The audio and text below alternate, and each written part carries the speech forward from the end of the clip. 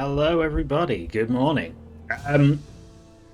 Back again after the overnight action from Peds, who I only caught the beginning of it, but it looked like he was having a lot of fun.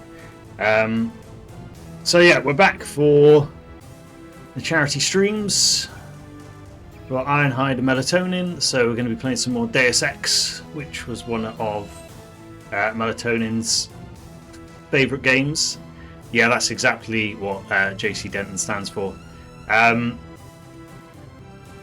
do think I think they've explicitly said they deliberately chose the initials just for that reason.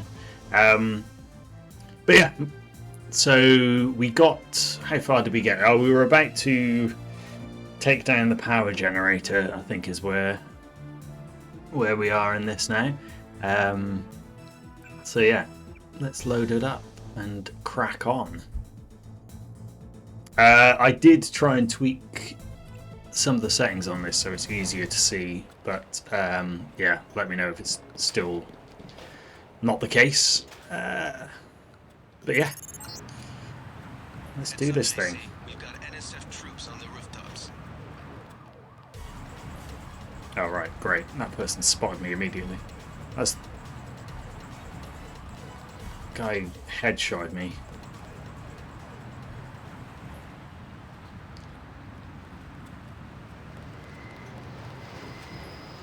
They give up very quickly. I don't remember them being quite so quick to give up on chasing you in this, but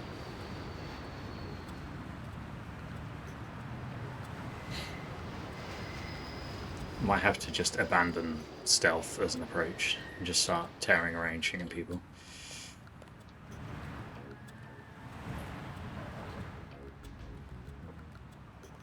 Yeah, it's definitely not, not a bright game. That's the case for sure. But yeah, I think it was just a bit too dark before. Hopefully that's not the case now. Right, where's this guy gone?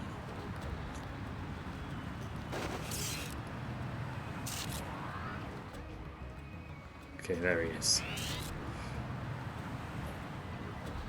Stealth mechanics have always been a bit wonky in this game, to be fair. Like, how did he not see me there? I know it's dark, but I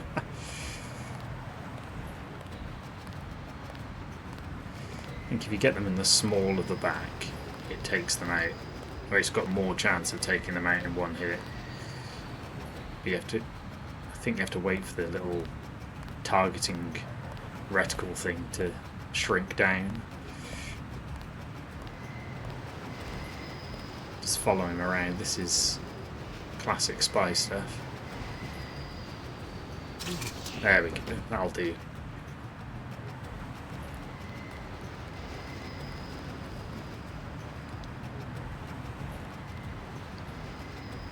There's like loads of guys on these rooftops. So that building over there with the satellite dishes is where we need to be. Hey, it's a legitimate tactic.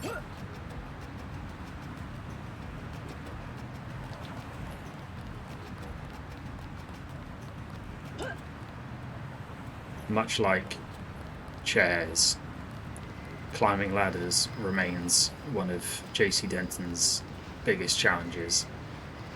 Now, I'm only going to go down this way because I think on the wall down here there is a lamb, an explosive that I can steal, which is usually quite good to hoard explosives because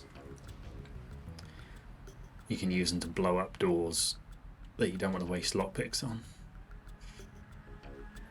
So yeah, that little flashing dude is a grenade, which hopefully we can get without it killing us. There we go.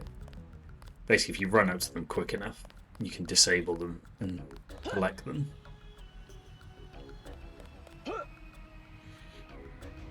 Exciting gameplay now of JC very slowly climbing a ladder.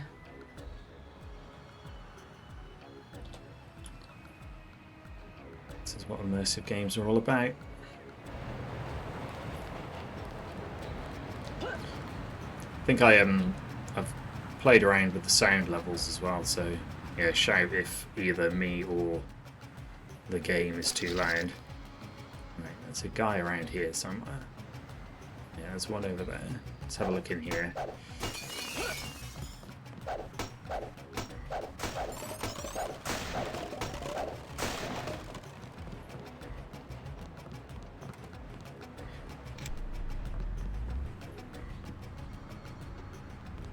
Quite sure why this locked room has those two things in it, but can't remember what's in here, whether it's worth getting. Got loads of lockpicks, let's waste one.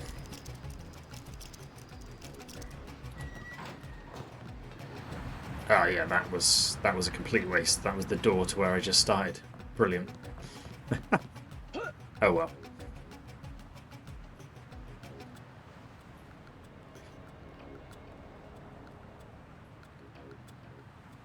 They do a good job of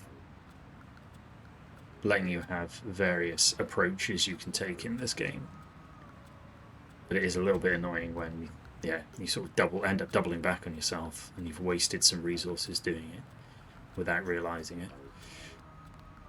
Alright, let's see if we can prod this guy as well.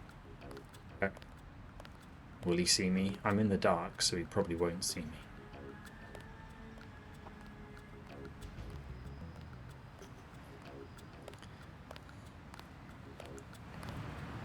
Most games have given up on that, sort of the light and dark aspect of stealth mechanics. It's usually just, if you're in their eye line, they can see you regardless of darkness. Splinter Cell was always a good one for that.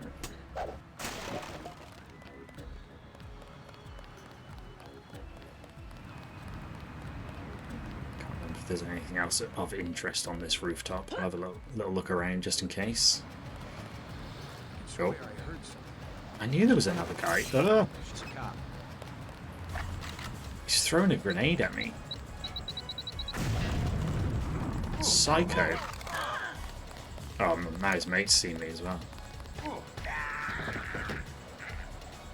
Let's see if we can't snipe this guy. Oh, man. Ah. Yeah, that wasn't great. Back to the start. I did not expect the one-hit kill there. All right, let's tighten this up a bit.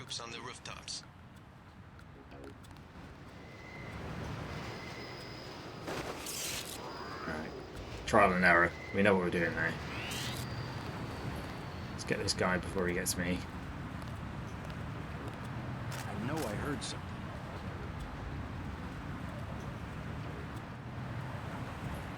I accidentally pressed the crouch button there. Snipe will be sniped, indeed.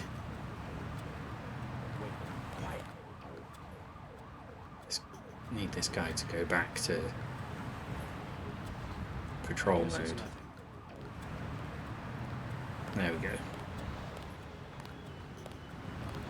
Alright, it's prodding time. Let's give it a few seconds. Boom, yes. Right. Hey, at least we don't have to waste our lockpick this time. We know not to go through that one door.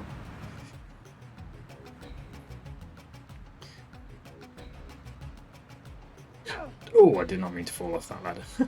Yeah, the music's really good in this. It's got just a very, cool vibe to it. Absolutely, yeah. This game felt like a ridiculous over-the-top fantasy 20 years ago, 25 years ago, and now pretty tame compared to some of the stuff that's going on, sadly, in the real world. And hey, Hypes, thanks for popping in, man. But yeah, the music, I really like the music in this. There's some really nice, like, sort of ambient vibes going on in the background. And the like alert music when people spot you is quite cool as well. Right, let's quickly save this and Let's do a bit of healing before we go any further. I've only really got low health on my legs. So yeah, that sniper guy must have like got a proper headshot on me.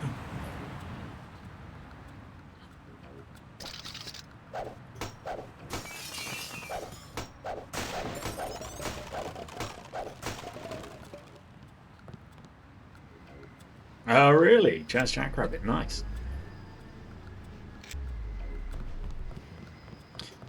I've never looked into it, but I always assumed this was like, you know, the same composer as, well, I'm not sure about the original Unreal, but definitely Unreal Tournament. The tracks in that sound of a very similar ilk to this. So yeah, I've always assumed that's the same composer, but yeah, not verified that.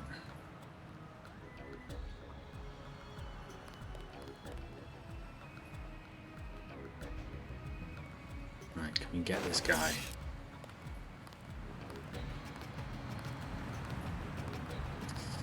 Must admit, I never really played a huge amount of Jazz Jackrabbit. When you had access to Sonic, it didn't really feel worth the effort playing Jazz. What? Oh yeah, the guy up there. He's just blown his mate up. These guys, man. Right, I've had my legs blown off now, so...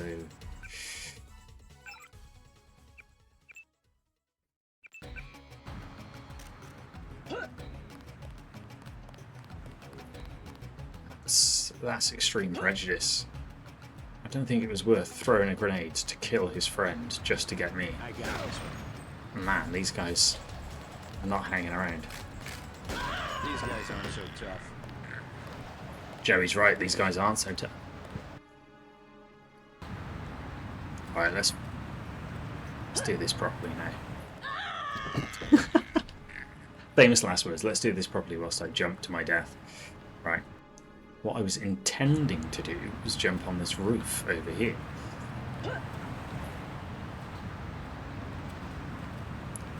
Making the mistake of not taking these guys down, like, top to bottom. Forgot that that guy could obviously see me taking out his mate. But yeah, chucking a grenade at me, you know, and blowing up his friend was a little bit much.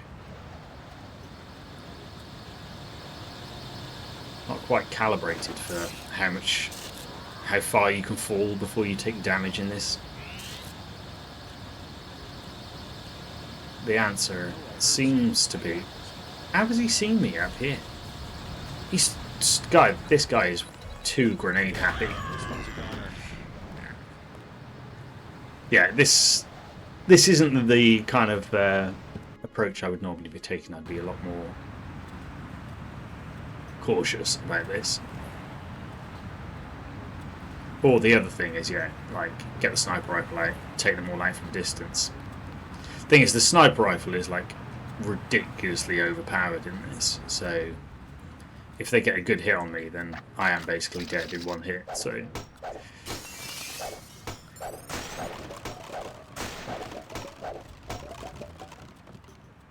I would like to get over to the main building where we're trying to go without alerting everybody, so I just want to try and take out at least a few of these guys stealthily. Let's creep our way down here.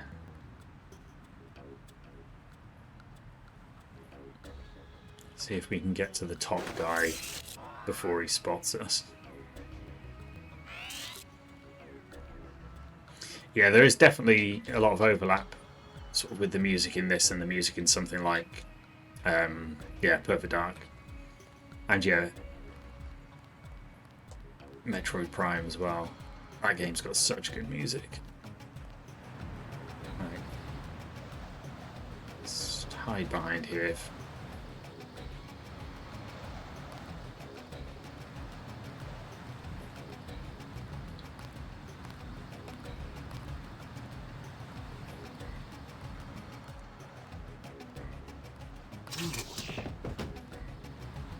I don't actually know if this prod does more damage if you wait for the like reticle thing to move in.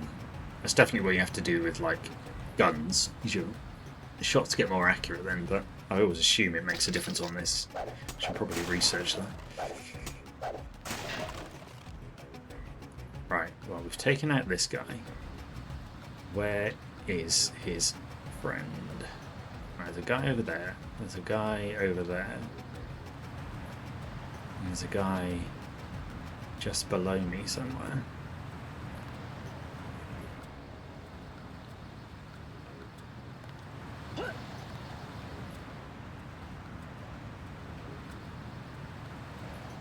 Getting paranoid about how far they can see me from now.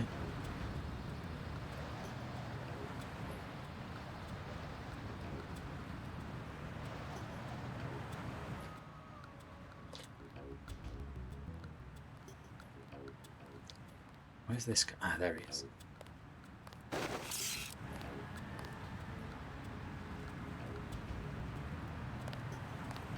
See if we can get him. It's exciting stuff, isn't it?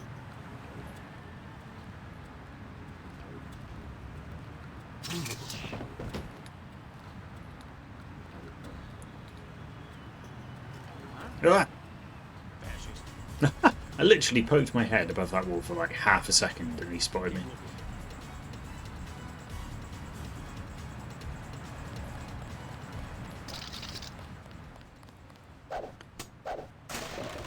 But yeah, like how readable and reliable stealth mechanics are in games evolved a lot in the time between, yeah, when this game came out and now.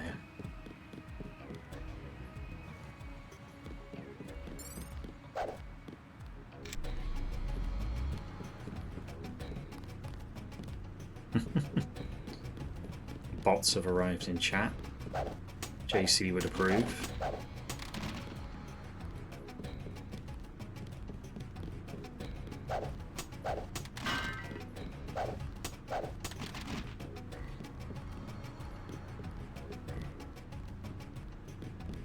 Is that like a fake wall? Never spotted that before. Don't know. Walk through that wall. Right. Let's just stop wasting all my bioelectrical energy.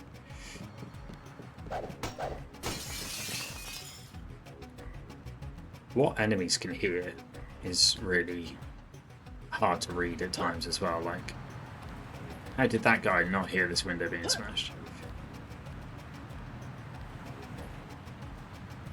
Right. I'm sure there's someone else on the building above where I am now as well. I can't remember how you get to the top of this one.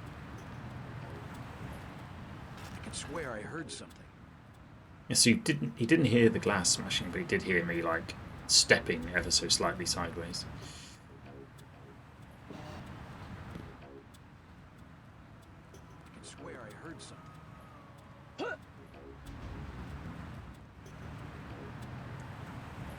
All clear.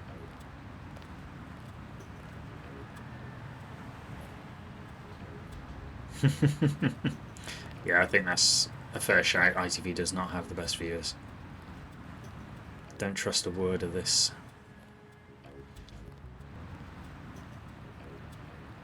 Right. Do you know what? I am going to do a little bit of save scumming.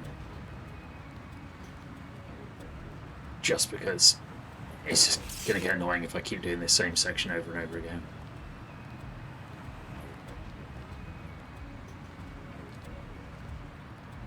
Wait. Oh, crud. Huh? It's a cop.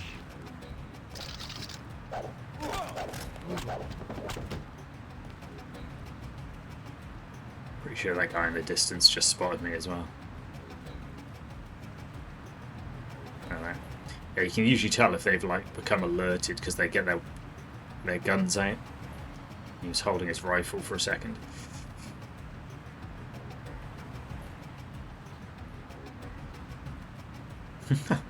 Hey Jezzo, yeah, this channel, I don't know if, I think it just says that by default, but yeah, if you're happy watching gratuitous violence from the year 2000, then join. Oh, he spotted me again.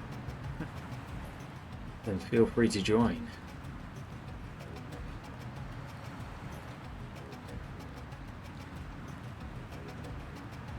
Stop looking at me.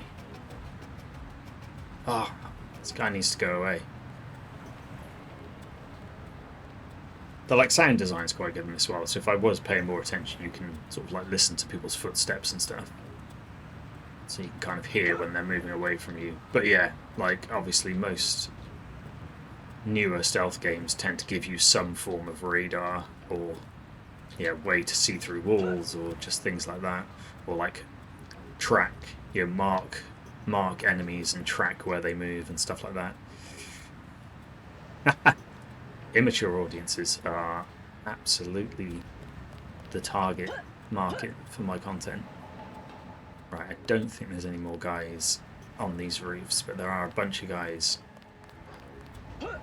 There's loads of these like dogs, which, you know, I like to leave the dogs alone. It's not their fault. It's not their fault that they're working for the bad guys.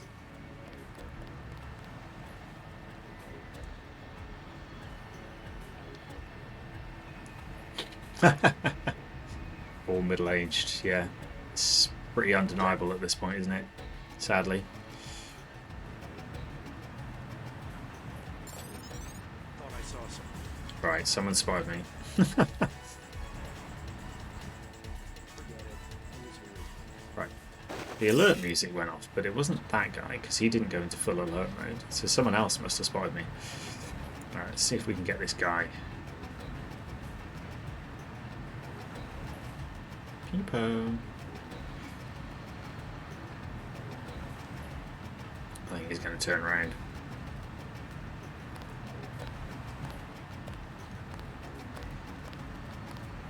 It's ridiculous how they can see you from miles away, but you can just like dick around behind their backs and they don't have a clue.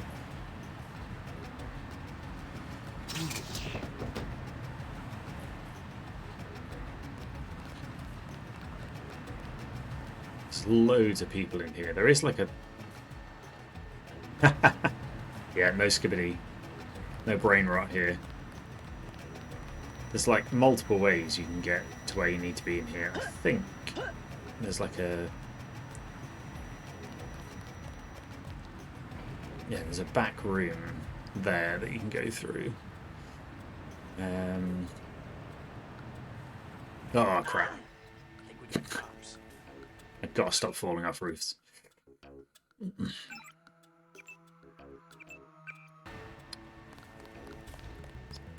Poor JC's legs, man.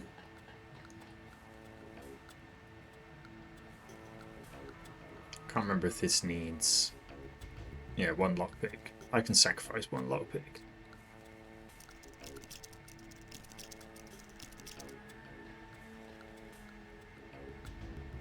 Pretty sure there's a guy in here. Hey Victor, how you doing?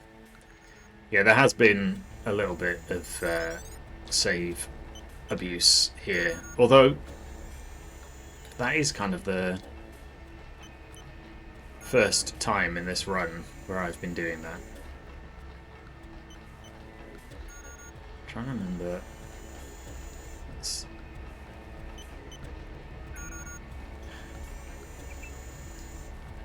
Don't know if I'm in a particularly sensible place to be hacking this computer.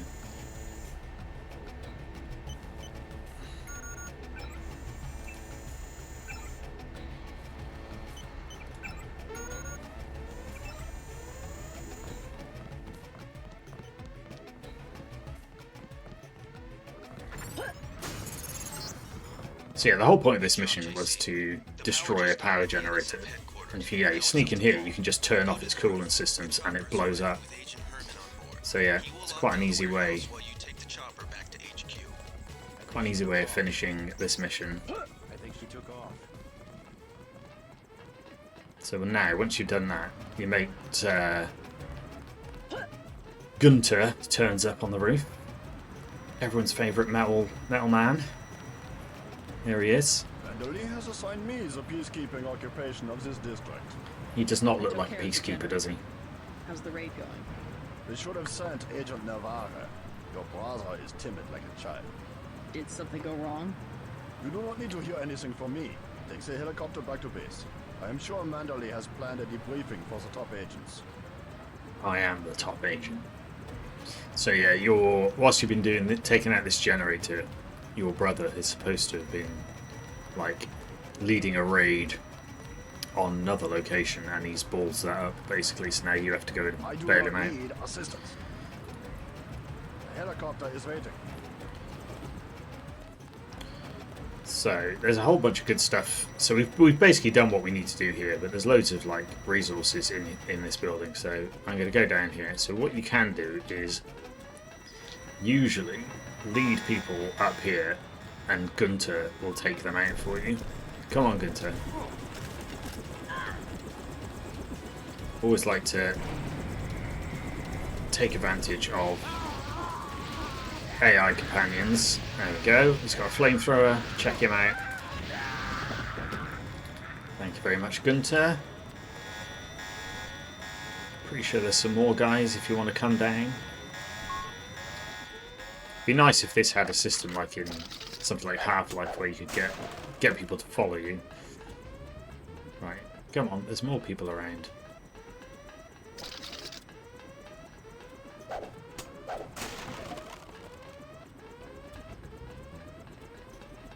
Yeah, I think you still get like exploration bonuses, even though you've completed the objective, if you like continue to explore a location. Alright, come on, follow me this way. Come into the Gunter trap. Keep looking.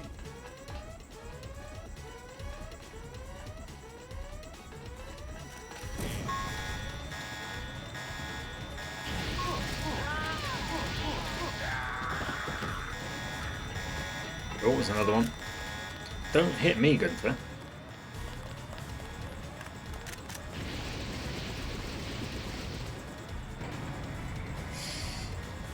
It is a game that is very worth replaying, Victor. It's the gift that keeps on giving. How many more people? I can still hear people like running around. Everyone seems to wear like tap dancing shoes in this game, so you can hear them from a mile away. Yeah, there's like Gunter's killed like 6 guys up there, and there's still another 3 down there. Right, I don't know if their like pathfinding is good enough to work out how to get up to me. They should be able to.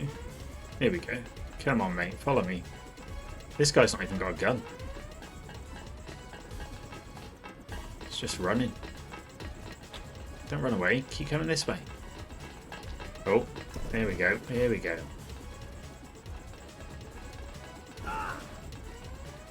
I think I should get some kind of operation bonus for like utilizing companion resources available to me.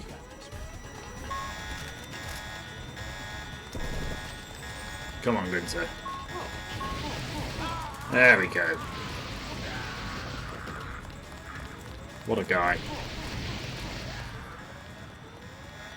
I was going to get caught in the crossfire there. Oh, is there still another guy?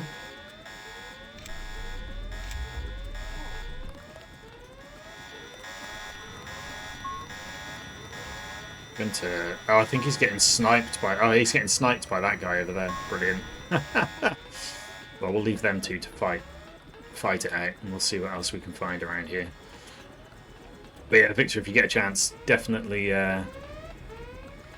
give this a replay. It's aged in lots of ways, like yeah, not least how it looks, obviously. She's a cop. Uh-oh.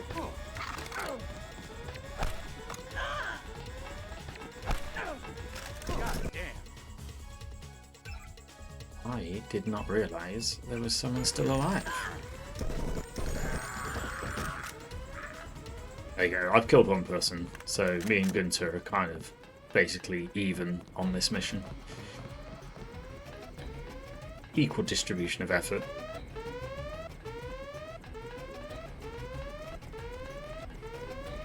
I can still hear more people running around. How many guards are in this building, man?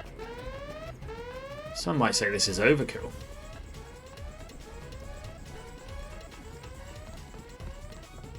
Can we lead some more people into the Gunter trap? It's a bit annoying that Gunter doesn't show any interest in coming down into this building. Oh no, he's thrown a grenade. Has he just killed himself? Nope.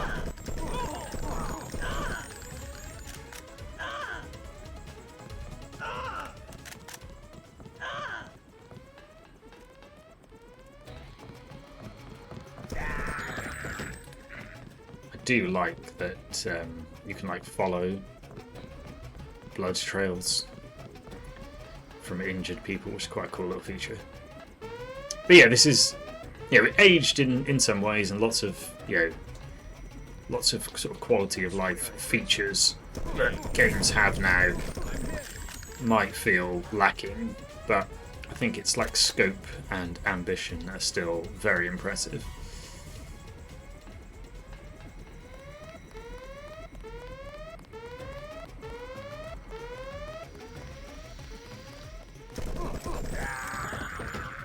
Sorry, mate, but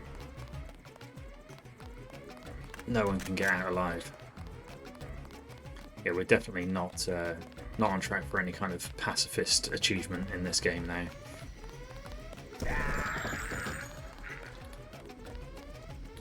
This guy hiding in his nice little collection of barrels. I use my shotgun more. I've got loads of shotgun ammo.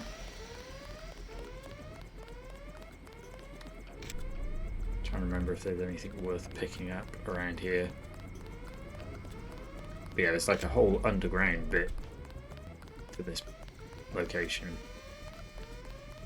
Right, these cameras will spot me, but I don't think there's really... Oh no, I was going to say, I don't think there's anything that they can alert now, but they can still alert the gun turrets. So yeah, that's worth bearing in mind. Yeah, it did get a PS2 port. It was quite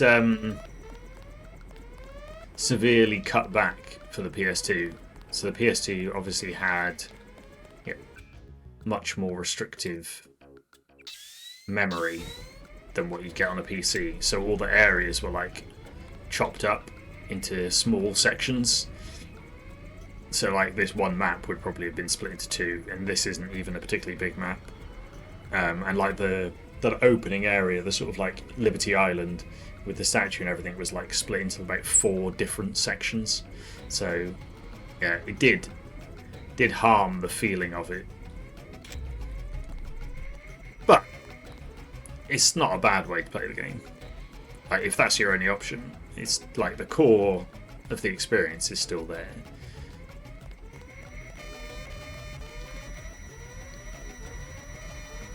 Cameras everywhere.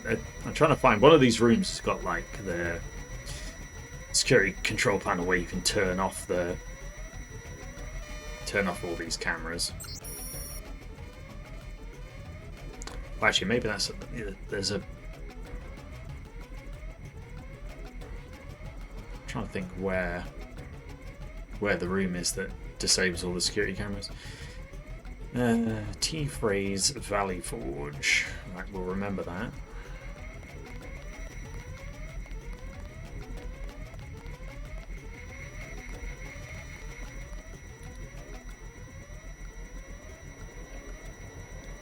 There's a room over there.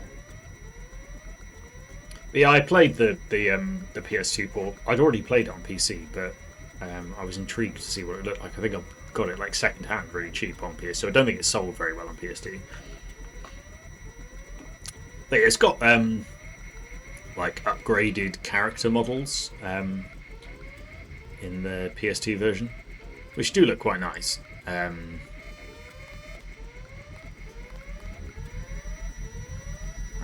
basically back to where I was earlier now.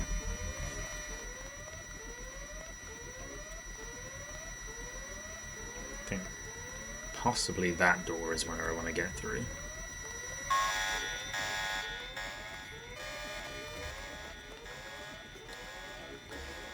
I could, in fact, can't remember if these barrels explode or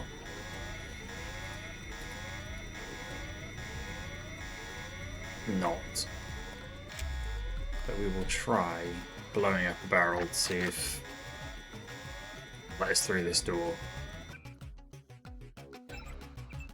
Keep ignoring how low my health's getting.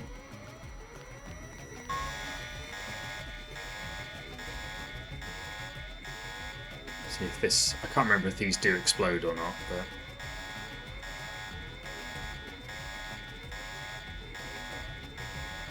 Don't know why my aiming thing is not getting any tighter.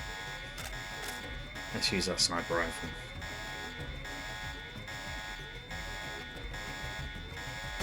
Hey, it does explode. Oh, I was a very long way away, and yet that explosion still hurt me.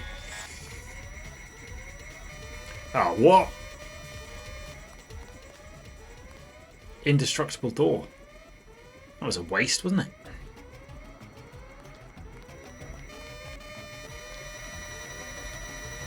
This door's not even locked. Oh well, we got 60 skill points for getting into this room, so that was worth it. I'll only get two explosives. See, that's what I want an explosive for. So I don't want to waste 3 lockpicks on that door. Although, in fact, let's do a little bit of save scumming. I don't know if, again, slightly unrealistic, but potentially we can shoot this door open using a sniper rifle. Oh, not this time. Let's reload. I don't want to waste my one sniper shot.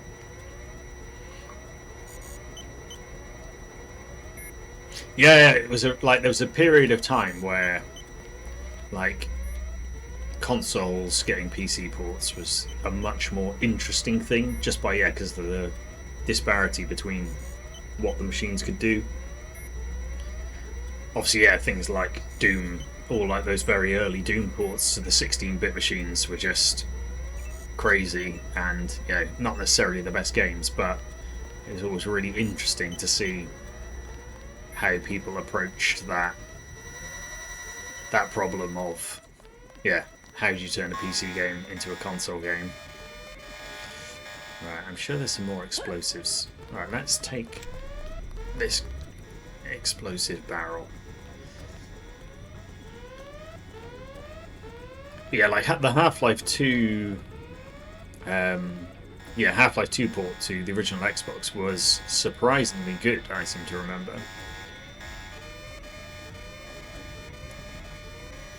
Yeah, the Switch has had some like impressive, impossible ports.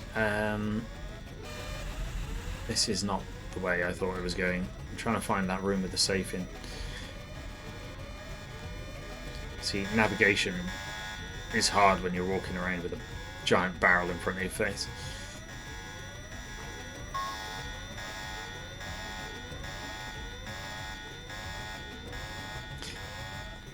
But yeah, if the PS2 version of this is the only version you ever played, then obviously that's kind of as good as it gets for you. Like, and yeah, again, it wasn't a bad port.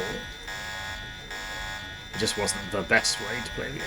Right, I think I can probably afford to put this slightly further over there. I mean, this is all just an exercise in not using up my grenades, which I could just use a grenade to blow this thing up, but...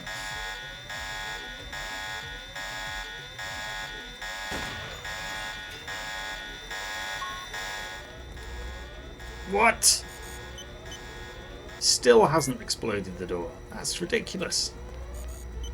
Right, we'll have one last chance at blowing this door up. Let's use an actual grenade.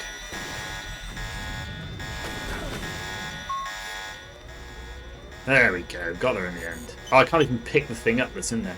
But yeah, the some of the Switch ports are impressive, and yeah, there were some like changes that were probably more positive to this in that PS2 port. Yeah, like I say, some of the character models and things like that were improved, because they are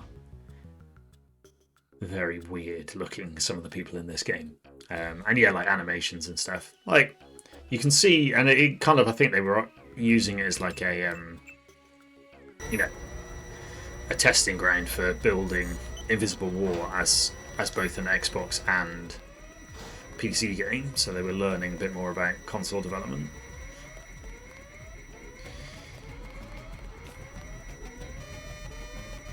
Yeah, like yeah, there's always going to be some kind of compromise, isn't there? But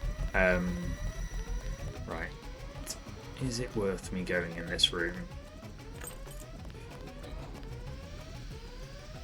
I think you can like blow up these barrels and then like the because basically this like poison will harm you slowly. And I think if you blow up the barrels, the poison does eventually dissipate and go away. But I think you'll probably just take the hit and go in here quickly.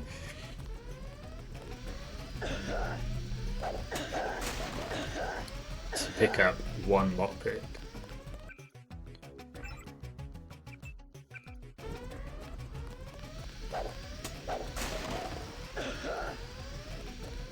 Brilliant. But yeah, I mean, you think this game was from 2000, so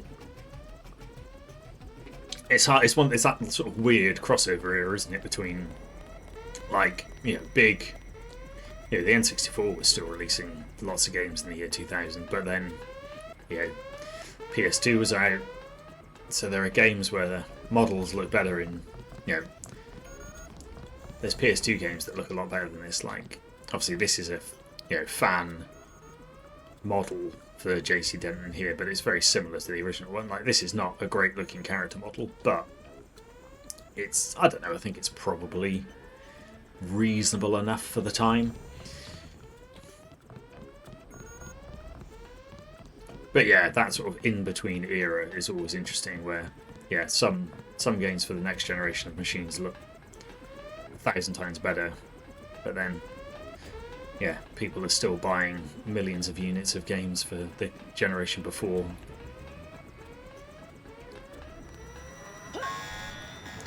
Right, I don't know where Gunther's gone. Oh, he's over there. How have you got over there, Gunther? He's like literally living a life on the edge. He hasn't even killed that guy. That guy just sniped me. Gunther, do your job, mate. I'm going to save this before I accidentally get sniped to death. But yeah, there is still a guy on that roof who is causing mayhem. Right, we've pretty much done everything we need to do here now. We could have left ages ago, but we will leave now before we get sniped to death. Boarding call. Go HQ. Hey, you're the guy I talked to at the Underworld bar, right? The one asking for beer. You don't want to fly one of these birds all wound up. They have a temperament. That's where you find out your pilot's basically an alcoholic. Let's go. Stealth helicopter. Pretty cool looking.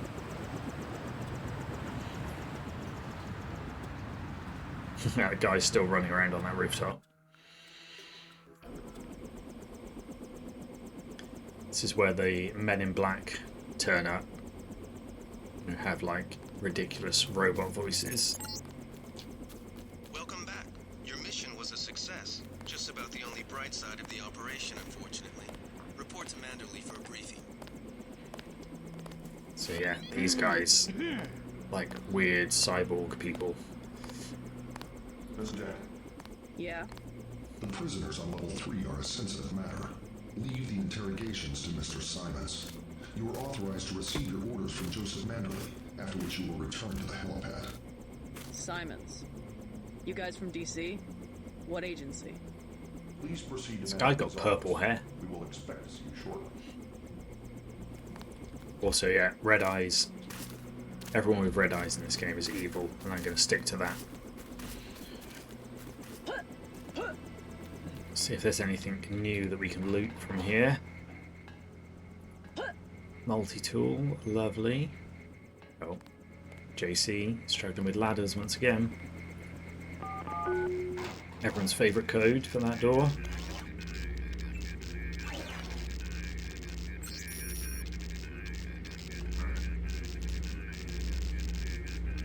There's no point in hacking that. Sometimes there's stuff behind here. Yeah, there we go. Handy lockpick.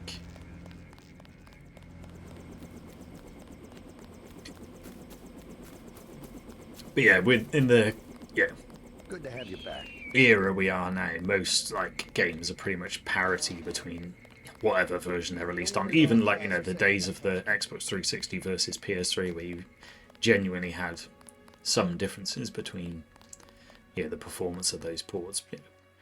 those days of like digital foundry comparing things and getting, you know, genuinely interesting results are pretty much gone now. So yeah, basically now we have to report back to Manderley, our boss, who is going to tell us that our brother screwed up. They told us to hang tight. Objectives remain, apparently.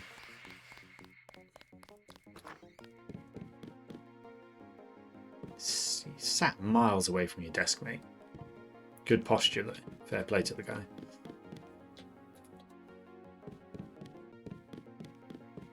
It's always worth looting stuff from the rooms when you get sent back here to the UNATCO HQ. There's usually some good stuff lying around.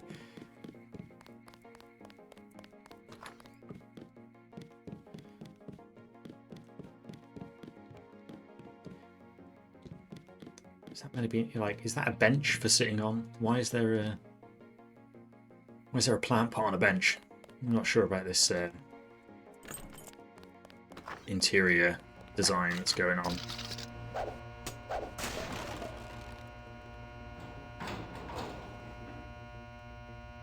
It's like the world's slowest opening thing. There's literally nothing in there. Look at that amazing texture work at the back. Very realistic looking wires. Nope, this one's already unlocked because there's nothing of value inside. Let's go and see if there's anyone in the break room. Random guy. Let's hack an ATM and get some more cash.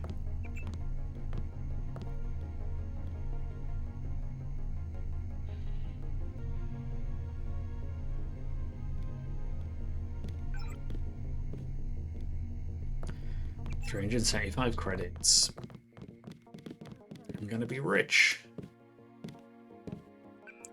Oh yeah. Millennium Magazine, the future of business. Red eyes, evil.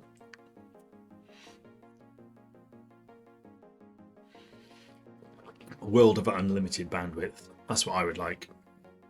My internet is not fast enough.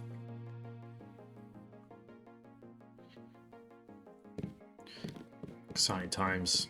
I'm not sure I would subscribe to Millennium Magazine. Right, there's a weapon upgrade in there. You can see we managed to get something clipping through one of these doors the other day, so sometimes you can pick stuff up that's locked behind doors. Yeah, I'm not sure which. I don't think it's worth getting that upgrade. Mr. Manderley is in a meeting, JC. You'll have to wait.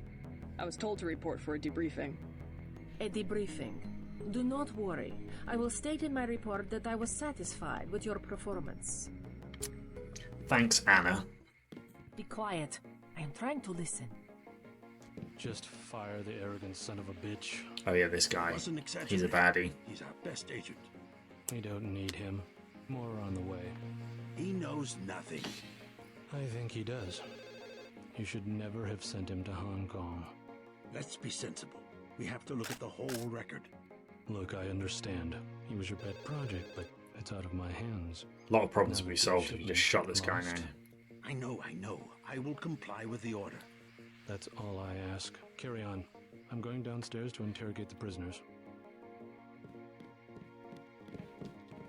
I mean, that walking animation. That's just painful. You can't even open the door, mate. Good effort. Carry on, Agent. Carry On Agent. Probably the worst of the Carry On films. Rude. Agent Denton, at your service. Denton. Yes, I hear you're turning out to be quite an asset to the Coalition. Doing my best, sir. Forgive me, but I do not believe I know your name. We aren't ready for an introduction yet. No, it's not. All right, time. mate. Just keep your nose to the pavement. You'll be well rewarded. Trust me. Trust you. You've got like blue wires all over your face. I wouldn't trust you. I cannot wait forever. He will see you when he's ready. Let's go and see what. Hello, JC. Come in. Clerical task first. Your op bonus is split between the Castle Clinton and warehouse objectives, 500 each. You get the full 1,000 plus 200 for how you handle the hostage situation in the Battery Park subway station. How I handled the hostage situation was to blow everyone up. Thank you, sir. Who was that you were meeting with? Politics, bureaucracy, mismanagement. JC, I've got some bad news. The mission failed. I would have taken out that Jojo punk, but he wasn't even in the warehouse. Nice camera Never angle. mind that. He slipped out before you even got to New York. What about the shipment? Keep using the same angle. It's good. Good stuff. Your brother screwed up. We've got nothing, and he's taking the heat this time. The coalition is letting him go. What went wrong? We don't know. He hasn't reported back. The rest of the strike force says he lost his nerve. I think he was trying to avoid casualties. In Hell's Kitchen, instead of clips for the troops, he was issuing tear gas. Whatever the case, now it's your turn. We've got one more chance to retake that shipment. Has it been located? Yeah, so it's a mod that lets you do. So they originally planned it in the game that you could choose, yeah, male or female JC, but Where should I start? I think they didn't have the time and resources to finish it off. So yeah, this mod has added it back in. I'll check out the subways. I have been waiting for 20 minutes. Sorry, Anna. What is it? A new assignment. I think Agent Denton should handle the assassination. Is there a problem? You lost your appetite? I think he will make a good assassin. The courtyard of Castle Clinton was a graveyard. It's kind of an exercise, you mean? We should give her the opportunity. Our pilot Jock is waiting for you at the Yeah, I don't know if I they am anxious to see one of the modified experimental agents perform. the original like voice lines to sort of change the pronouns and things, but or if they were always in the game, possibly. I don't know. Send him my way. He did But yeah, report back. like You there, have your orders from Mr. Anna Marley. was referring to like she and her and things, which, yeah, if you're only changing one word, I guess somebody could have gone in and like, yeah, re-recorded that part of the line or something, but they've done a pretty good job of it if that is what they've done. Right, let's have a little wander about. So we've got 2 augmentation canisters, so we've got to choose now. Do we want to run silent or do we want to run really fast? So as well as, yeah, the speed one lets you jump higher as well, and yeah, more, yeah, you can fall further before you take damage, or fall damage is reduced basically. Aqualung is entirely pointless, or almost entirely pointless, because there's very few times we actually really need to go underwater for very long in this game.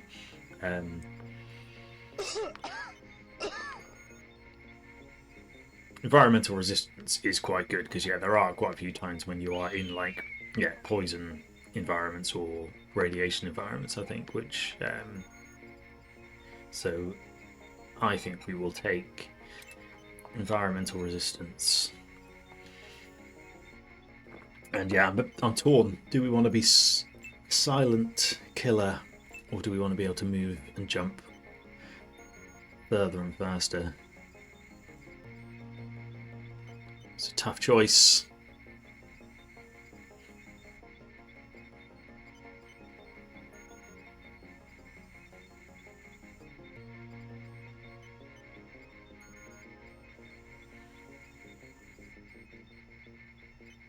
I'm going to go with a silent X approach. Oh, this dude can heal us as well before we die. It's probably worth doing. Looks pretty bad down here. Keeps getting worse, too. It must be raining bullets out there. The NSF aren't kidding around. How you holding up? Fine. I lost one of the privates because a refrigeration unit went down. That's always hard. You've got a lot on your hands. Don't beat yourself up over faulty equipment. Don't beat yourself up. I took a few hits tonight. The doc had to operate. Well, get well soon, soldier. Yes, sir. I will. Well, they didn't re-record that line, did they? Or maybe, you know, he's just calling me sir as a Thanks mark for of talking, respect. my friend. He admires you.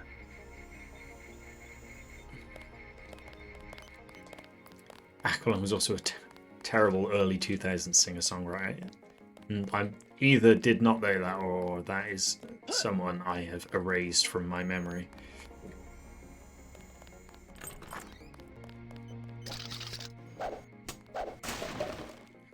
Yeah, it's always worth like exploring this UNATCO base, because yeah, you pick up quite a good, some good stuff as you're doing it, but also there's a bit later on where you basically have to escape from this place, and if you explore, you get a whole bunch of keys that are useful later.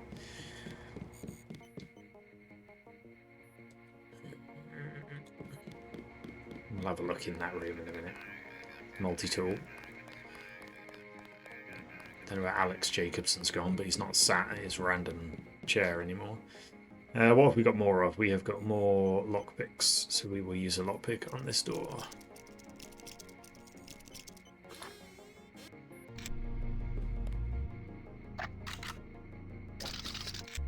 Pressing the wrong button to get my baton out. Right, that was not a particularly great trade there. One lockpick for a biocell, but hey ho.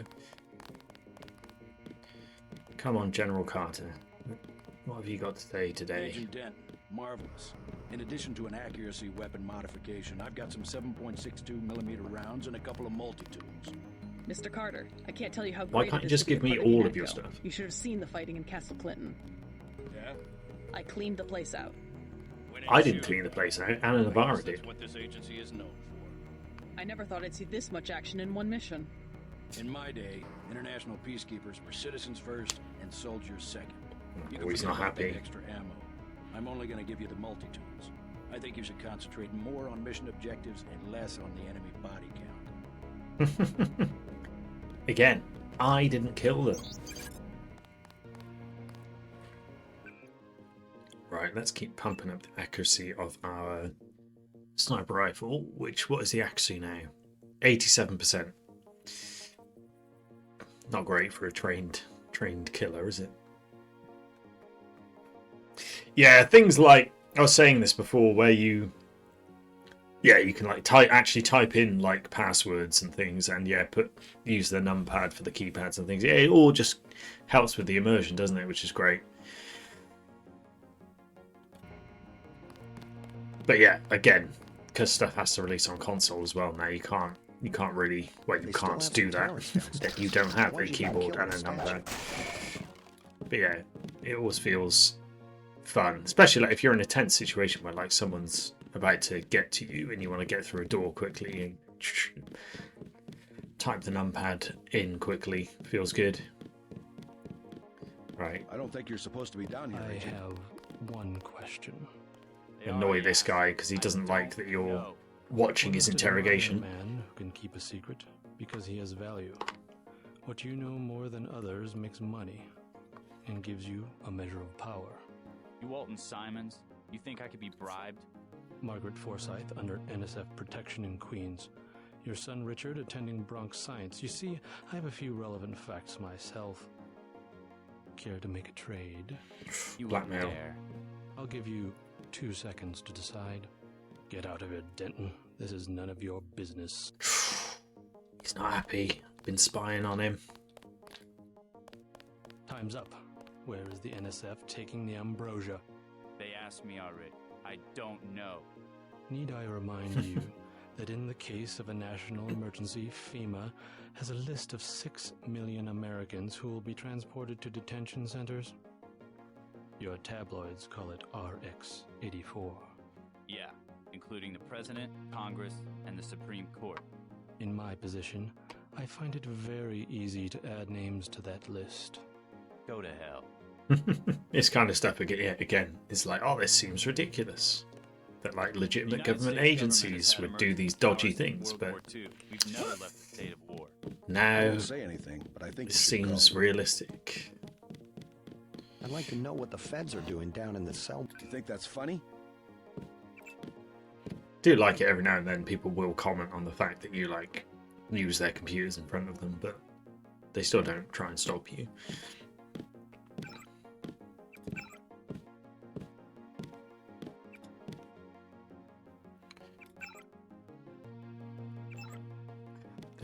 can't remember. There's one of these computers you can read at a certain point will tell you the like kill phrase for like Gunter and Anna Navarro, but I can't remember which computer it is and when you do it. Have I done everything down here? I think so.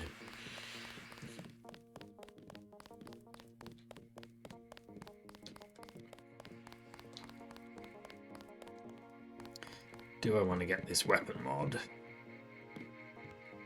No, I can't bother.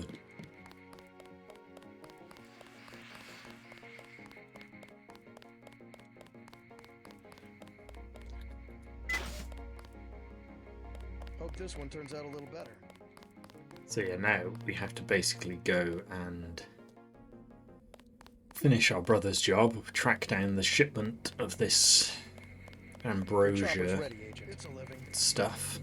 Don't listen to what they're saying about the shootout in the park and Hell's Kitchen. You had other priorities. These guys, I think, now tell me off for... Get on the helicopter, Mr. Yeah. Simons did not appreciate your interference. I didn't interfere, I just watched. I don't know why this guy here was, like, complaining about my performance in Hell's Kitchen. Like... Let's go. Oh, actually, no, to be fair, no, I thought he was talking about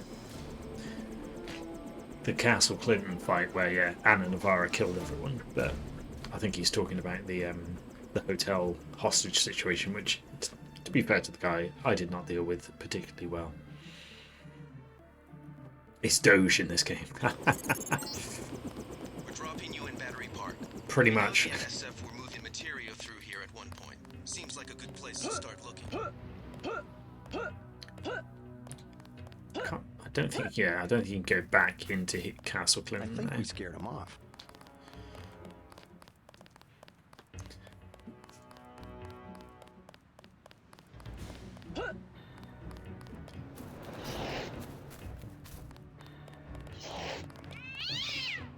That was a test there, so we've discovered last time that you can kill rats by stepping on them. Apparently JC is also so clumsy that she can squash cats to death, so tough times for the animal population.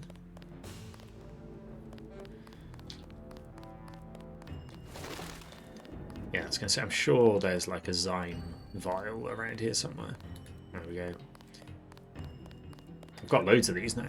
I'm a proper drug dealer at this point. But yeah, there's somebody I think you can bribe or like get to do something for you if you give them a Zyme vial in a bit, so it's worth holding on to.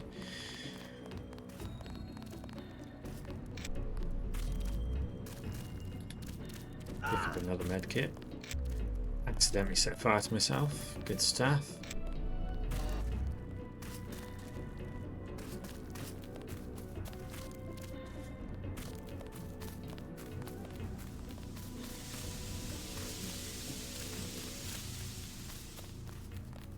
Oh, thank you again. My hands get so... I can think of safer places to camp after all the fighting tonight. Cops said I could be here. Besides, I ain't camping. I'm with the mole people. Why the name Mole People? They call us that because we live underground. Like they're some kind of superior beings or something because they got more money than we do.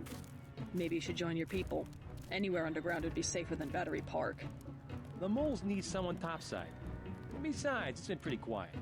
I'd rather be here than have the NSF tromping around with machine guns. The NSF are hiding out with the Mole People? Yeah, they haven't hurt anybody. We guess it's all right. I need to contact the NSF. Think you can tell me how to find the moles? Sure. Just give me the password so I know they trust you. Underworld. Good. Long as they decided to give you access. Go to the phone booth in the subway station. The code's MOLE. That's 6653. Thanks. Oh, when you get to the Brooklyn Bridge station, talk to Charlie. He'll get you into the tunnels where we live. Think it's true the Cheers, vaccine mate. they got? Think it'd really kill you? Can't even remember where I learned the Underworld pass. But either way, it's all good.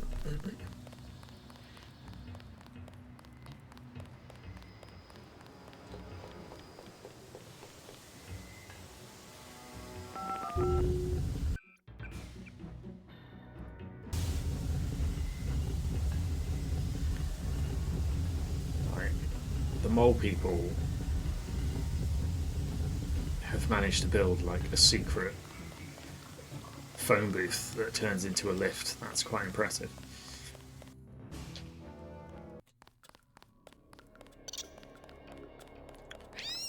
Rat killer.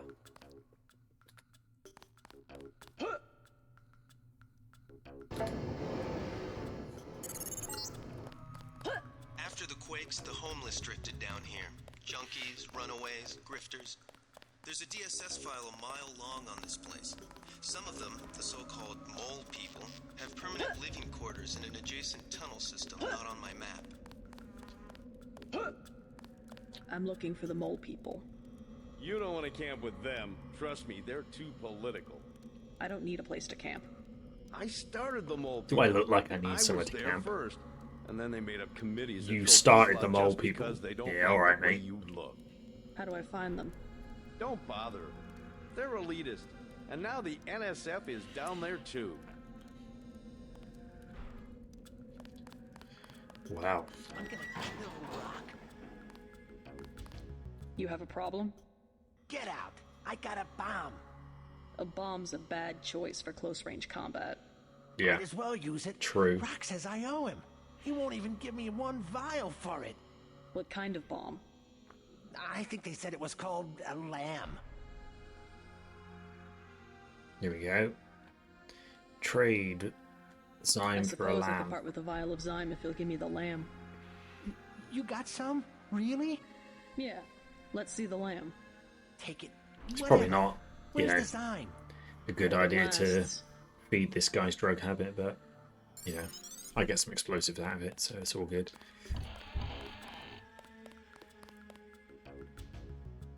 Just leave that child there.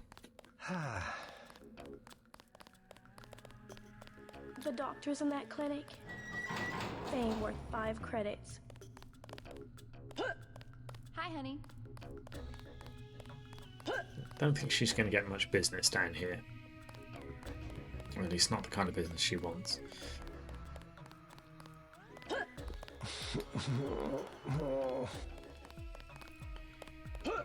This guy tries to sell me stuff, I think. What you need, baby? Vials are $2.50. Know where I can find the mole people?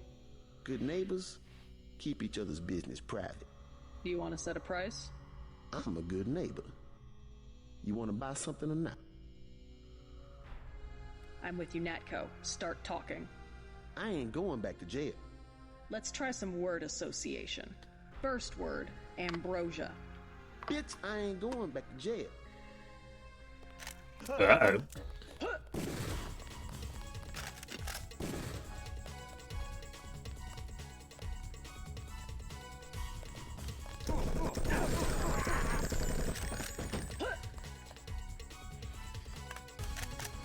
Maximum force. That is JC Denton's way of operating. It's a bit annoying that every time you search a body, you pick up random crap that you don't want cluttering your inventory. Right, isn't it? Yeah, so they are. So it must. Yeah, it's like a fan mod. So yeah, they've got somebody to record all these lines. I do a decent job. It sort of channels similar energy to the original game, and I guess you don't. You know, you kind of need to match the quality of like the audio to what the original was. It would sound weird if, like, yeah, that one character had a completely sort of more high quality audio than everyone else. There is somebody you can talk to who wants you to like go and fix a water pipe, but I cannot find them. Yeah, like it would be amazing to see Arcane do I hear the NSF are using the mole a people Deus hideouts Ex in game. phase. Are you the feds? You don't need I don't think it's going to happen, sadly, but we can dream. Natco. Well, the NSF come through here, but they don't bother us. If we need help with anything, it's our plumbing. We lost pressure Here because we of the go. explosions on South Street. Tough break. You tell me about the NSF, and I'll put in a word with the city about the water. The city don't know we got water, and they don't need to know. How about you fix it, and then I'll talk. I don't have much time. I would open the valve myself, but there was a cave-in. The utility door's blocked. It's up at the north end of the tracks, in case you want to take a look. Clearing a tunnel. That would require explosives. It could be done. The land I've would got do the plenty of trick. explosives. Just that I'm not gonna be the one to talk to the rooks. They'd probably sell us one, but they don't like people going into their turf, which is the whole upper level. But yeah, it would have been great to see. I mean, I would have happily taken more. Who developed the Mankind Divided Human Revolution? Is it Eidos Montreal? Was it still called Eidos back then? I don't know. Either way, those guys I think did. They did a good job. But yeah, I'm not sure more Deus Ex games are on the horizon anytime soon, sadly.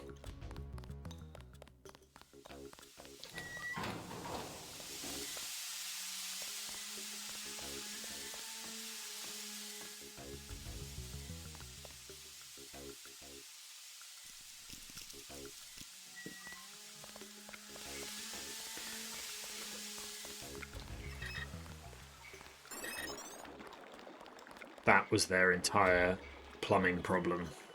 Someone needed to twist 2 dials.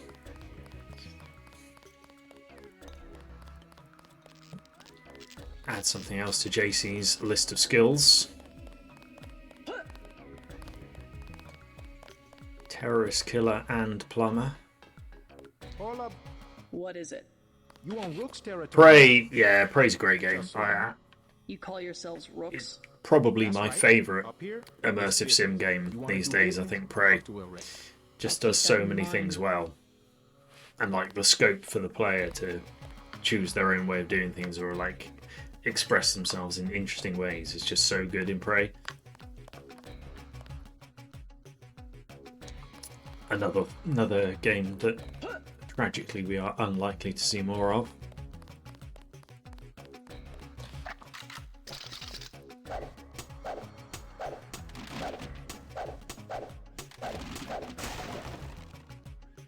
But yeah, I've probably wanged on enough about Prey in my time. I don't necessarily want to bore people, but yeah, I could play that game forever. Hey.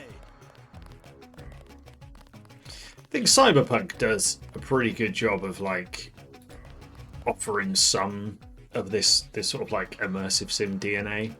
Like it obviously is, more of a RPG and open world game, but yeah, there is scope for you to approach missions in your own way and kind of like build the type of character that you want and all that sort of stuff. Like that it kind of scratched some of the itch playing Cyberpunk.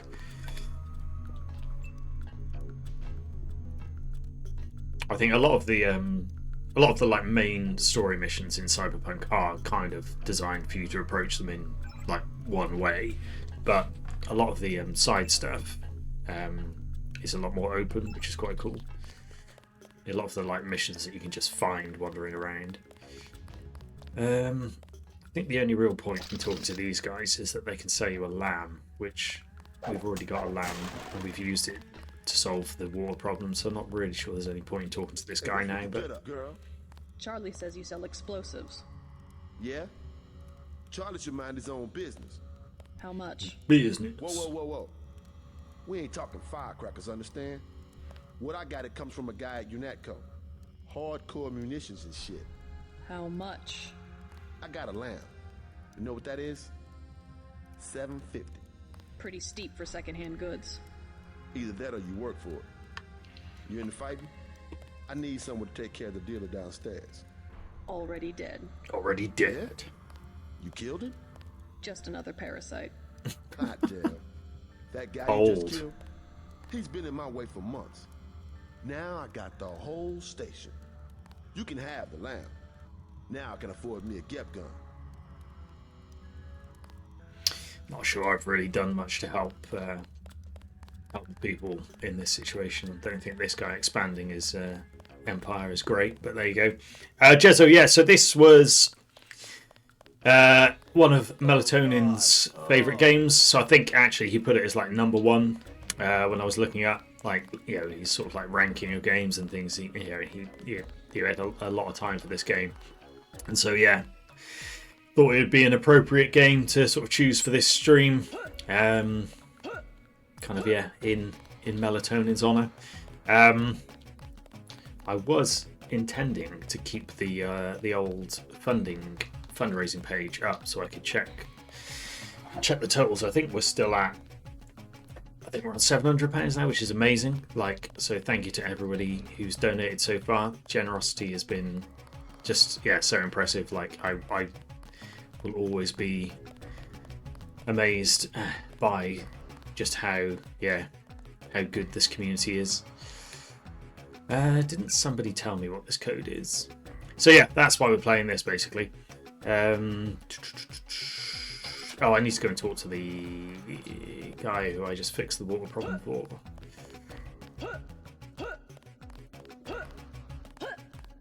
The water line should be open now.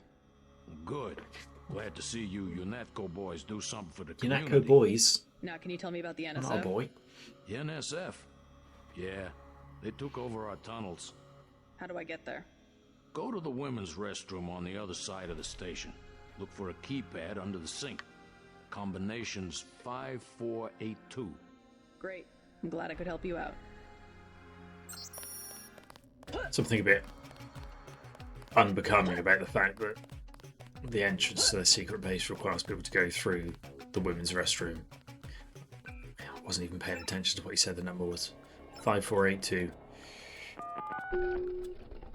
Plus, Deus Ex is obviously just an amazing game to play, so that didn't hurt either. But yeah, so I was going to do some Deus Ex, and also another one of the games that Melly always rated really highly, and yeah, again, spoke fondly of, was Doom, which is why we'll be playing some Doom as well.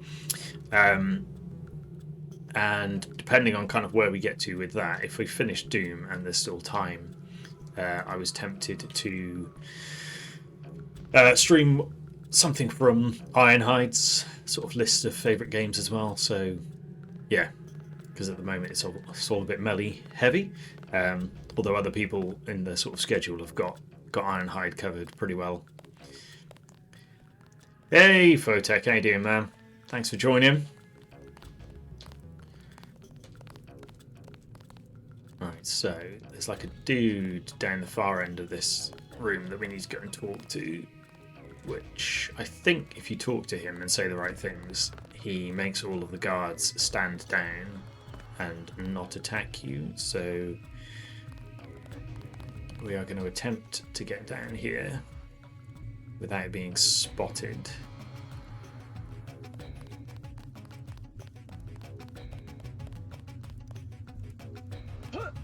Which, you know, possibly easier said than done.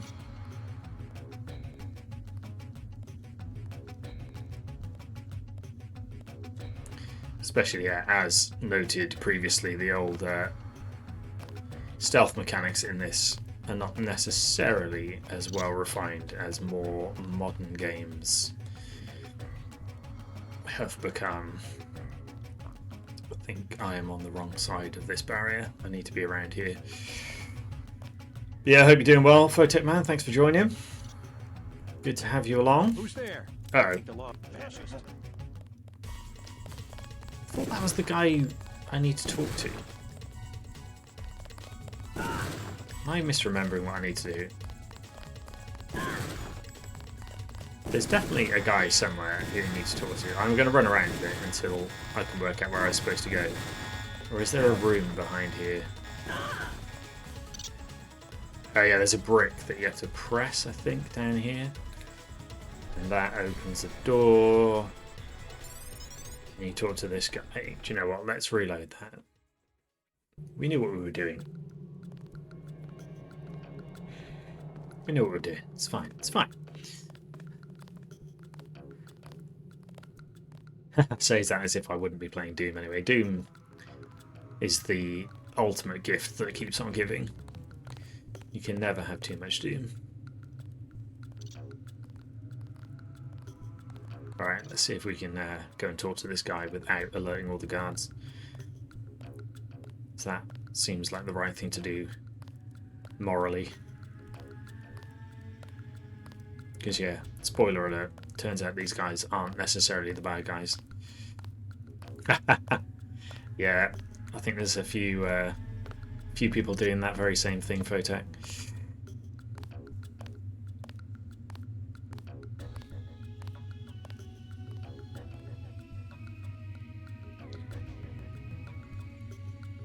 I probably should have hidden under here again.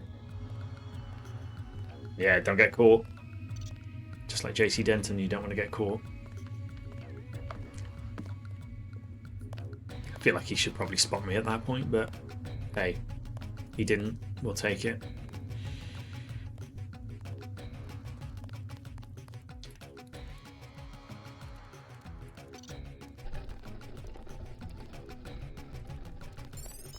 I surrender. Tell me what you know about the Ambrosia shipment. I'll cooperate. Relax. The key to the men's restroom is on the table. Restroom? I'm looking for an airfield. First, you gotta go through the restroom to some tunnels. The airfield's about a mile to the east. This better not be a joke. Hey, I'm just an accountant. I know the body armor looks threatening, but I'm part-time, like a reservist. You don't know that threatening, mate.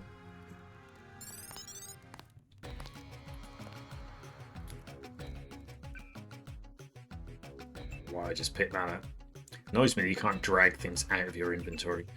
The key's on the corner of the table. Yeah, I've got the key already, mate. But thanks. Thanks for the update. Hold fire!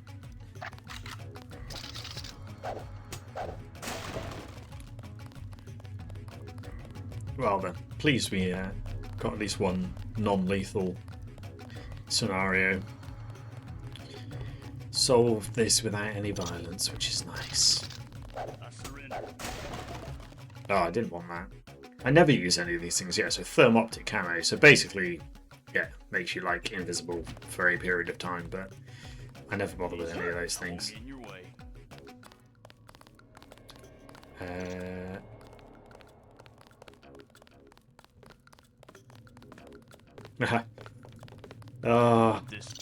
Wi-Fi issues. Another gift that keeps on giving, sadly. Hope you get it sorted. If they try turning it off and on again.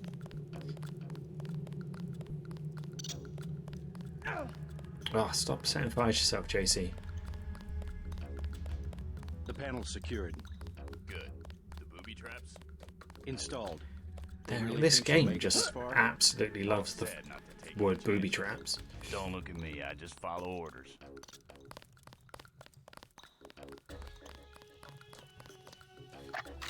Ah, stop getting the wrong weapon out. Another multi-tool. You won't find anything down here. Right, where is it I need to go?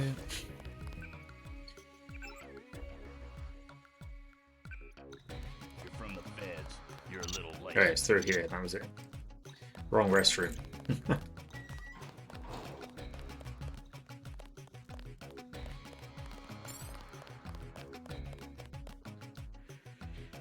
Racking up the skill points now. In fact, I should probably look at what have I got? 3,610. Is there anything that it is worth me upgrading at this point? So everything starts to get really expensive really quickly in this. So I need to use like pretty much all of my points if I wanted to upgrade either electronics or lockpicking, which are two quite useful things. I probably want to upgrade my rifles as well. Because yeah, the like assault rifle and the sniper rifle just become ridiculously powerful. In fact, yeah, let's go for it. We'll go for a high chaos approach. Shoot as many people as we can. Sure, one of these pipes at some point has a multi-tool in and an EMP in. The terrorists probably expect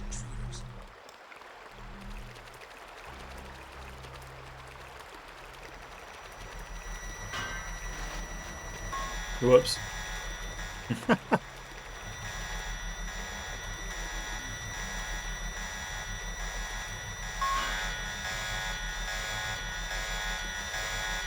suppose those things are not shooting at me. Yeah, I don't know why I never really bothered with that, the camo approach, but yeah, for whatever reason I always just ignore it. Oh, now they shoot. I was thinking, like, are they not shooting at me because the box is what has alerted them? I don't think I even need a box to jump over here. No, I do need a box. That's one of the few things that annoys me about this game. Is there's no you can't climb over things, you can't mantle over stuff, which feels like a big gap in the sort of players' abilities in this game. There's things that clearly JC should be able to climb over, but yeah, you're limited to just your jumping height.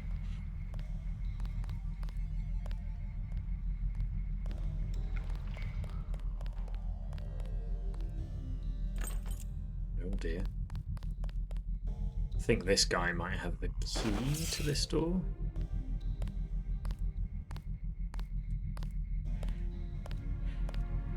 I think one of the augmentations you can get is effectively the equivalent of the camo.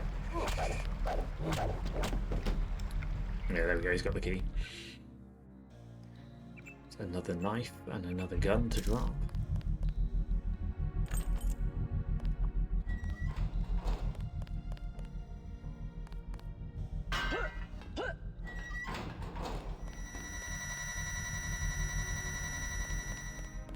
Let's go through the air vent.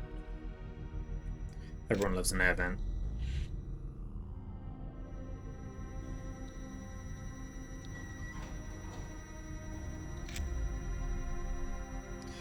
This is where I'm going to regret saying swimming is pointless in this game.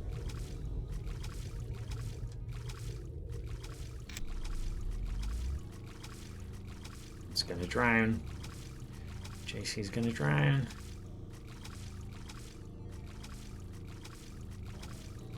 Again, for someone who's supposed to be a cyber enhanced superhuman, you really feel they should be able to swim a bit faster than this. Let's kill some more rats. Stand on the rats, stand on the rats. These rats can fly. Right. Got 2 rats down.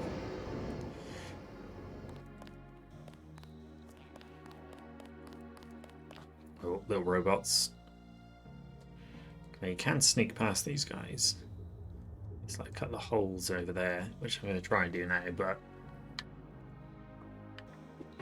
otherwise the alternative option is to try and take them out with a grenade or an EMP. Scanning area.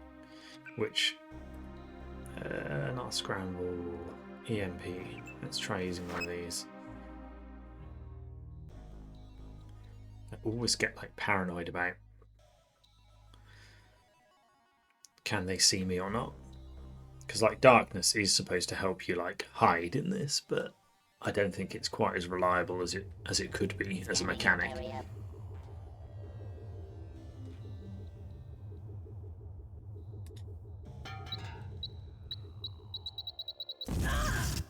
I only got one of them. Just trying to throw it in the middle and get both of them.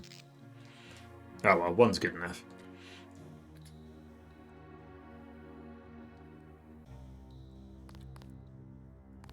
I can't remember if they can hear you. No, they can't. They can only see you.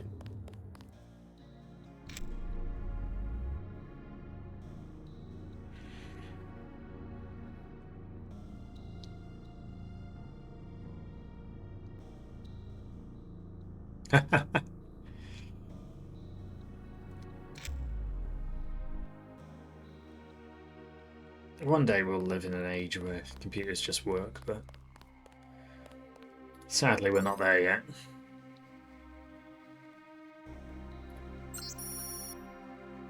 E. Todd, Saint Mary. Be careful, I'll find you after all this is over. Fair enough.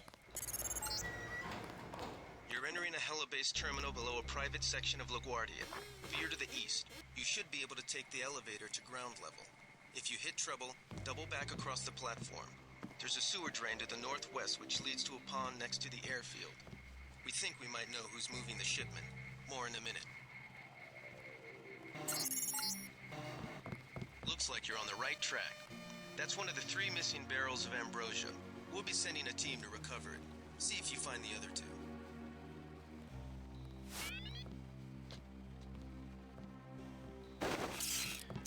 We will attempt to approach this in a stealthy way to start with. See if we can take some people out before they spot us.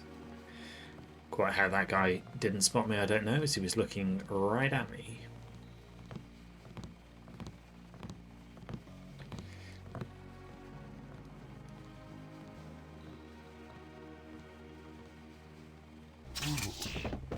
Nailed it.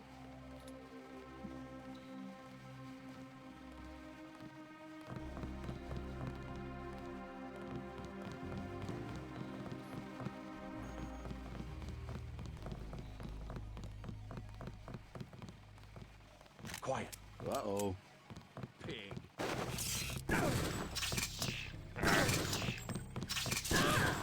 How is this not doing anything to him? These guys aren't so tough. Oh no.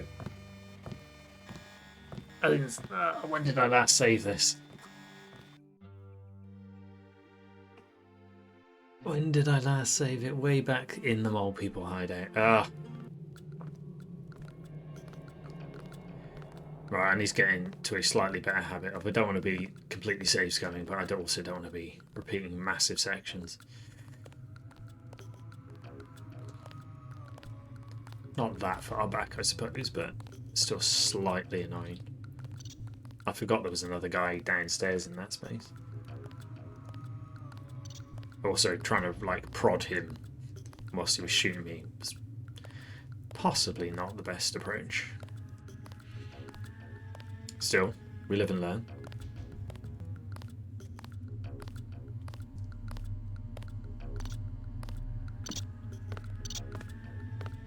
Don't mind me. Just creeping about behind you, mate.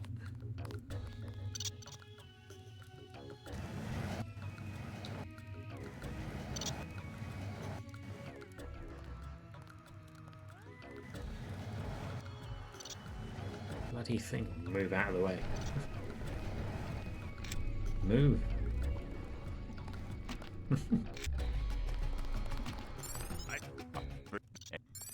Right, we don't need to talk to him again. Right, quickly loot all this stuff.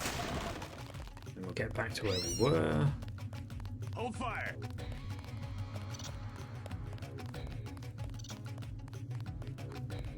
Right, that had the camo in that we don't want. Was there something in this room? I don't think there was anything in this room, was there? No. Alright. We will save when we get to the next area. That's probably a smart move. The panel's secured. Good. The booby traps? Installed. They really think she'll make it this far? Easy. I won't get in your way. I should stop setting fire to myself on these barrels. You want this stinking rat hole? You got it. What a shame indeed. What a shame.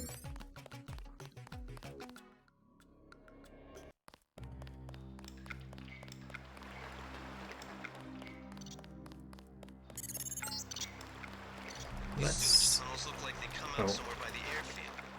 grab the EMP. The terrorists probably expect troops.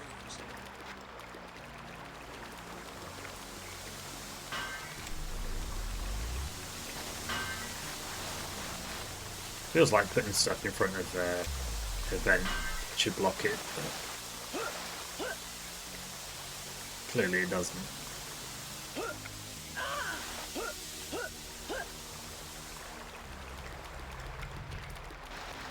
Yeah, save scum all the way, basically.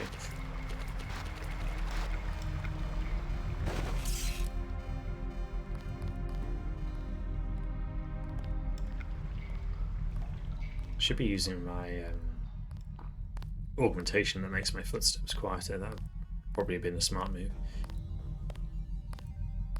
Either way, let's see if we can prod this guy.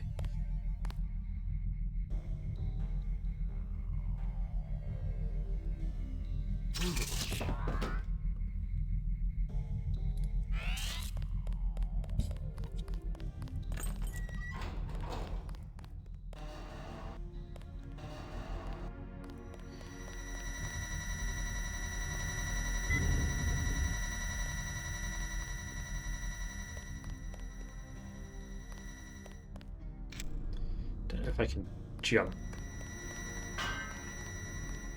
high enough. No, I don't think I can jump over that.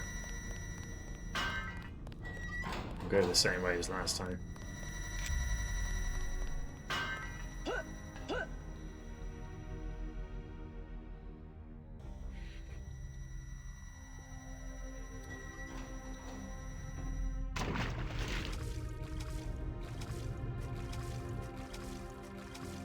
Once again, we can witness JC's incredibly slow swimming.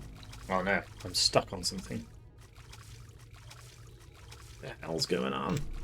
I'm gonna drown, I haven't even got anywhere. Go back to the start. That's what serves me right for trying to do that with only one hand. Alright. Come on, JC, you can do this.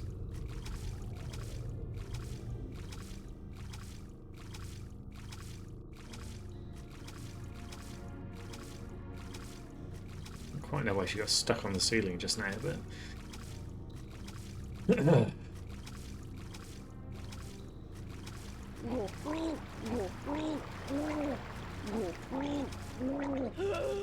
was close. Let's heal up a bit now.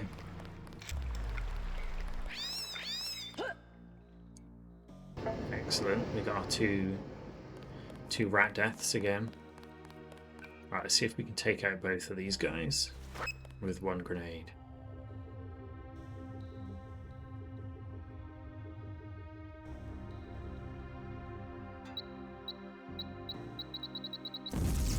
Hooray! Nailed it.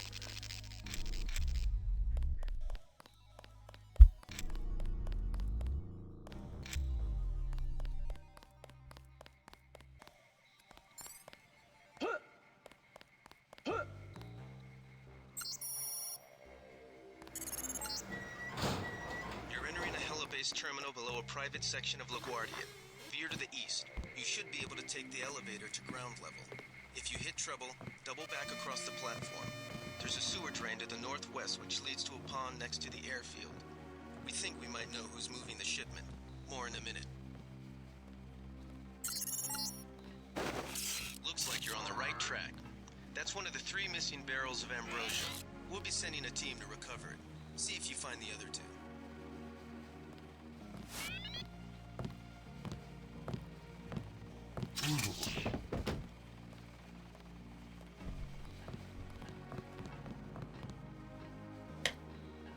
Right. See if we can take this guy before he spots us this time. I think he moves between these rooms, but... Oh yeah, there's a security camera over there as well we need to be mindful of.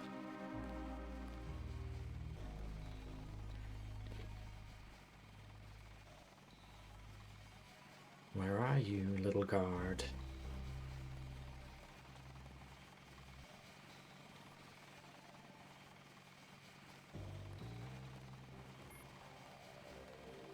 Well, he's not in here.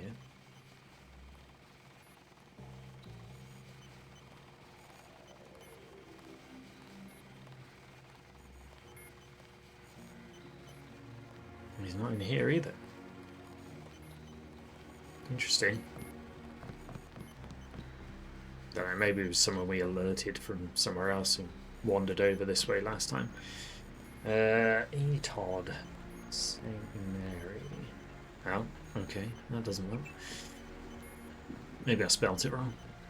I saw somebody. Uh-oh. I got this one. So that's one of the interesting things about this, is that the world doesn't stop whilst you're like looking at a computer, but they don't actually attack you until you're no longer looking at the computer. So as soon as I get off this computer, this guy's going to try and kill me. God damn. Careful. These United guys got all the tricks.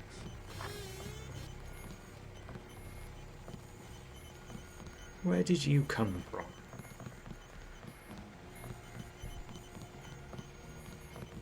Yeah.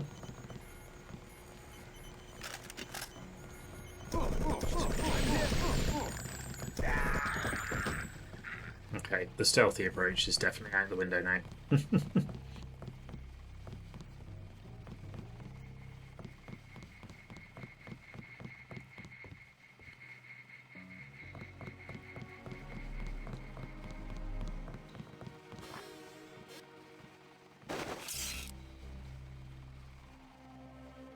Quite sure what this guy's doing in here, but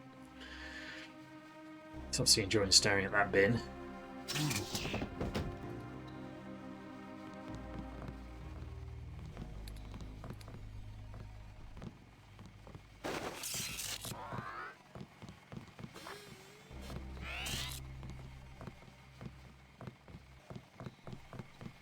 There's rarely anything in places like this, but it's still worth looking.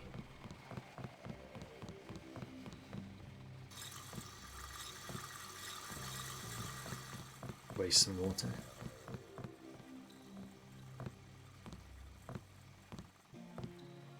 I think we've got an intruder. Oh, balls. She's a cop. Oh, crap. Forgot to reload.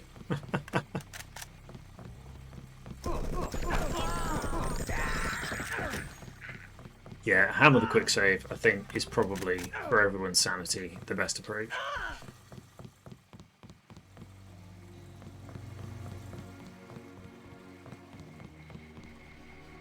Right, let's go and... So I think we've got the room to the key to the security room now, so we should be able to go and disable all of these cameras, which, you know, not necessarily essential given how slapdash we've been to this point, but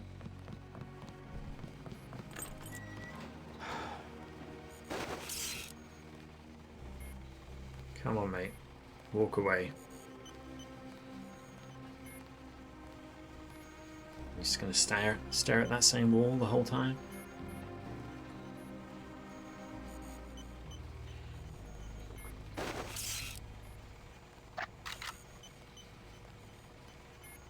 I think we've got an intruder.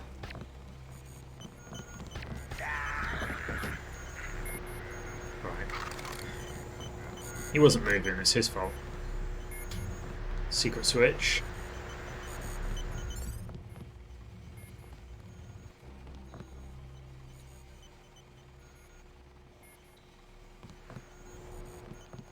I keep forgetting I'm carrying around this like massive one-use rocket launcher. Right, let's drop some stuff so I can actually pick up some useful things, like an augmentation upgrade canister.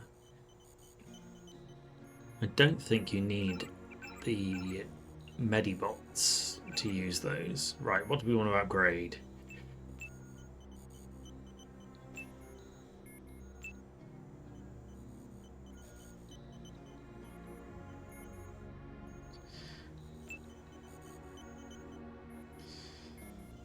Let's upgrade our stealth legs, so we might actually get around a bit without alerting everybody, which is what we've been doing so far. Right, turn off some cameras. But yeah, stealth is for wimps, you're right. Who needs stealth?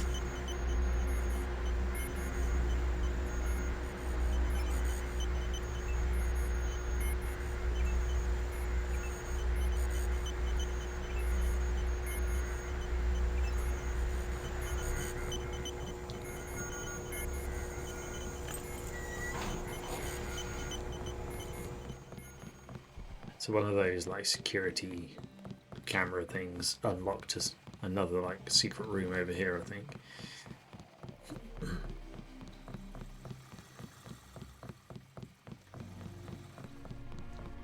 Yeah, there we go, some more goodies. Often the stuff you get from these rooms is not actually that helpful, but you usually get like EXP bonus for going into those places, so it's always worth doing. Steal some more money from someone's bank account. 375, that's the biggest score we've had yet, I think. Right, there's a guy all the way up there. And there's like a few more guys dotted around that we need to deal with.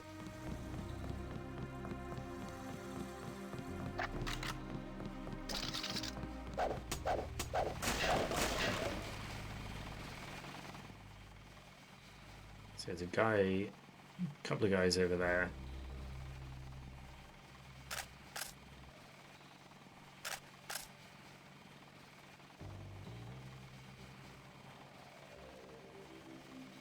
Despite like, I mean, what am I now? I am... Oh, I didn't upgrade it yet because I reloaded, didn't I? Let's upgrade our rifles again. So we are now advanced in rifles. So, yeah, our accuracy is now a lot more stable, which is very useful.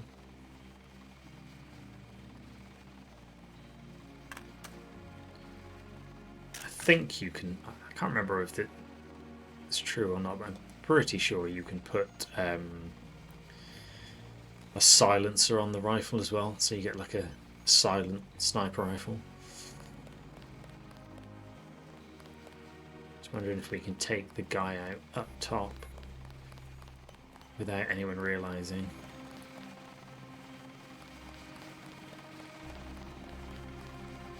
Oh yeah, it's this side, that's where he is. I was like, where is the guy? There's no one over there.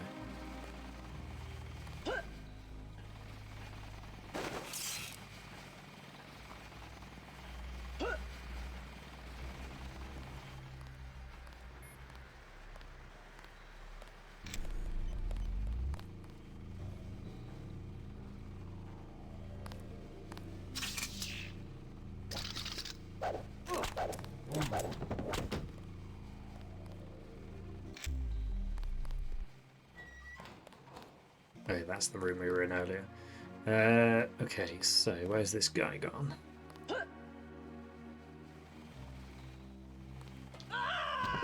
What? The number of times I'm getting like one shot in this is insane. I didn't even know he'd spotted me. I was barely had my head popped up above that parapet and I was down. Yeah, pinball machines. Pinball machines are everywhere in this. Right, right, where are we? We need to go and disable the security cameras again. Ugh. We were doing so well. But yeah, like, some of these one-shot kills are getting ridiculous now. My health isn't that low at the moment. Right, you know what? We're going to go the long way around to get this guy.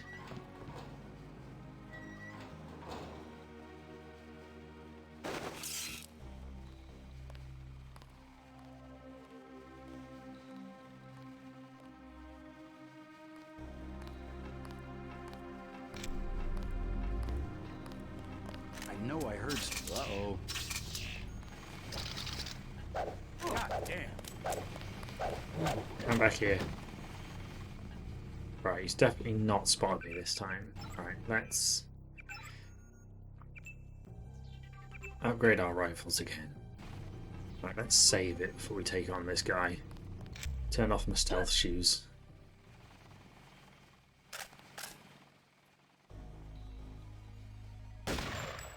Yeah, see how you like it, mate.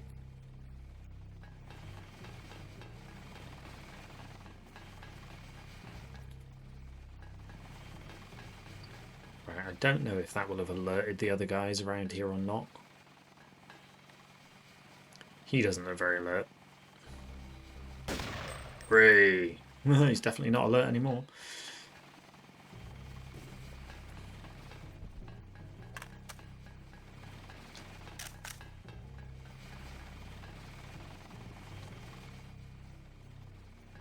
Right, that one guy seems upset that I've killed his two mates.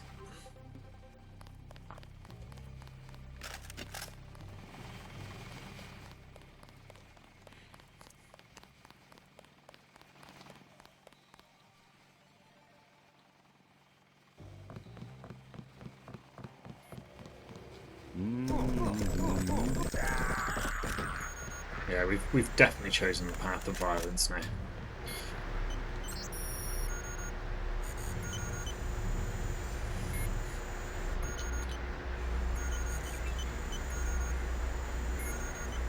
You can't really interact with the pinball machines.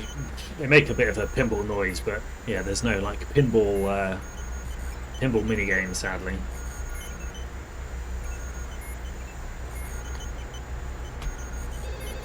That'd be quite cool. We'll go and interact with one now when we go back over to that other room. Why can't I drop a knife?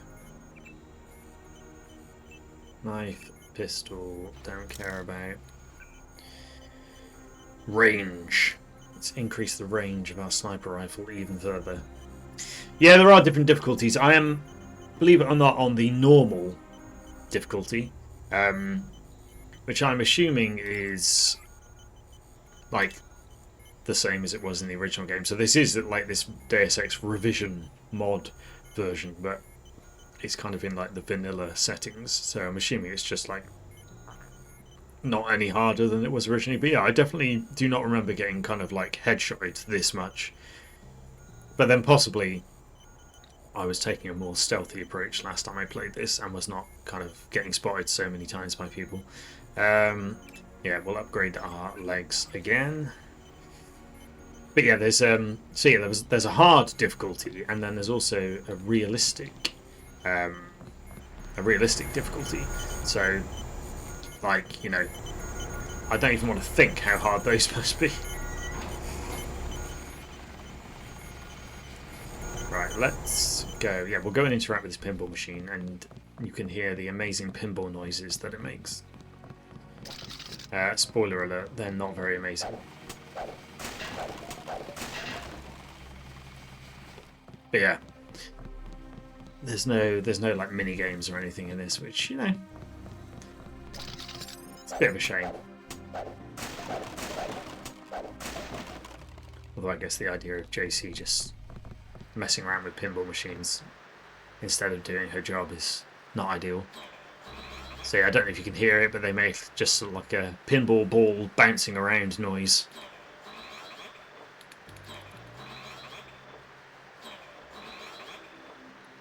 Like, this mod has upgraded the texture work in some areas of this game, not everywhere, but like this pinball machine feels like a texture that could do with some love. Like, you can tell it's a pinball table, I guess, but yeah, that is pretty ugly. Right, will we get the same amount of cash from this when we hack it this time? 375 it was last time. I'm assuming these are not randomized amounts, but let's find out.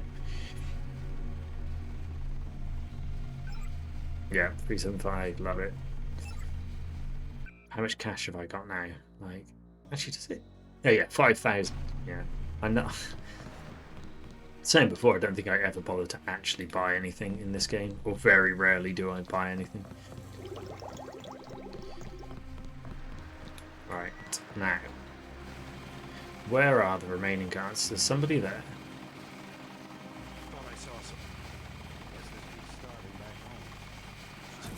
Oh, hello. Where'd you go?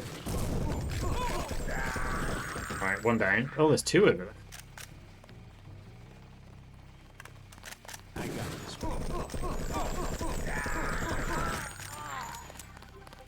Finish him off with the baton. So even though I shot him all those times and he was bleeding, because I hit him with a baton, he is technically unconscious, not dead. So yeah, I'm a good guy. Oh, there's another guy. Why did you not join in the fight, mate?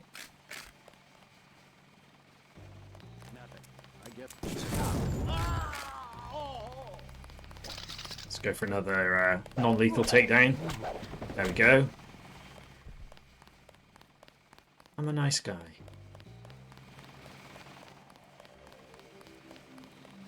Right, so am I supposed to be doing anything else in here? I don't think so. I think I'm supposed to just go to the airfield.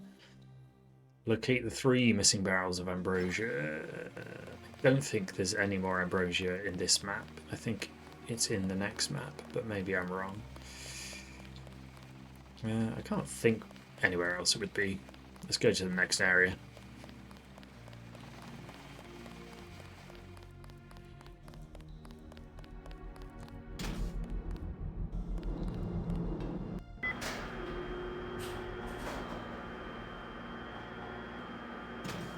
Need some lift music.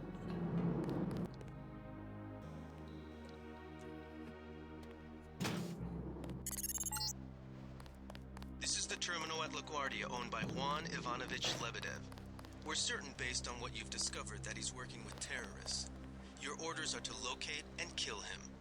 We're sending you a map of the airfield.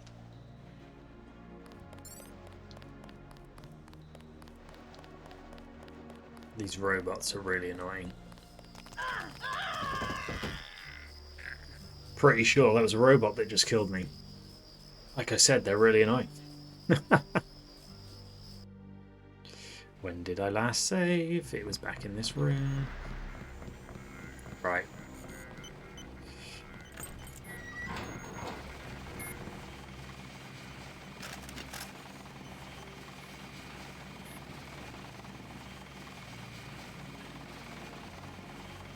Pretty sure I can take out multiple of these guys at the same time if I get them to stand near these explosive barrels, but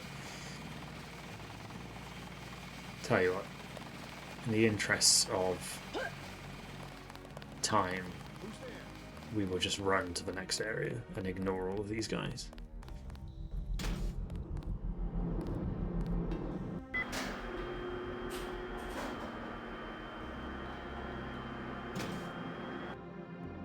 Right.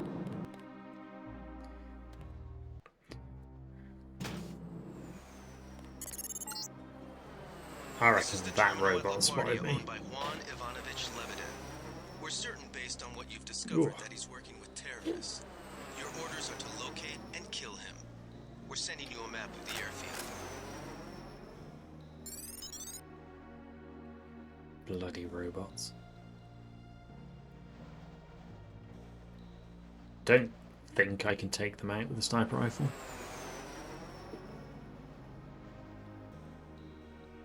Don't know if that robot is coming to get me or if he's just on his normal patrol route. Feels like he's coming to get me.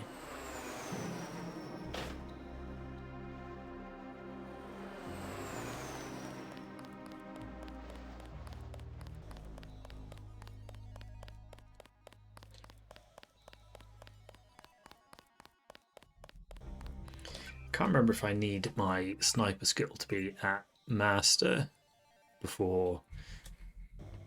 Eventually you can like shoot security cameras and they will just explode, but I'm not sure if you need to be master or if you can do that before. Oh, this camera needs to go away. I'm gonna get spotted by the bloody robot now.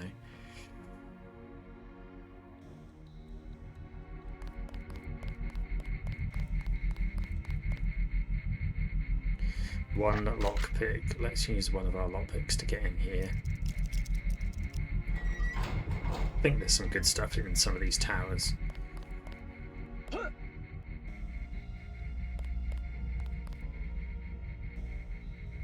Yeah, weapon mods. Tell you what, I will be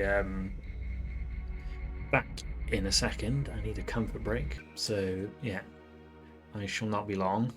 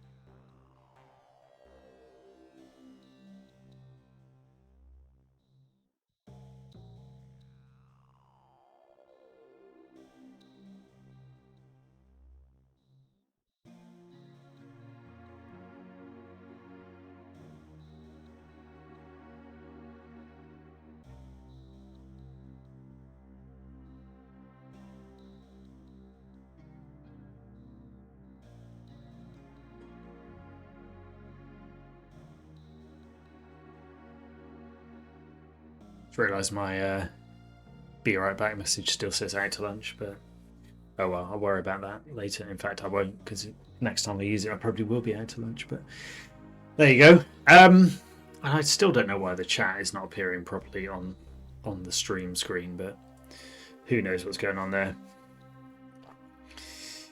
Yeah, there is a bit of a Hitman vibe to what's going on here. When was the first Hitman game? I don't think Hitman 1 was that long after Deus Ex came out, but I think that probably is the way around it was. I'm going to look it up now, just whilst we're chatting about Hitman.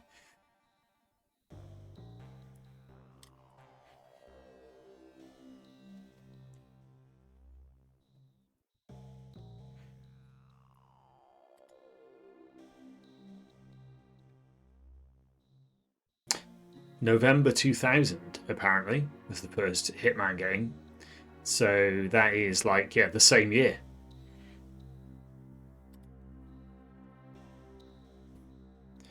Yeah, a few months earlier. So yeah, that's yeah. I in my head thought Hitman was maybe 2001, but yeah, basically contemporaries. Whenever I Alt-Tab away from the game, the keyboard stops working for a while.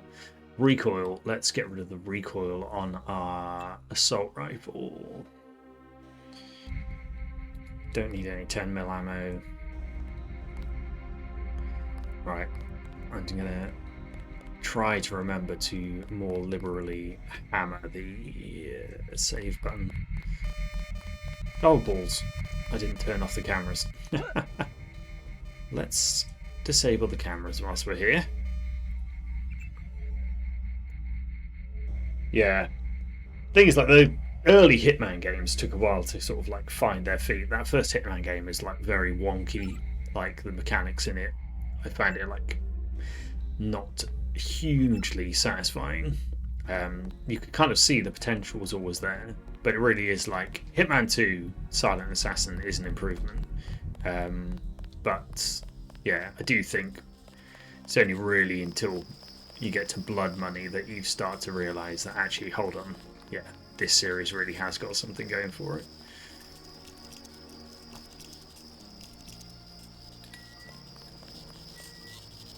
I don't know if that like kills me instantly, or does this protect me from... Doesn't protect me from electrical stuff, I don't think. Yeah. Well, let's find out. Hopefully this won't kill me now. No, it just hurts a lot.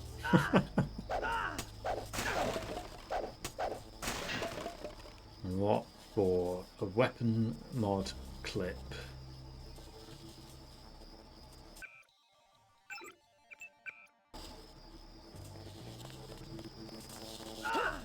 Oh yeah, I could have disabled it with this thing. Tech goggles, nobody cares. EMP. Well, was that worth the damage? Probably not, but we've done it now. We've made our bed, so we'll lie in it. Right, I am very curious as to whether you can sniper rifle these guys.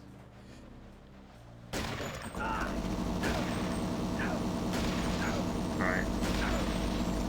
I shot him 4 times with the sniper rifle, so I'm going to assume no. You cannot sniper those guys. So I shall continue to ignore him. I don't think I ever realised that they can't hear you, they can only see you.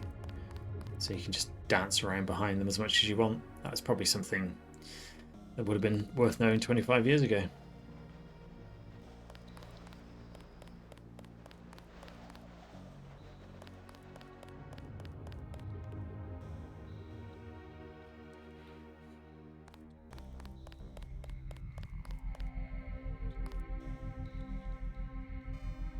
Camera spotted me. That's really annoying.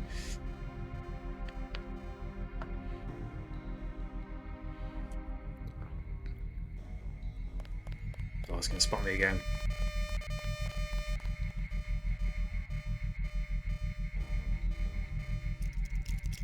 I feel like I'm going through a lot of lockpicks at the moment.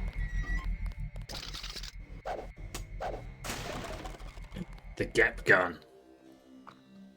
Can't remember how much room that needs. 4x2 space in my inventory. I might come back for that. The GEP gun is very useful. Just not sure it is 8 slots of my inventory useful. Especially as this game, unlike, again, that's like another thing that later RPGs and immersive sims, or well, not even later RPGs, but like these days you would expect it to have some kind of upgrade that increases your inventory space. But I'm pretty sure in this, JC is stuck to only ever carrying this same amount of stuff. Tell you what, let's use our one-shot rocket to blow up this robot, because this robot's annoying me.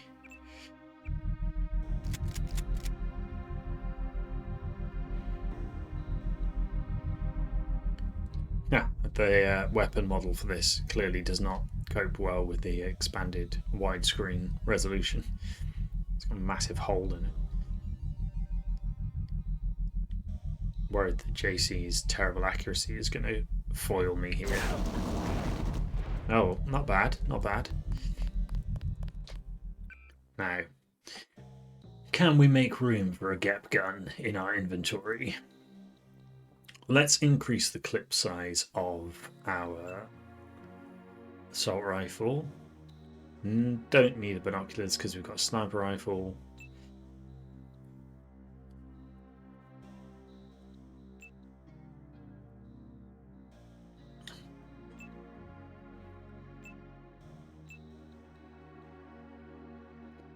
Need to move one more thing.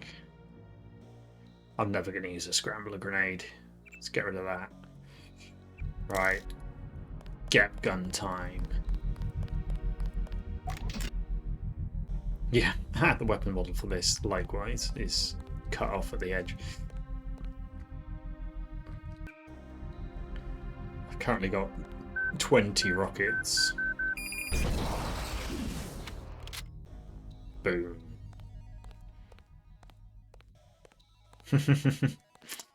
Say the line, JC. What a shame.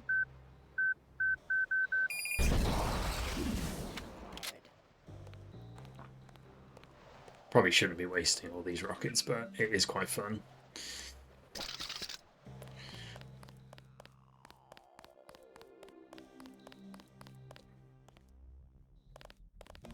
Oh, I've timed this run badly.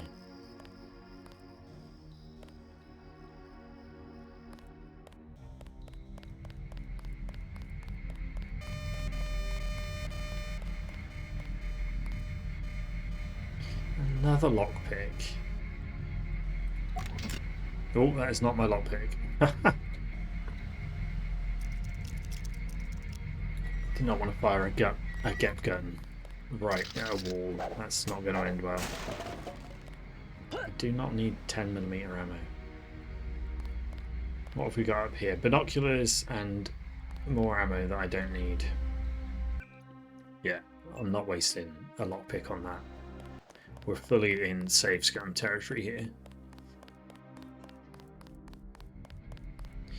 Right, let's ignore those cameras for now. There's a bunch of like useful stuff that you can find if you bother to explore, like on top of these crates and things. I think there also are guards around here, so I do need to be somewhat careful. Another robot. Let's leave that robot alone for now. But yeah, there's a ladder somewhere where you can climb up onto some of these boxes.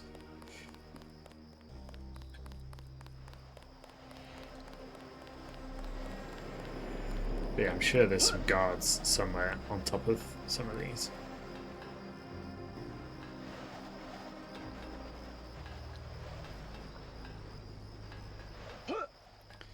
Should have got the upgrade that lets me run faster so I could have jumped across here. Oh my word. I shouldn't have left that robot alone, should I? I need to stop being so kind to robots.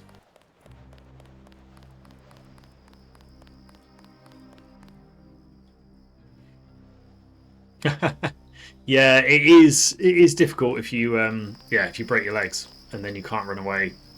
I've managed to hoard a decent amount of medkits at the moment, and there are usually, if you know where to look. Uh-oh. Yeah, that wasn't the best tactic for dealing with that guy. But yeah, there's usually like a med bot around in most levels if you know where to look for them, so you can kind of heal yourself up.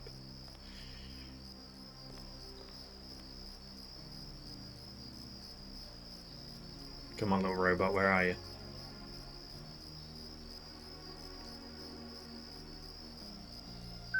Scanning area.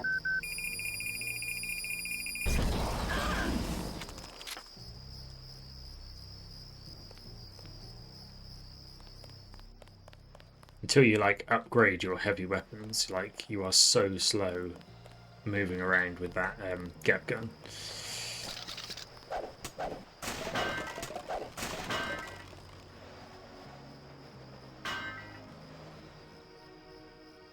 More charges for my electric prod come in handy.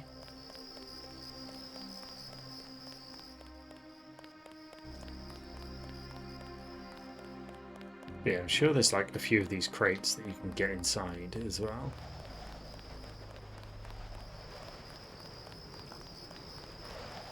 I can't remember which ones it is. Let's climb up here and have a little look.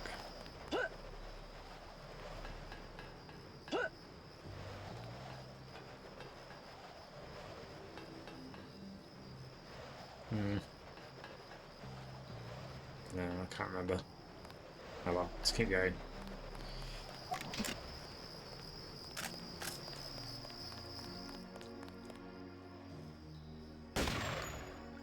Boom, headshot.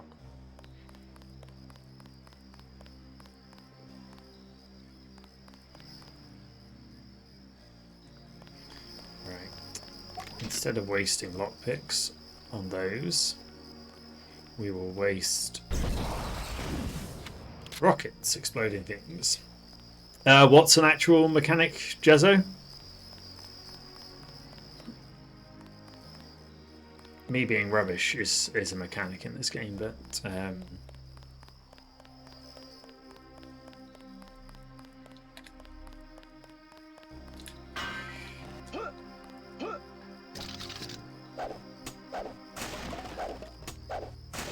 yeah, the leg breaking stuff. Yeah, so there's like location based damage. So like, yeah, if you get 0 on your head or your torso, you are dead. But if you get like, if your legs are got down to 0, you basically just you have to crawl around until you can find some health, which is kind of cruel, but yeah, I forget there's like different ammo types in this. So there's like regular shotgun shells, and then there's also like armor piercing ones and stuff. Yeah, I always forget that that's a. Who was that? I didn't see a uniform. Yeah, like I like Human Revolution and Mankind Divided for what they are, but yeah, they are clearly far less ambitious games than this. Although, yeah, coming back to this now, like the flaws in it do stand out a little bit more. Things like that guy clearly should have heard me smashing that glass, but he didn't. But that's, the nature of any of these kind of games, is about understanding the limits of the AI and manipulating it to your own benefit.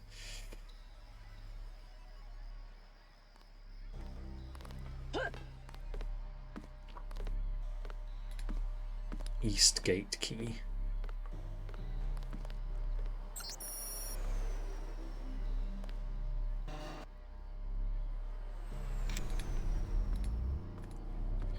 What? How is that too heavy to lift? I've got my upgraded strength. Right. I feel like I should take a few more people out in a stealthy way, so we'll prod this guy instead of shooting him in the head. That should make sure you and I won't miss any shots. I've notified the recovery team. 1 barrel left. We think this one may actually be on Lebedev's jet.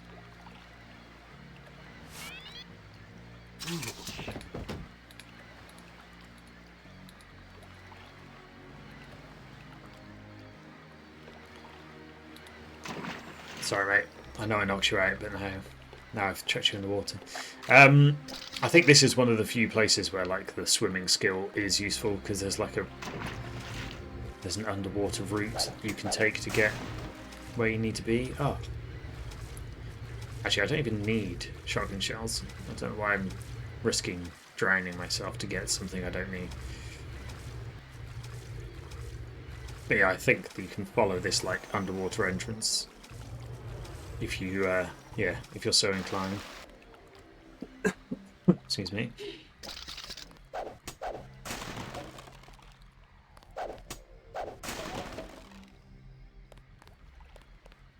Right, there's another robot around here.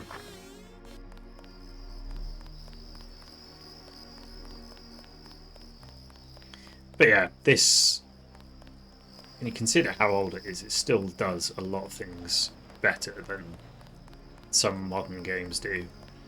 And just like, yeah, the scope for playing around with it, the different ways you can approach it, the ways the systems like interconnect.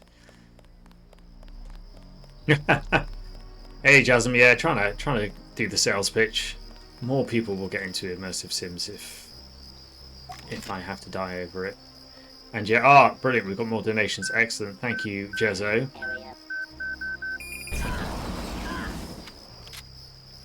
Not sure I need to wait until this like Gep gun has like a lock on that it does, but I probably didn't actually need to wait for the lock on there. Then I might not have been shot so badly by that guy.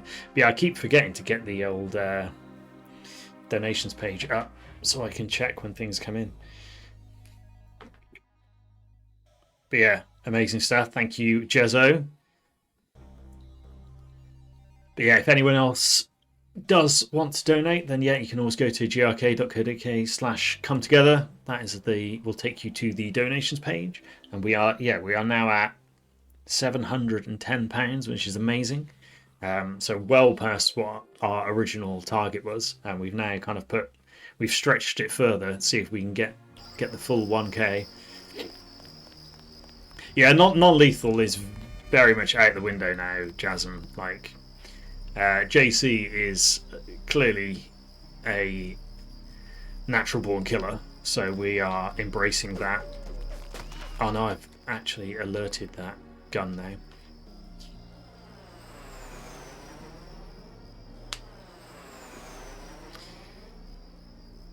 Oh no, you got soft-locked. Oh man, wonder what happened there.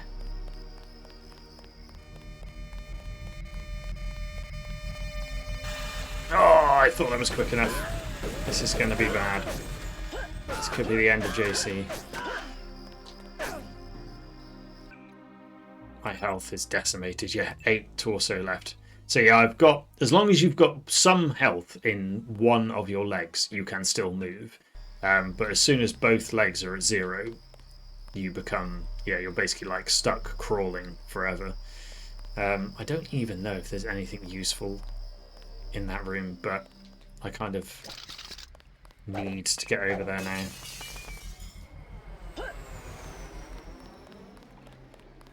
But yeah, the biggest thing that probably annoys me about this game now is the lack of mantling in it. Just the fact that I have to put a crate in front of this so I can jump over there rather than JC being able to climb through the window is ridiculous in this day and age. I mean, like, Thief came out 2 years before this and had, a pretty good first-person mantling system in it. Like, why this doesn't just do the same thing, I will never know.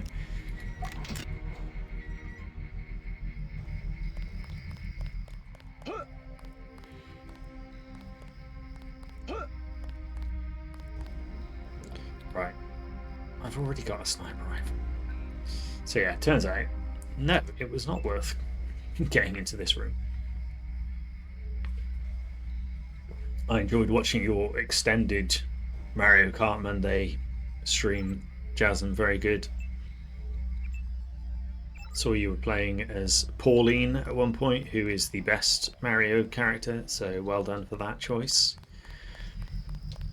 Pauline is my go-to for Mario Tennis Aces.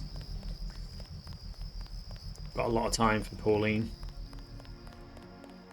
Oh yeah, that's the open box that you can get into. It's just, I don't know if I need the like enhanced speed and jumping to be able to get up there or not, but let's find out.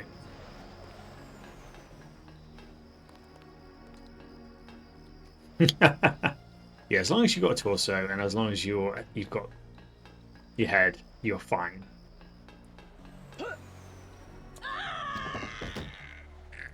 Don't do that though.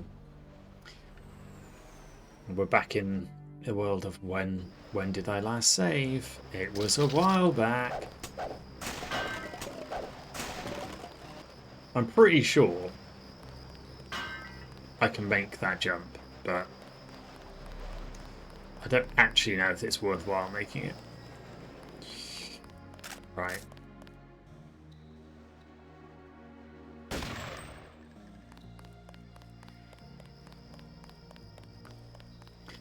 Ah!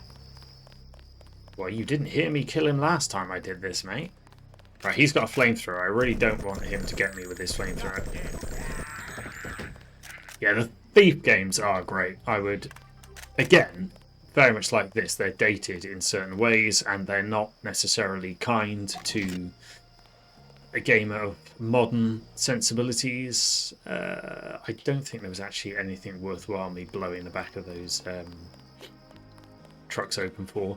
But yeah, Thief is like, I would say, still probably unparalleled in terms of like atmosphere, and like the audio work in that game is just incredible. Great. That should make sure you and I won't miss any shots. I've notified the recovery team. One barrel left. I think this one may actually be on Lebedev's jet. Oh, hey Sarah, thanks for joining. To be fair, most people swear at Jasm when he's beating them in Mario Kart, so this is the way. Right, I'm not going to bother going into that room this time.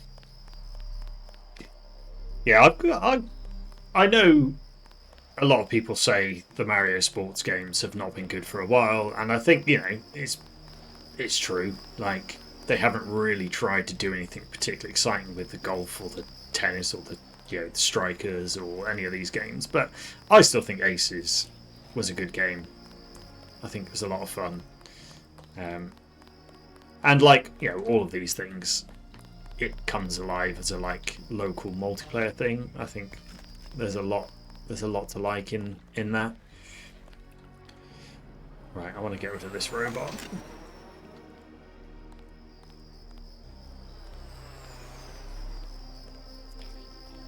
Where's he gone? Where are you, Mr. Robot?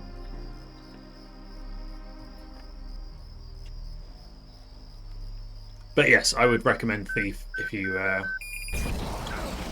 want to try something, Jasm.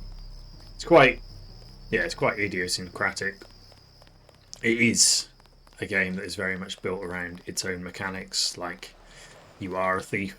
Don't think you can go around. Like in this, I could have been playing this a lot more stealthily if I wanted to. I could have been like hacking things and, you know, kind of, you know, turning enemies against each other and all that kind of stuff. Or I can just do what largely I have been doing, which is going around shooting things. That is, you know, a viable option. Thief, the sort of action approach, is not really as viable. You can go around just like hacking and slashing people in Thief, but it's not, you know, the best approach. But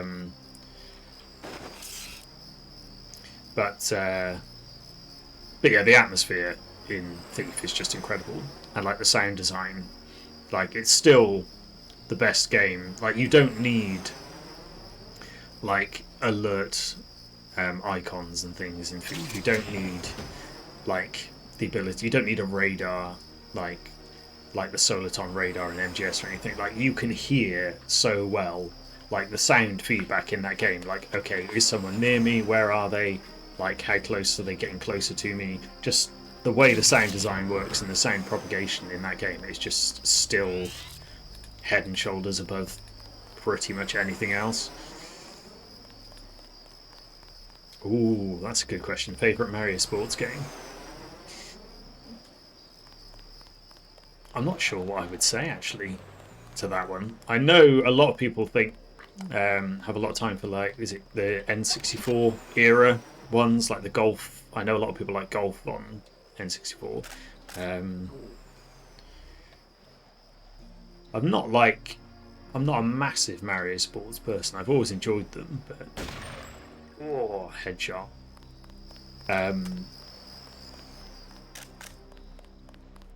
But yeah, I wouldn't say I was like an avid Mario sports guy. Basically, as long as I can beat my kids at it, I'm happy. Which is rapidly not becoming the case anymore, so... I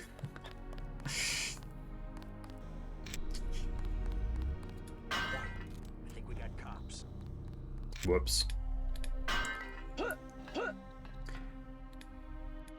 But yeah, just the way you can approach things, like, yeah, I will build my own crate stack to get up here. This is a viable approach to the game. Yeah, sticking to the like stealth approach is hard, but yeah, I think it's always fun to sort of go out with that ambition. I think one of the things that always annoys me in the discourse around these games is just the idea of people like wanting to like completely no alerts, like ghost the game, and thinking that anything other than that is failure, and therefore like using that as a stick to beat the game with. It's like, oh, it's just like save scumming all the time, and like, oh, if anything goes wrong you just reload. It's like, well, actually you miss out on so much of the game doing it like that. Like, so much more interesting stuff happens when you have to deal with your mistakes. I know this is a bit, hypocrite saying that whilst I've been doing save scumming here, but just, yeah, the way... Is there actually a window here? There's an invisible window. But yeah, like when the shit hits the fan, the way you kind of get out of that and like deal with the situation, and like the emergent stuff that happens when kind of guards are all alerted and chasing you, like that is when the games become more interesting. So yeah, people are kind of just like missing out on a lot of what makes things good.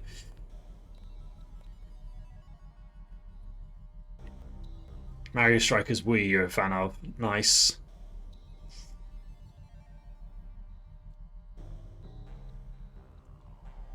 I've not got the Switch Mario Strikers, but a couple of times son has asked for that one, so it probably will happen eventually. I guess it's nothing.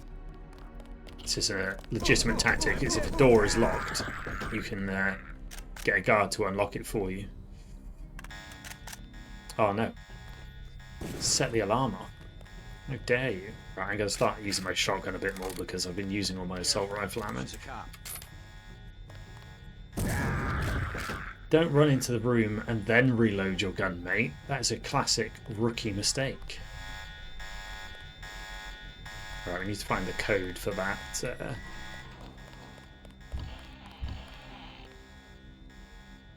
Mario Tennis Game Boy Color, nice. Is that available on the Switch online Game Boy service? I don't think I've ever played the Game Boy ones. Is someone there? Come on. I guess it's nothing. We're busted. This stealth pistol is rubbish. And there are a few like in this that feels dated in terms of like, the way alerts work and the way like it escalates. This is what I signed on for. How am I getting killed so easily by these people? But the way it escalates, like, why were more of those people not alerted when that guy set the alarm off? Ah, how am I back here again?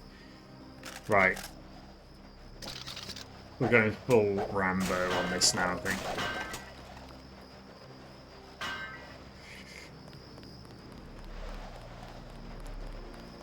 But yeah, like, alerts feel like they should bring more people into the fray than they actually do. Right, snipe this guy in the head. Is his mate gonna come? Interesting. Maybe I was slightly closer last time and that's why he heard me. Right. Need to go in here so we can say we found the next ambrosia thing. Right. Tell you what, mate. Come on out here.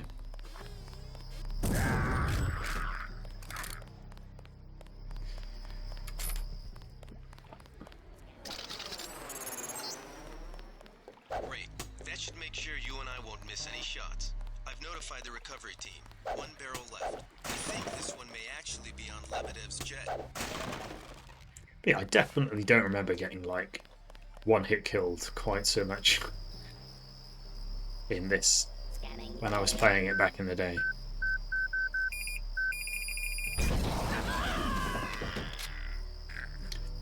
Am I just, like, on less health than I think here? Right, I probably should heal my torso up, but I'm assuming that is why I'm dying so quickly. But yeah, this is painful. Painful to watch, I'm sure, guys.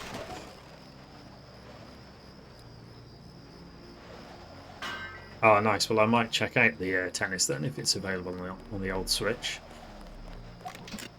Oh, stop getting the wrong weapons out. Right, come on. Getting really good at killing this one guy now.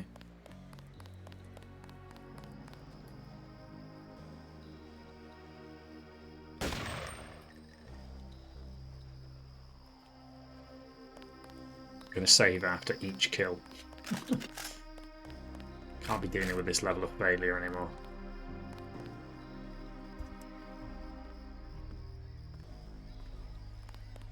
Something moved. She's a cop. Save.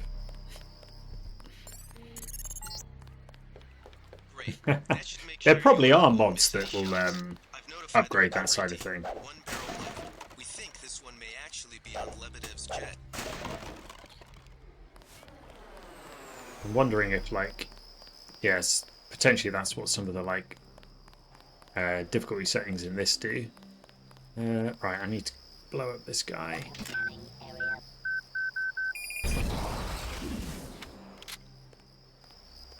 Now we're cooking.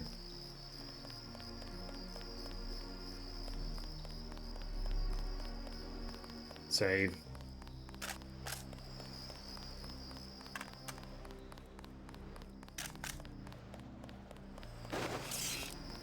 I will save some of my ammo by stunning these guys. Still need to look into whether I actually need to bother doing this where I wait for the little targeting thing to come in. I think it does make it more likely to take them down in one hit if you do this. I'm not just doing this because I like staring at the backside of these NSF guys.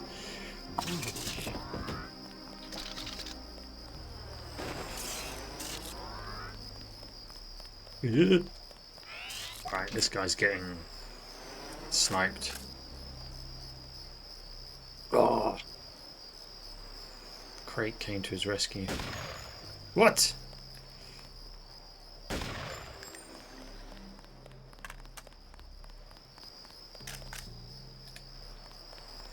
How come I keep dying in one hit and these guys, with a clear headshot, did not go down straight away?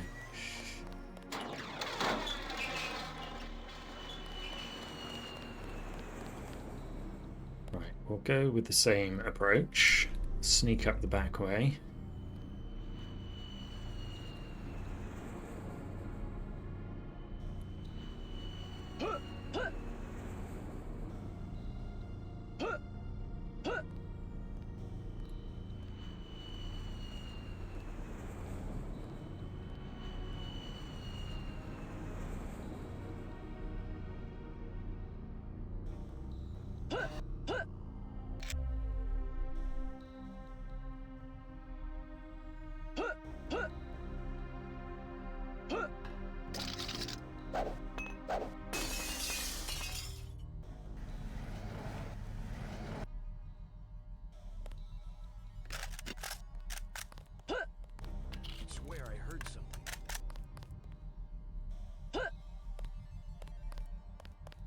Come on, mate.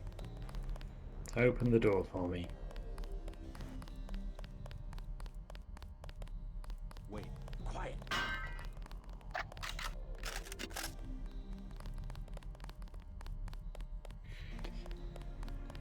I didn't know there was a like everybody's tennis. I'm assuming that's like the everybody's golf people doing a tennis game. But yeah, those golf games have always been very good.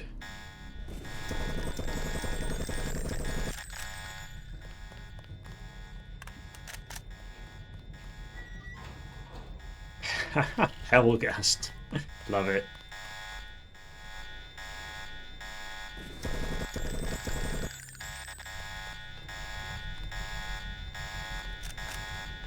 Feel like there's one more guy. Come on, mate. Come on over. That'll do.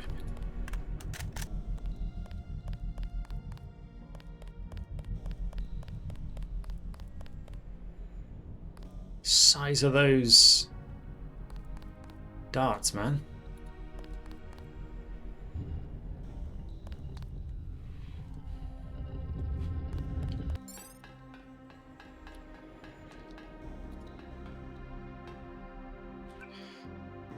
Scope.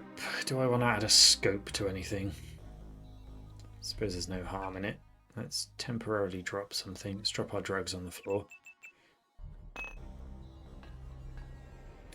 Right, what should I put a scope on? I can put it on my pistol or the rocket launcher. We'll go with the pistol. Right, what else is in here? Lockpick. Barracks dormitory. Well, I've already been in there. Do you know that's a good... There is... there's a lot of like manipulation and stuff that people do for speedruns and things. But you know, I don't think I've ever dug into the like Deus Ex speedrunning community that much.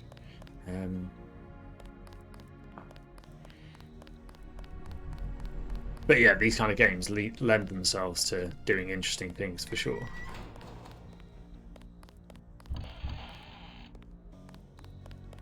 Right, we need to find the code for this door, which this is another situation where we will...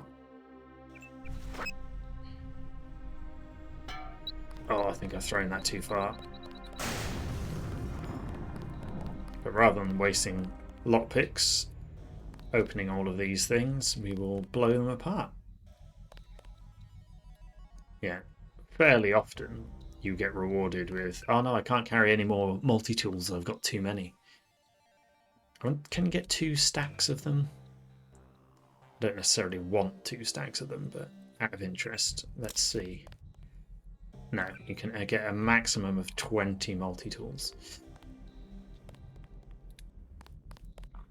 Flares, again, never use flares. Sometimes there's stuff hidden under pillows on beds. I'm sure that's a thing at some point in this game.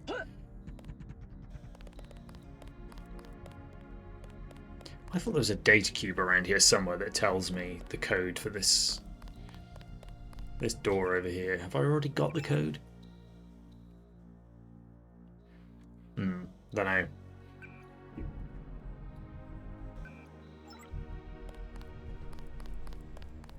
Sure, it was in this room. Don't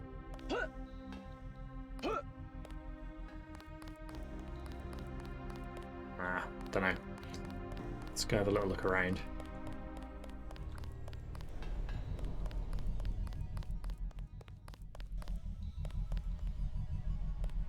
There's not a data cube in here, is there? Nope.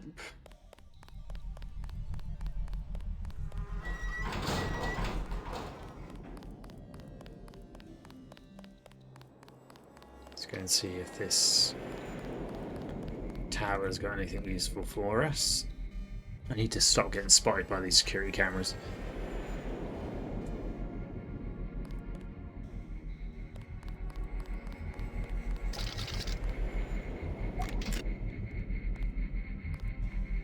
Actually, have I got a I have got a key for this. I hope I only just found that key and I've not been wasting my lockpicks this whole time. More multi-tools I can't use. Oh, I guess I can override that thing now. Yeah, I think it's going to cost me 3 multi-tools to hack that thing, so I can just come back and pick up all these extra ones that I don't need at the moment.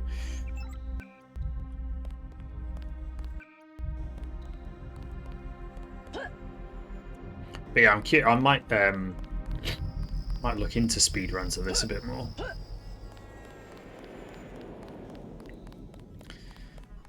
I hope it's the kind of thing where there's, you know, good, like, I like sort of glitchless things where people, yeah, they use the systems and they find interesting ways to manipulate the game to beat it faster.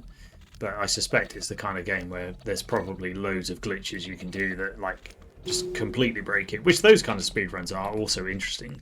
But here we go. I bet this is the data cube. 5914. Oh well. Go and restock my I knew the data cube was in that room.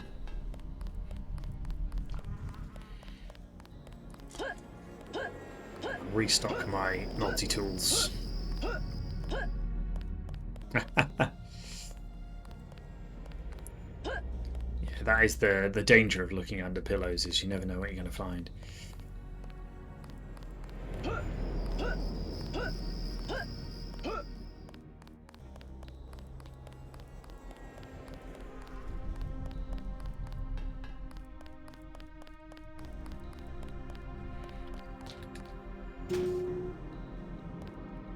That's where we confront the NSF guy, Juan Lebedev. Oh, just checking the donations. Kix, we had a donation from Kix. Thank you very much, Kix. I'm not seeing you in the chat, but if you are watching, thank you very much. And Cumberdanes as well. Thank you for your donation. We are doing so well here.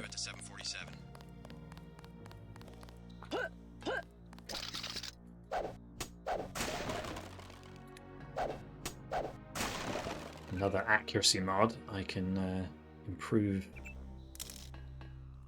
my sniper rifle even further. What's my accuracy now? Base accuracy 97%. Well, that seems a bit high given I missed a headshot on that guy just now.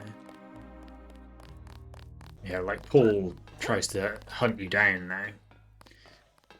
Like he will get to you eventually, but if you keep running away, like you can have this conversation with him in different locations in the room. Excellent work. Hi. I underestimated your abilities. You work for the NSF? Listen to what I've got to say. We don't have much time. You got that right. UNATCO will have a team here in a few minutes. The Grey Death is a man-made virus. Everyone up to the President is at UNATCO's mercy as long as UNATCO controls the supply of ambrosia. You believe that? We have proof. We need to get the ambrosia to Hong Kong. Heard of Tracer Tong? No. He can help us synthesize it ourselves. You'd better step away from the jet. Your boss is my next objective. Join us, JC. Talk to Lebedev. He can convince you.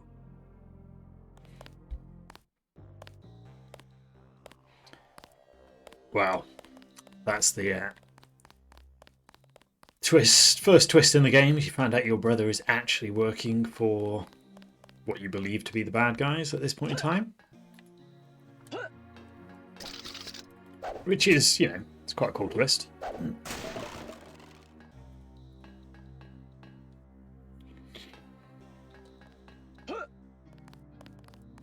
Yeah, some speedruns are just ridiculous how much they manage to like sequence break games and things like that. Like,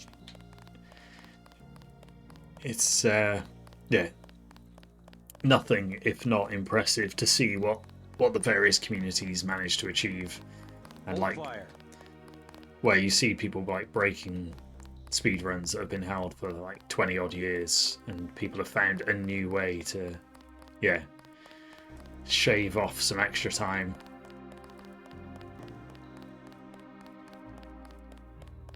Scanning area. Yeah, apologies if I am being slow in responding to chat. I suspect, well, I am beginning to suspect my chat is updating very, very much slowly. So yeah, that's my excuse, at least.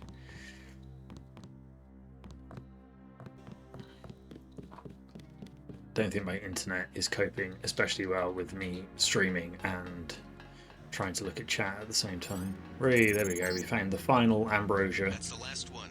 Good work. Recharge. Can't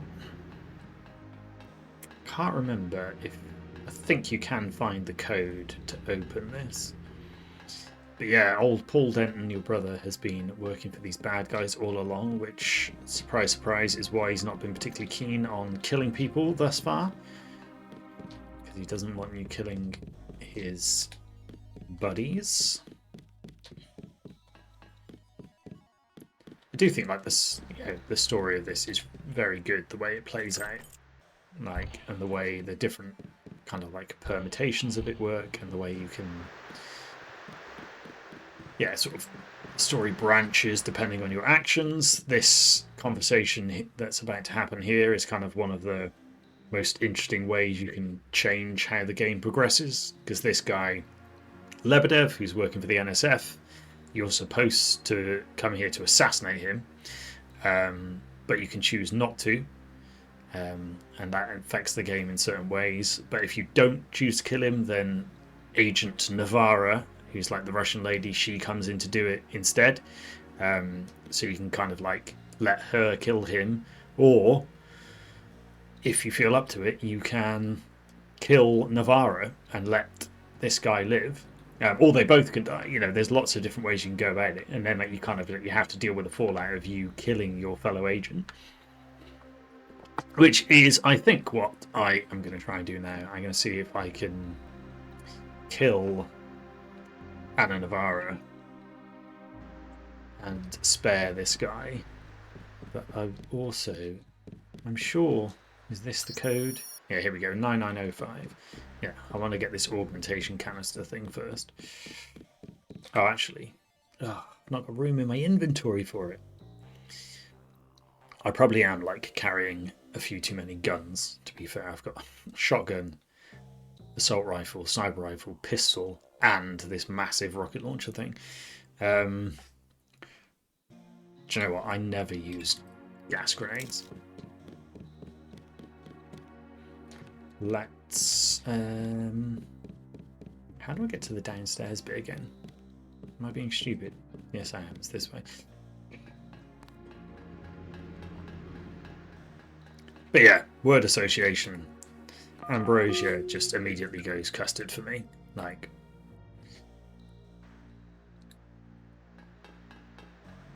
I cannot think of anything else once someone says ambrosia. So yeah, we'll see now if we can take out Agent Navarra. Got anything under your pillows, mate? Wonder if we can block the entrance into the room. That's the other fun thing, is like when you understand what's going to happen next, you can look at ways of manipulating the world in your favour, like trying to block rooms, block doors, places where people come in. I suspect I can't at this, and I don't think there's enough stuff in this level that I could pick up to like create a barrier. But sometimes if there are big, like the big heavy crates, you can put down and make a barrier. Let's play about it a bit. Let's see if we can put some of these things as a blocker. Did you know what? You didn't really click with it, Coverdane, so that's a shame. I mean, it's not, it's not for everyone. But yeah, a lot of the fun comes from kind of, choosing to do interesting or different things yourself. And also, just the way the game allows you to do different things. Like, this is a key plot point. Most games would be like, right, your objective is to kill this guy. You have to kill this guy. But yeah, Alpha Protocol is a game that kind of carries some of the spirit of what this was doing. But yeah, just most games would not allow you to choose to do something other than what they want you to do, or it would be a dialogue scene, and it would be, you know, a dialogue option of, yes, we'll kill this guy, or no, we're not going to kill this guy. But yeah, you as the player get to dictate how this scene plays out, and with your actions in game rather than kind of it being controlled. I suspect this will achieve absolutely nothing. I suspect that Navarro will just like walk through these barrels and they will disappear or explode or something. But I don't know. I'm curious to see what happens. I don't think I've tried doing this before, so we'll see. We'll see if this has any impact. Also, I'm not entirely sure. She might like. I don't know if she spawns in a certain place and then runs over here, in which case this might block her, or if she just immediately spawns behind you, this may not work. But let's see what happens. Let's try blocking this space off.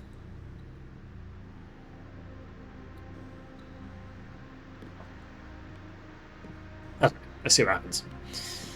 I surrender. What? Easy now, Agent. UNATCO has a policy against killing unarmed prisoners. We have much to learn from each other. We're assuming control of the airfield. The vaccine will be returned to the international authorities. Don't you want to hear why your brother came over to our side? No. He makes his own decisions. Oof. You know he wouldn't betray UNATCO without a reason.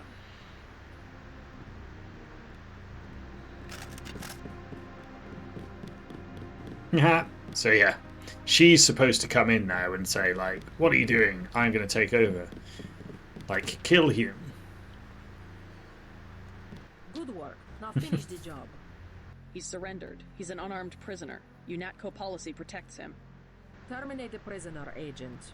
If you are too afraid, you are ordered to return to base on Manderley's authority. There is a helicopter waiting. So yeah, I choose the path of chaos, which is I'm worried. She's quite hard to kill, obviously, but I don't know. If I fire a rocket at her there, I suspect that is also going to kill Lebedev. But we will save and we will find out. No, it kills all of us. Probably because I just put all those explosive barrels right there. So I could have backed myself into a bit of a corner here by putting too many explosives in one place. I thought these ones weren't actually explosive. Let's... Whoa, whoa, whoa, whoa! Oh, he's dead. No, we're not having that. We're not having that. Let's go with sniping her in the head and seeing if we can kill her before she kills us. That's where we're going. You want a fight? Oh, she's got thermoptic camo. Oh yeah, no, we've messed this up big time. I forgot. She explodes when she dies, so she's always going to explode, and she is always going to cause these things to explode. Okay, right. I have the command here now. We need to think of another solution to this. No! Don't you dare! Don't kill him! Right. I want to do this now. I've frustrated myself enough now. This is... We can... I think if we... I have the command here now. Yeah, we know. Actually, can I load an earlier save?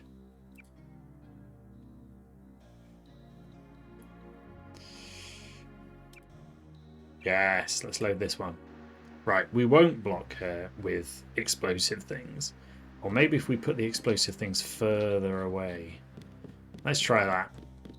But yeah, yeah, I can see what you mean about finishing it, but not necessarily fully understanding it. I think that's, that's probably a not uncommon response. But yeah, I just like games that allow you the freedom to do random stuff like this, even if yeah, as we've seen, that first attempt wasn't necessarily successful. The idea that we have the option to do this is just, yeah, games that give you those kind of options will always be interesting to me. So I think if we put these barrels slightly further away, I don't know what you think, Peds. Thanks for joining. I tweaked the brightness quite a bit. I changed like the gamma settings on the stream as well. So hopefully, I mean, to my eyes, I think it looks, when I was testing it, it looks better. But yeah, I think my chat is updating like 5 minutes behind time in terms of what people are talking about. So apologies if I sound like I'm talking about the past, but thanks for joining, Peds. I enjoyed the start of your stream that I watched before I fell asleep. In fact, I'm going to see if I can get the chat up on a different device to see if that is quicker, because yeah, I think my internet just is not coping very well with the idea of streaming and reading things both at the same time. Yeah, you say that. I'm not sure that's a sticker that screams explosive to me. There are ones that have got red stickers that say explosive on them, and those are very clearly the explosive ones. I thought this was maybe like flammable or something like that.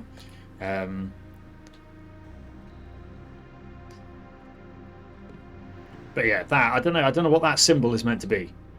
Guess it could be an explosion symbol.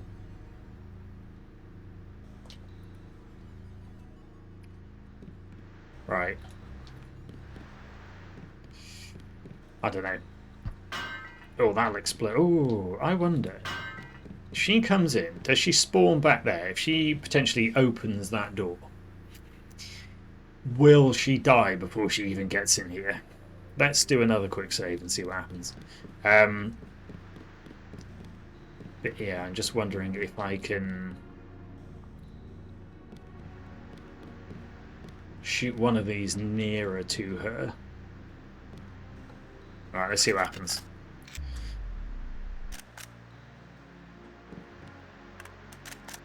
I surrender. What? Don't you? He makes. You know. Brilliant. I no longer have legs.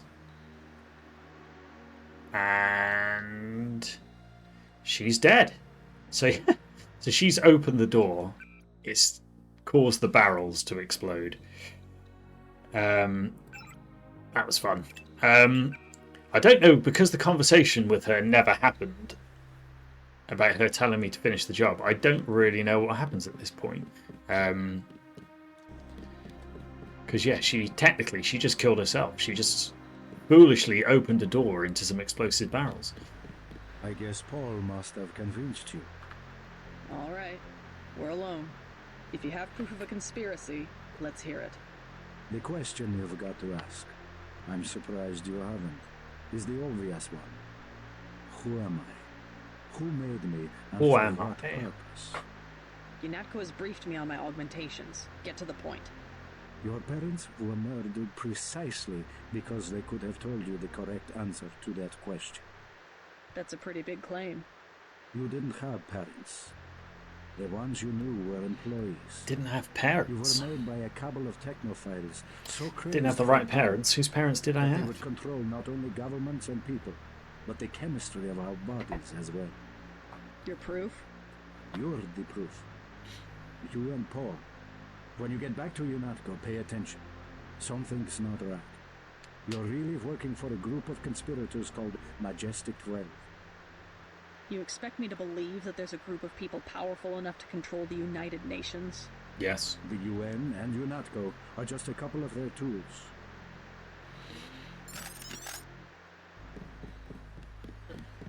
Right. Yeah, I don't know. Like, I don't know if this changes the outcome now, because I never had the conversation with Navarra. Yeah, we'll see. We'll see what happens. Jesus, JC, that was Agent Navarre. Really? I can't say I like the way she operated, but oh my god. Oh my god, JC.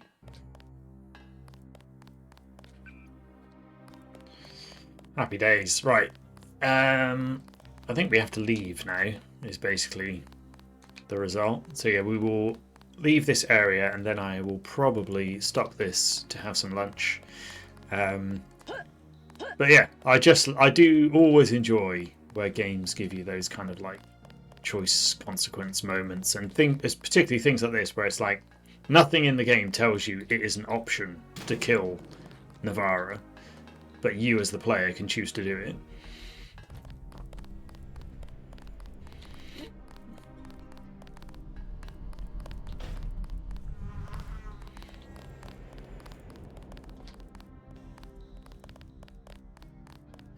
Oh, if you tracked down the source of the explosive symbol, good job.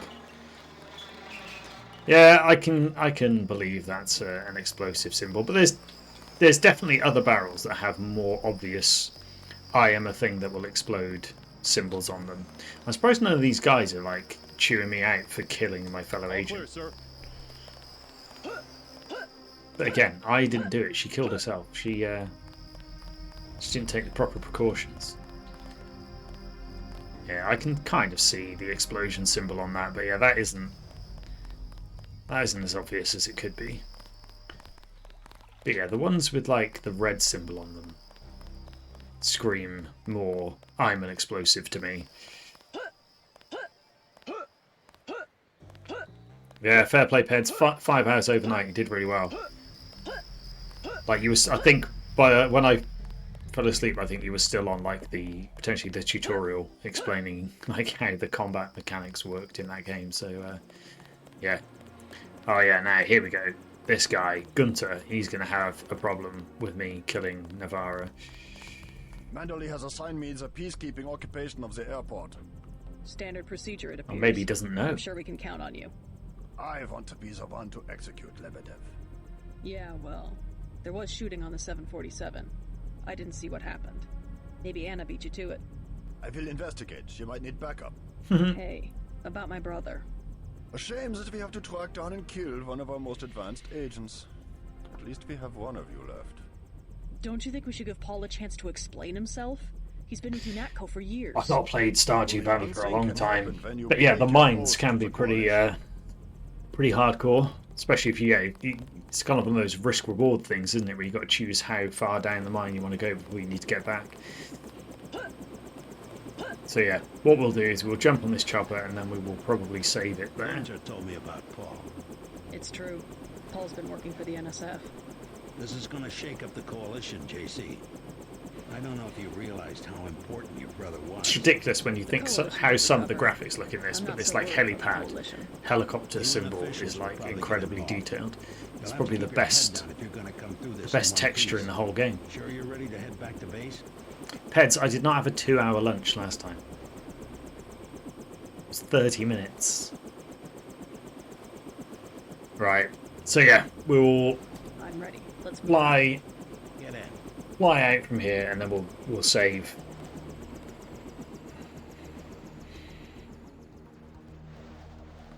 But yeah, I'm surprised more people didn't have an issue with what happened to Agent Navarra, but hey, who am I to complain? So yeah, right. Thanks, guys. I am going to break for some lunch, and then I will catch people afterwards. So yeah, probably I don't know, 1 o'clock. I would say I'll be back on, if not a bit before. But yeah, cheers, guys.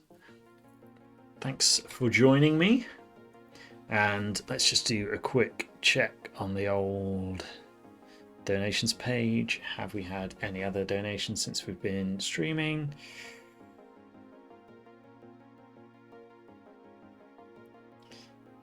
And Peds, I didn't kill her. And yeah, she is your teammate, although you find out as the game goes on that yeah, they aren't necessarily the good guys. But yeah, she killed herself. She was the one who exploded. So, nothing to do with me. That's my story and I'm sticking to it. So yeah. But yeah, so we're still on £730 on the fundraising, which is amazing so far. So thanks to the people who've donated so far today. And yeah, let's see if we can keep pushing it up. Yeah, I'll be back shortly. Cheers, guys.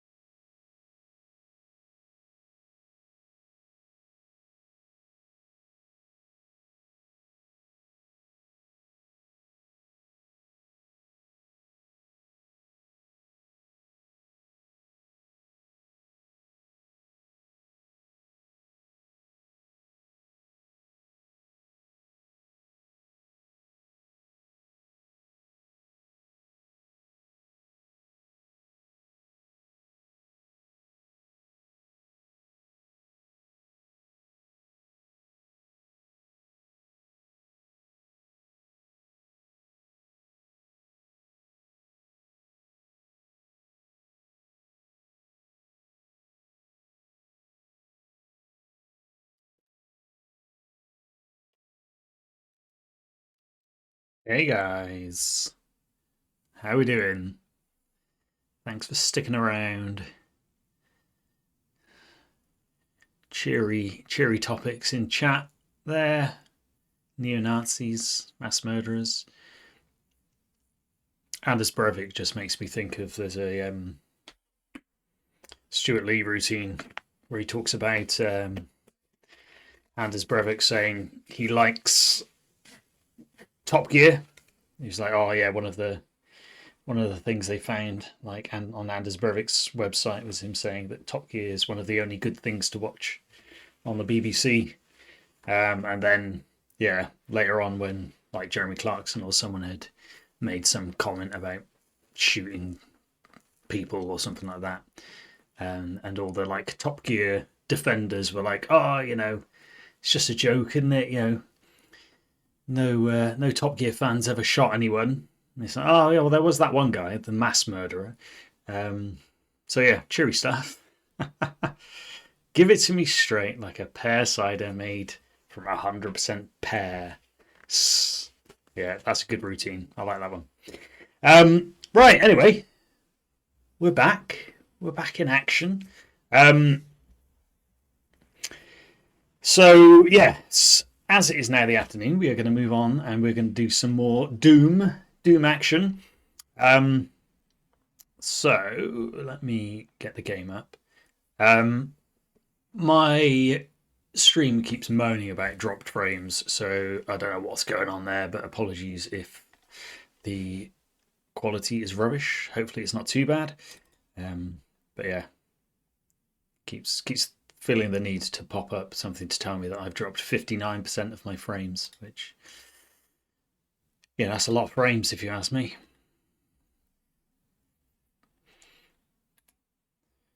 But yeah, I'm assuming it is not too bad.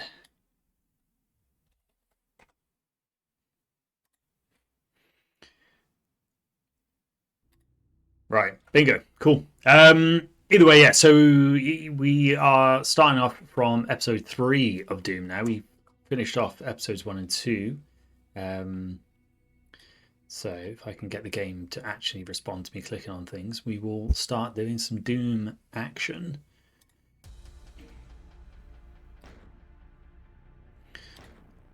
Inferno, episode 3. So yeah, let's see if we can get through Inferno and Thy Flesh Consumed. As always, yeah, we will be doing Ultraviolence, as is, the only way to play these games.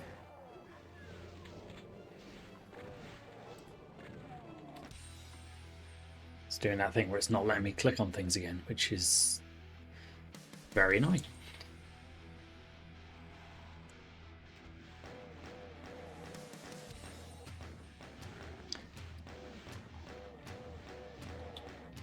Got a painful start to episode 3. This is because you do get given a fair bit of ammo, but you're just like immediately confronted with a couple of cacodemons who you can like lure out here and run away from, and if you run through, you can get a shotgun quite quickly. But yeah, taking these guys out with a pistol is not especially fun gameplay. Trying to think, there is some kind of secret around behind there, but again, episode 2 and 3, my knowledge is around the face is a little bit slim compared to episode 1. I can't actually remember how to get to the secret level in this episode either, but as it was a secret level that tripped us up last time, maybe we're better off ignoring.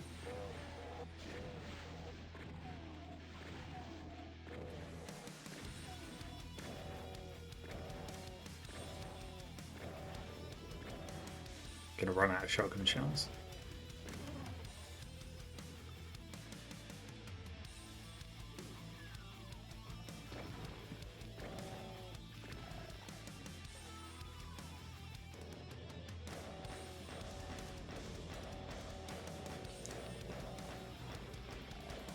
This isn't the most exciting bit of level design. It's like just one long corridor with pinkies in. There's not really anything you can do other than slowly chip away at them. Maybe we could try punching them.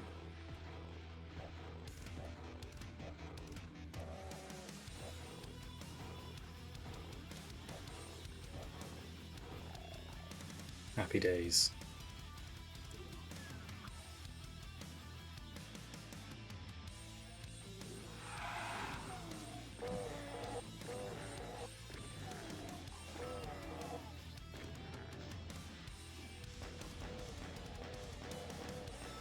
It feels like they definitely get a lot stingier with the ammo as things move on. It's quite bad. This is one of the things that they tell you not to do when you're making your own maps. It's like those sidewalls should not move up and down as the door moves up and down. Yeah. So yeah, level 1. 0% secrets. Yeah, I should have run behind that thing in the pool of lava. Yeah, John Romero seems like a nice guy, generally speaking. Like, based on like interviews with him, based on like his attitude when he's like talking about making games in the past. He always seems to have nice things to say about other people. Although like his ongoing, not Twitter feud, but like he did have like this like back and forth where like Sandy Peterson, who was like one of the other guys who worked on Doom, would keep going on like Twitter and putting incorrect information online, and John Romero would like very politely come along and say, "Hi Sandy, hope you're doing well. What you've just wrote is incorrect," and then he would like give the correct information, which is quite funny. But yeah, seems like a nice guy.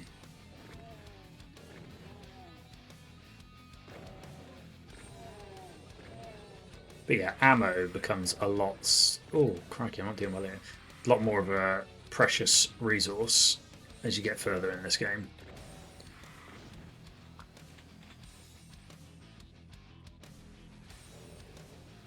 The point where... Have I got a chainsaw yet? I'm sure there's a chainsaw that you can pick up somewhere around here. The fun thing with this level is like really weird layout.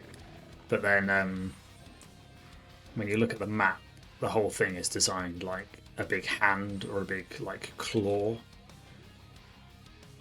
Which yeah, you can't really see it yet. But oh yeah, once we're at the end of the map and the whole thing's revealed, we'll have a look at it. But yeah, it's like a big monster's claw, which is quite cool. But yeah, often that idea of make the map shaped like something is more interesting as an idea than it is in execution.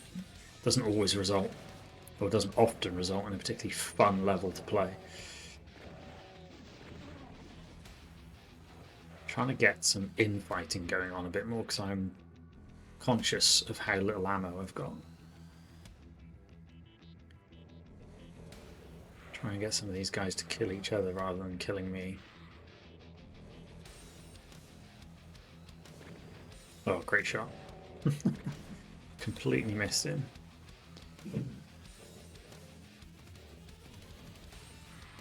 Oh.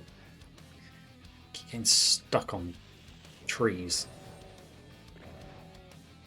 Let's use some pistol ammo.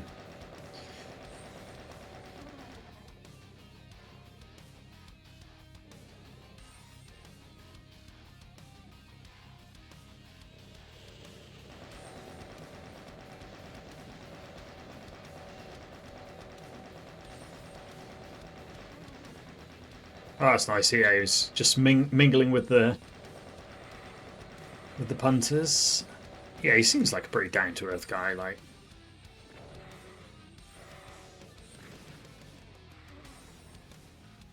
that is good advice, Peds. I'll try and bear that in mind. But yeah, like the collision detection on a few things is, shall we say, suboptimal at times in Doom. Like, it's very easy for Doom guys to get like snagged on things. particularly in maps with this sort of weird angled geometry like this one.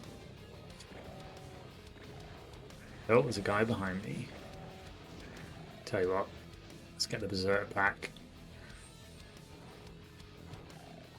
Can punch a few things out.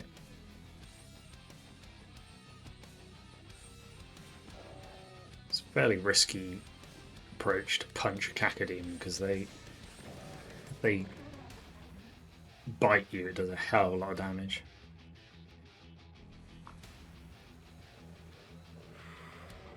Oh no, I've run out of ammo for my chain gun. Oh, now I've run out of ammo for the rocket. No, not rocket.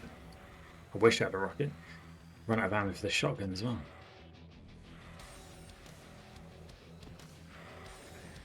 Right, I was hoping I'd be able to pick up that guy's shotgun. There we go.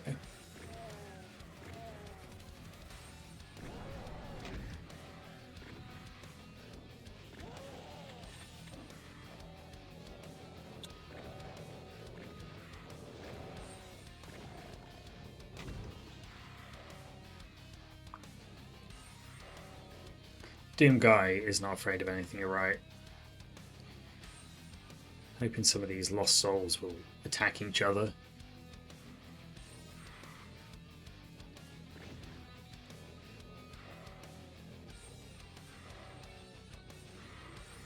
Bit of infighting going on. Oh, it snuck around behind me. Cheeky.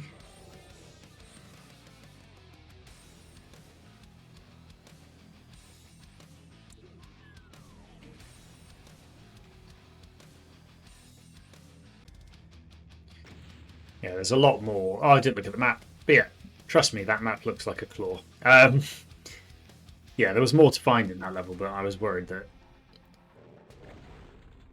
I was going to die if I kept exploring. Actually, I think there's some better weapons I could have picked up if I'd carried on exploring that level more. Oh well. I'm probably going to get caught out with how little ammo I've now got.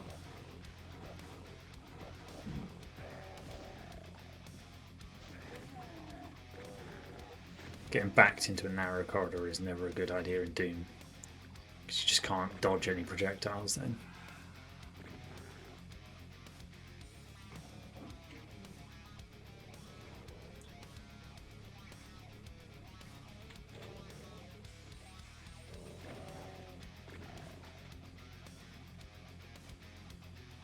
It's always a good time for Doom.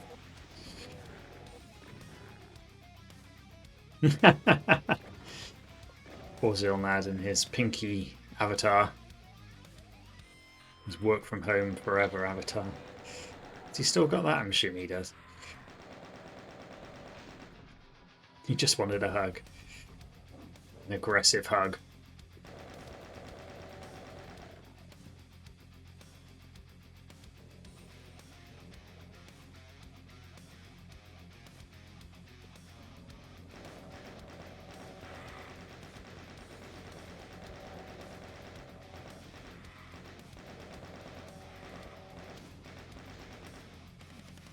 I feel like I'm wasting a load of ammo.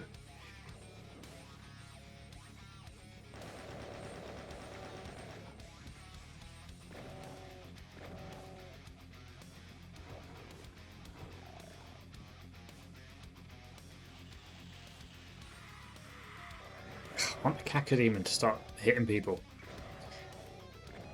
Yes, it was. Thank you very much, Chasm. Good lunch. Had the ever reliable Greg's. You know what you're getting with the Greg's. Had a corned beef bake. It was actually hot, which is always good. Freshly baked. Great.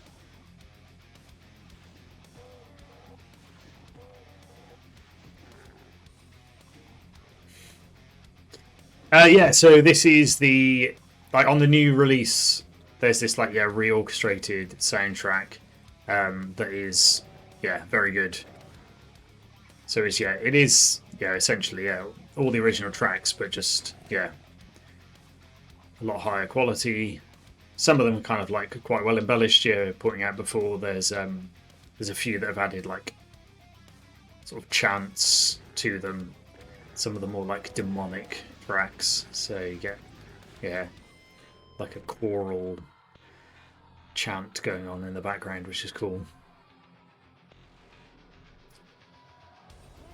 And Morrison's BLT, you know, nothing wrong with that. Yeah, I'm a bit worried. I can't remember if in that last map there's actually like a plasma rifle if you keep exploring, and I probably would have benefited from having that right now, but we will see how we get on with the arsenal. Oh, I've got a rocket launcher, haven't I?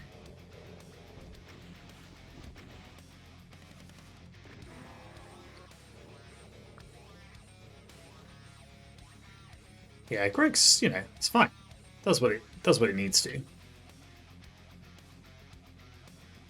Said before, the issue for me with Greg's is that it used to be like quick and reliable, whereas now since they started doing hot drinks, like you used to be able to go in and be like, right, bang, grab a sausage roll, in and out, like 30 seconds. Whereas now the queues are always massive because everyone's waiting. Oh, can I get my cappuccino? Can I get my flat white? It's like Greg's is not the place to come for a coffee. Greg's is the place to come for quick pastries. Get it right. Yeah, the soundtrack's amazing. Like the soundtrack to Doom was always good, but like this is just such a good version of it. It's like really well done. It was released like years ago originally for like just as a community thing, and they've like made it official. So it was originally just Doom 1, and they've like extended it to Doom 2 as well now.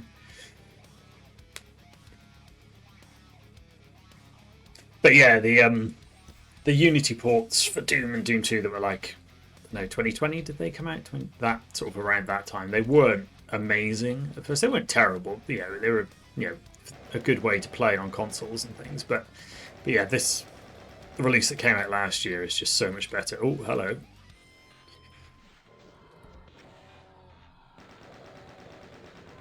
I'm going to run out of ammo again.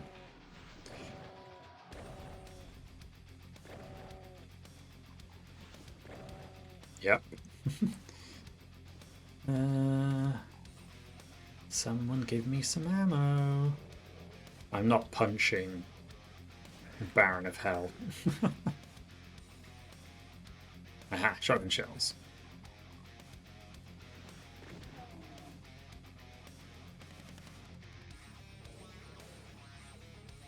It's got to be nearly dead.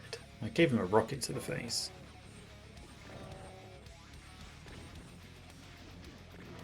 Hey, there we go. But yeah, there's definitely like a good mix of in the Doom soundtrack of like the more metal rock tracks, and then towards the end or in certain levels you get something that's a bit more spooky. Never punch a Baron of Hell, unless you really have no other option.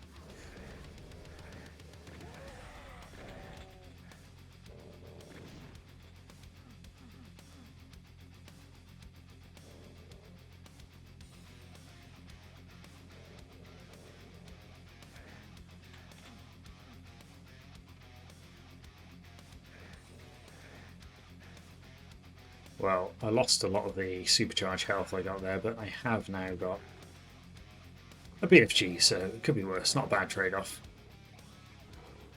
Although I don't want it now. Oh. It's really is some stingy ammo scenario going on here. Right, invulnerability, brilliant. Just what I need when I don't know where any enemies are.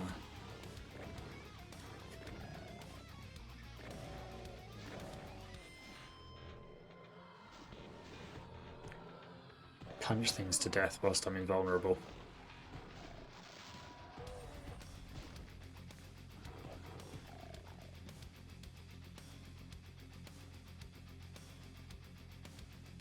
That wasn't a terrible use of the invulnerability.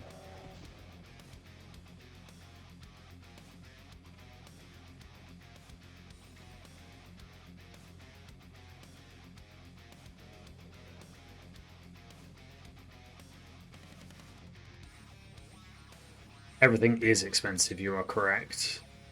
Cost of living is not good at the moment.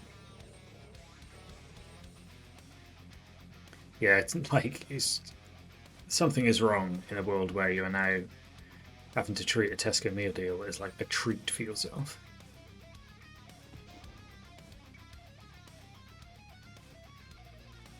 I'm getting lost now.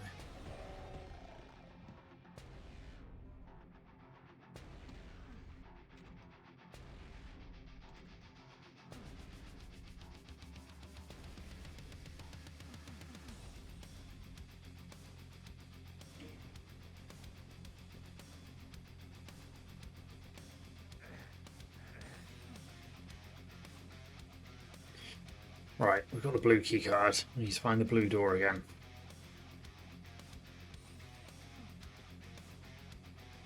Sure there's like a secret around here somewhere.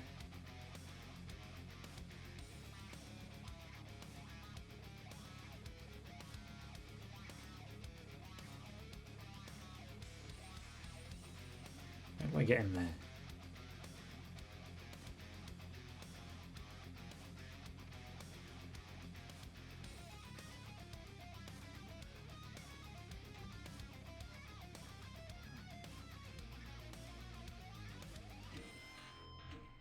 Okay. This is less exciting an area than I thought it was going to be. But yeah, like secret hunting becomes a bit more important the further in you get, as resources become more scarce.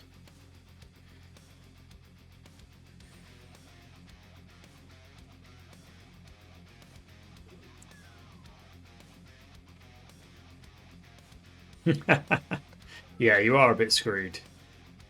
If you, I guess. Actually, I don't know if they've ever really done anything to correct the fact that.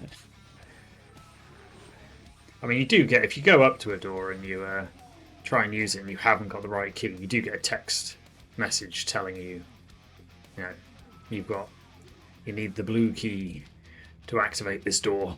So yeah, it's not impossible, but yeah, it definitely becomes harder.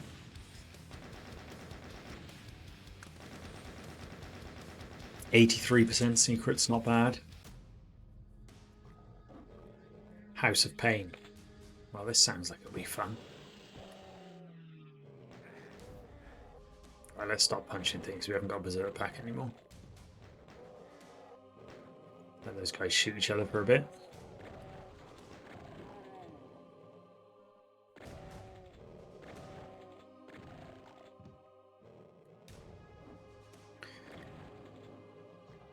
I will occasionally remember to save, just because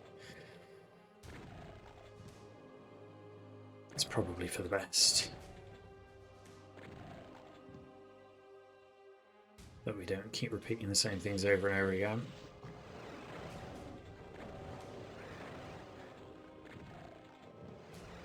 Ooh, that's not what I wanted to do.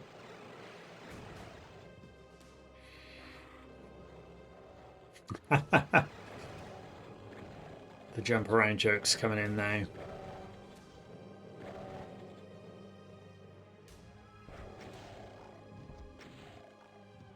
It's probably a waste of rockets, but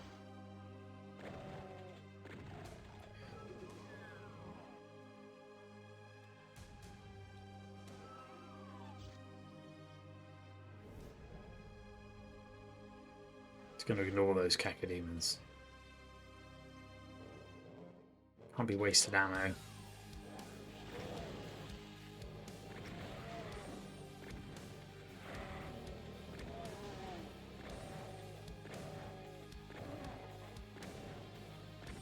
These like pillars crush you, which is like, yeah, not a lot of fun.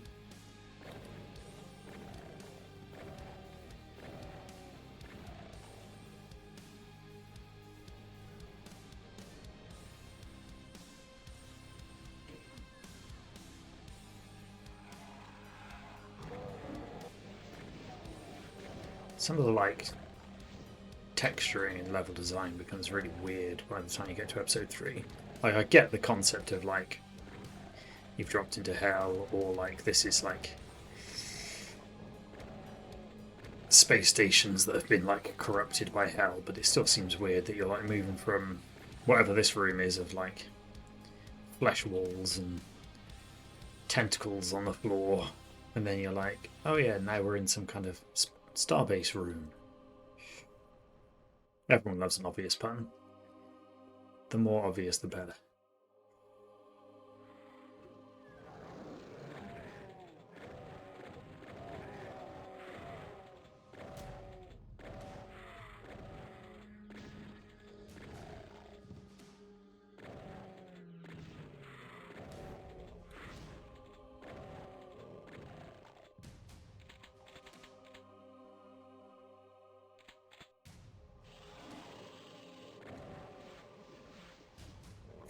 Yeah, there are some weird like usage of the sprites in this, and like for decoration. It's like even in like the very first level, it's like hangar. It's supposed to be like where you've arrived on the space station, and yet there's like demonic candelabra near the exit. It's like, what is going on here? What kind of space station is this?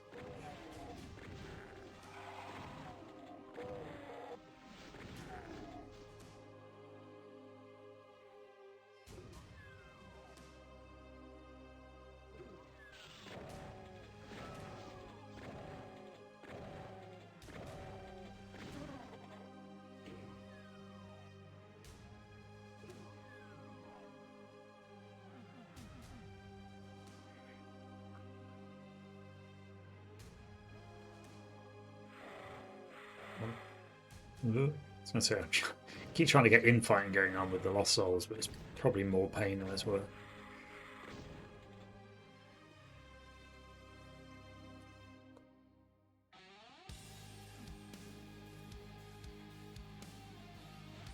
I was going to see if I could get this guy over by the barrels to use the barrels to kill him, but let's just kill him normally.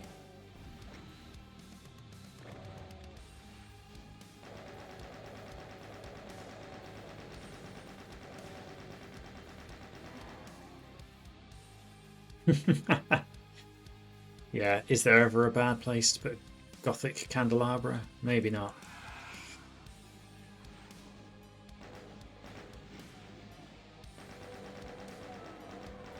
It's very satisfying using barrels to kill things in this.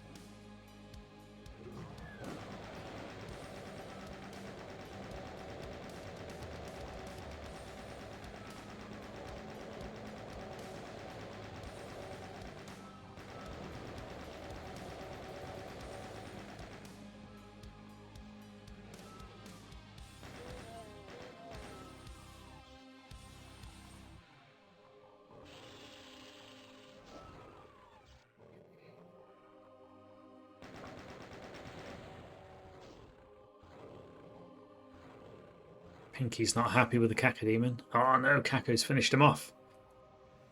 Come over here when I hit you with the barrel. I feel like those barrels should have done more damage to him.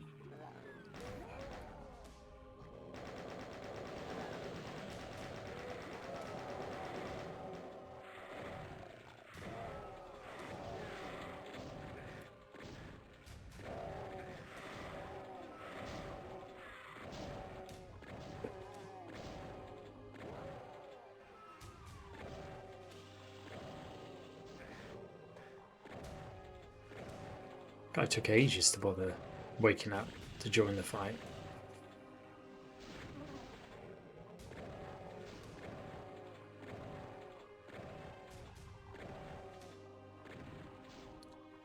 That's the way, Jasmine, that is the way.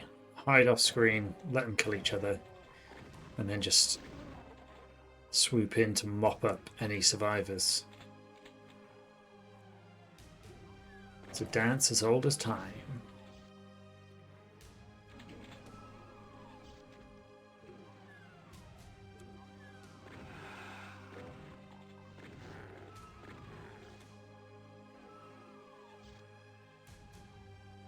An eternity-long Teams meeting. That would be like hell on earth, yeah. Bullshit bingo.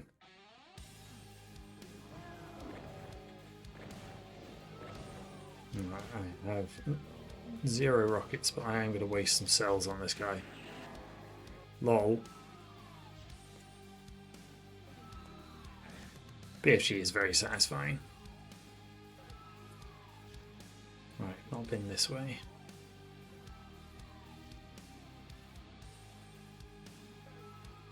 Some weird ass rooms in this map.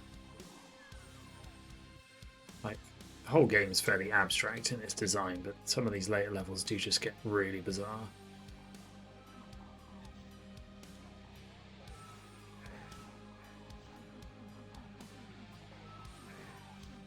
I don't remember how you get in there.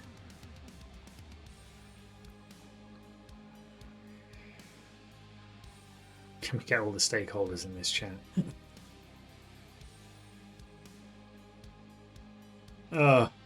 Circle back on things, all of this stuff. Who's got time for it? Run things up the flagpole, etc.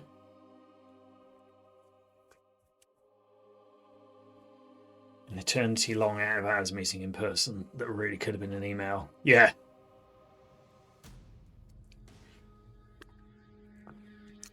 Lots of things could be an email, really, couldn't they? Right. I feel like I've missed where I was supposed to have gone.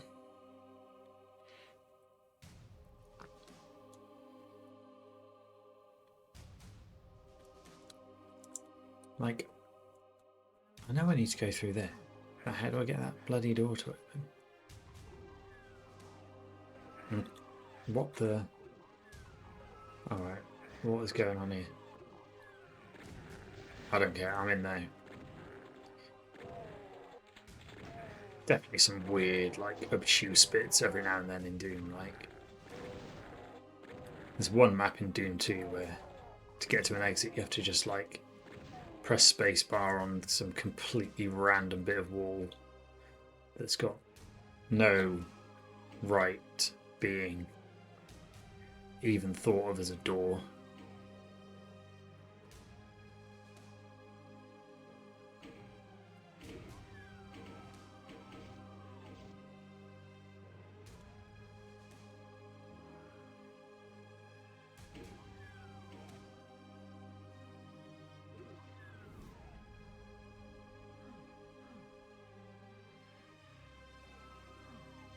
Invulnerability effect is quite cool, but it's really annoying because you can't see anything.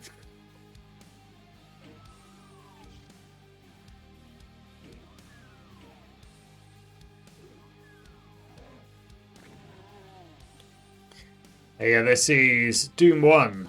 So Doom 1 episode 3 we are currently on. Episode 3 Inferno, and this is, yeah, the 2024 release of Doom, so it's got the sort of modernized soundtrack, as well as, yeah, things like being widescreen, etc.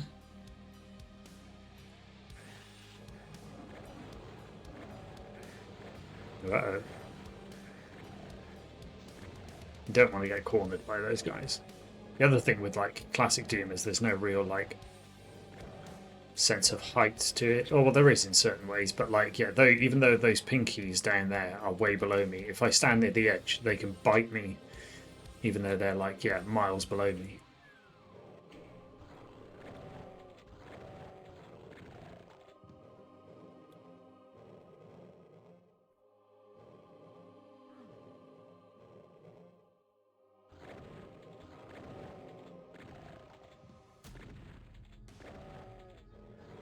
Use some of our bullets instead of our shotgun shells. Would have been nice to have found a chainsaw before now, but that is not the case.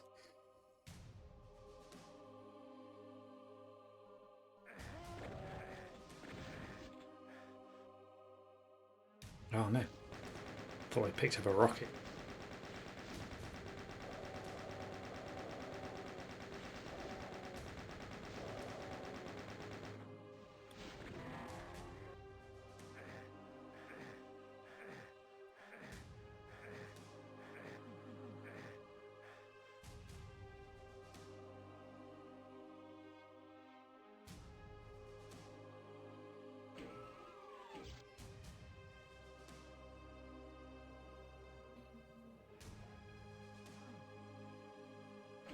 never remember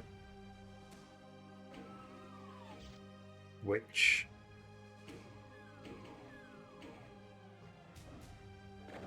of these bloody buttons you need to press to go where you need to be.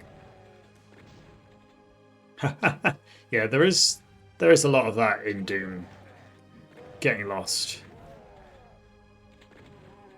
So it gets a lot easier the more you play and understand the levels. But yeah, I have no issues admitting the fact that I am currently lost. It's through this way I think I'm supposed to go. Need to get that door to open.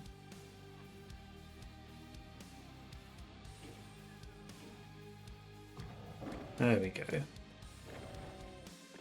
Actually, maybe this isn't where I need to go.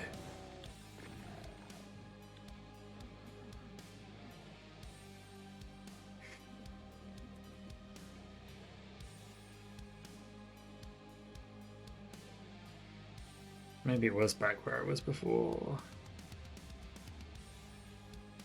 Around here. Through there.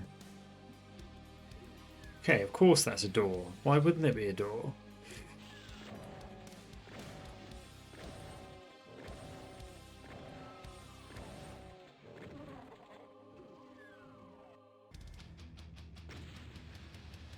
Oh, I didn't really look. 50% secrets that time.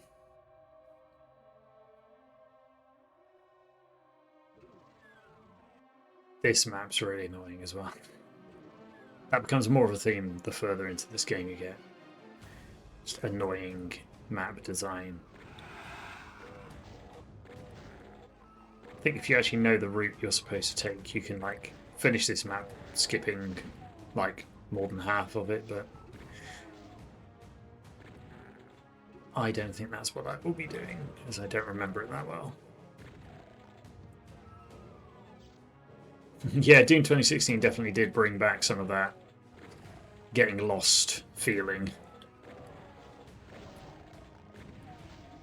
Just like big sprawling maps, which, you know, definitely has its place.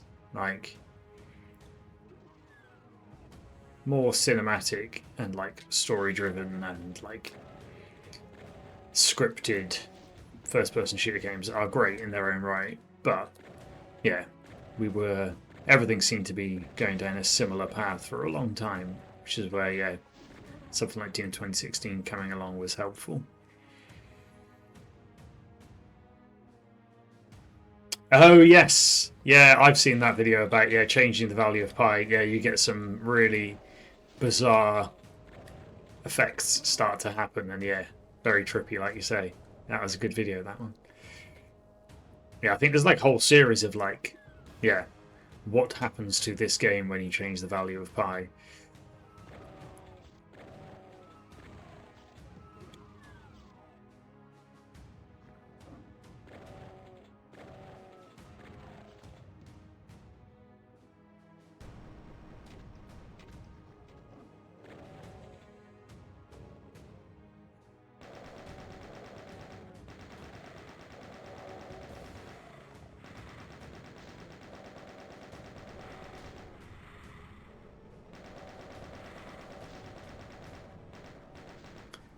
I think it was like surprising how, yeah, if you could change pi quite a bit and it would still vaguely make sense, but then eventually, yeah, you just get some completely ridiculous visuals happening.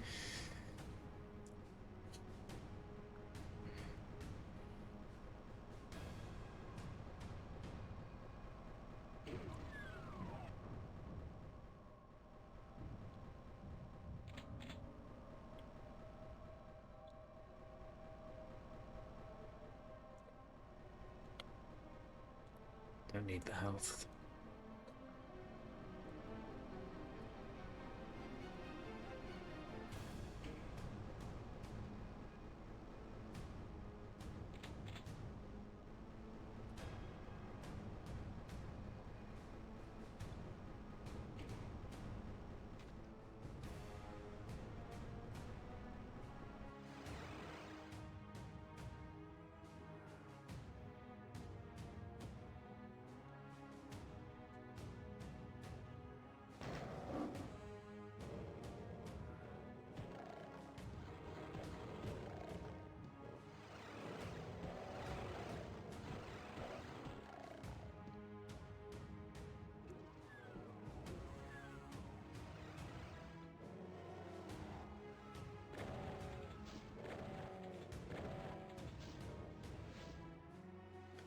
It's one of those situations where having the partial invisibility is not actually that helpful, because now I don't know exactly where this guy's going to fire.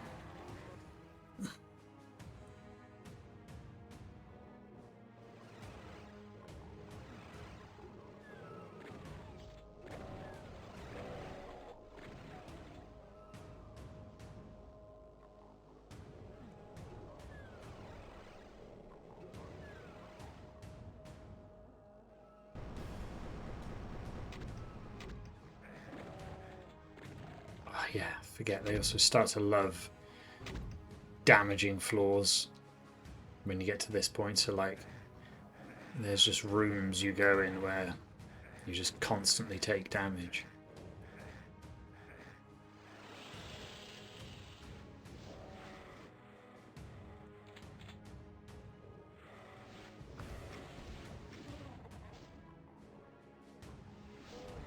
Oops.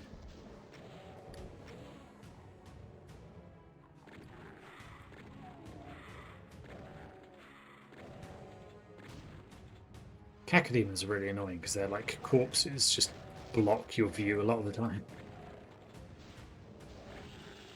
Should have let him carry on fighting that dude.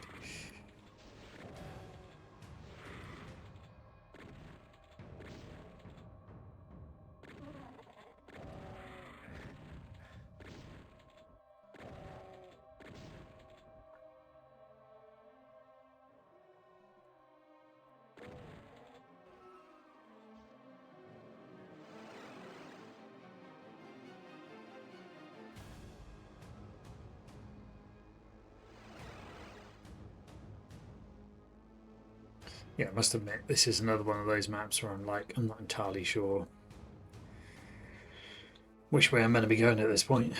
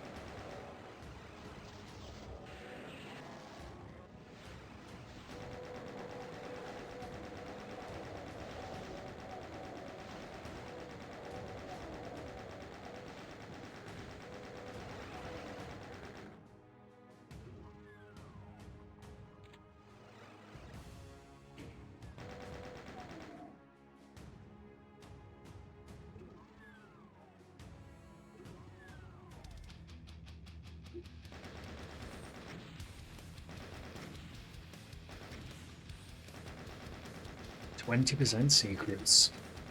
Shocking.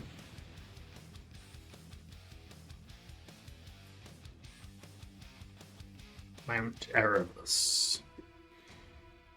This map's quite interesting because it's like quite open. Most maps are all like, yeah, follow this maze around, whereas this is like, yeah, go whichever way you want. So you can kind of like choose how to tackle this one to a certain extent.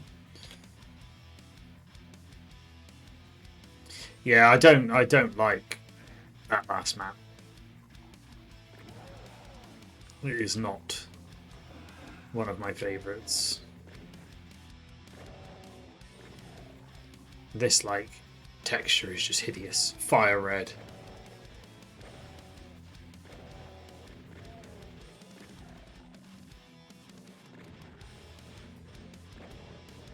It's painful to look at.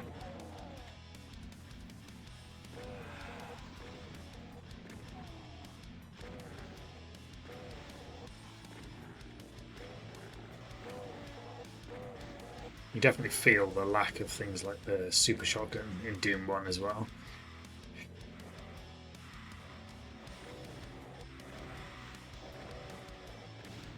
Like, you rely a lot more on the basic shotgun, which, yeah, takes a lot longer to cut through things, whereas the super shotgun is just such a beast. How many times? I mean, like, episode 1 of Doom 1, I would have done dozens of times, probably. Like, the whole game, maybe like 5, probably more than that, but like quite a lot of times. Doom 2 equally, probably, you know, at least 10 times played through the whole thing. Then it's kind of, you know, a little bit things beyond that, so all the sort of expansions. So there's like the master levels for Doom 2, Plutonia Experiment, Final Doom, yeah, these kind of things. Yeah, TNT Evolution, which I've probably played through them, you know, 2 or 3 times each. But yeah, Doom is always fun to go back to.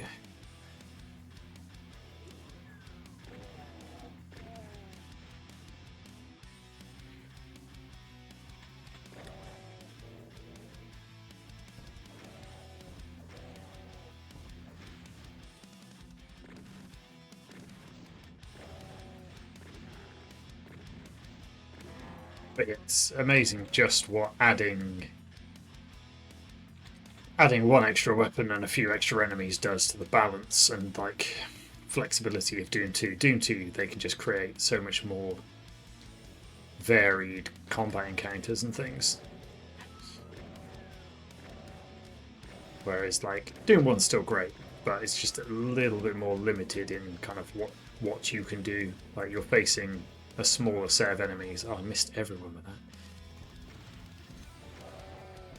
And some of the like enemy behavior in Doom 2, like with the Archvile that can resurrect enemies, like, and things like the Revenants that fire homing missiles, just make, yeah, combat that much more interesting.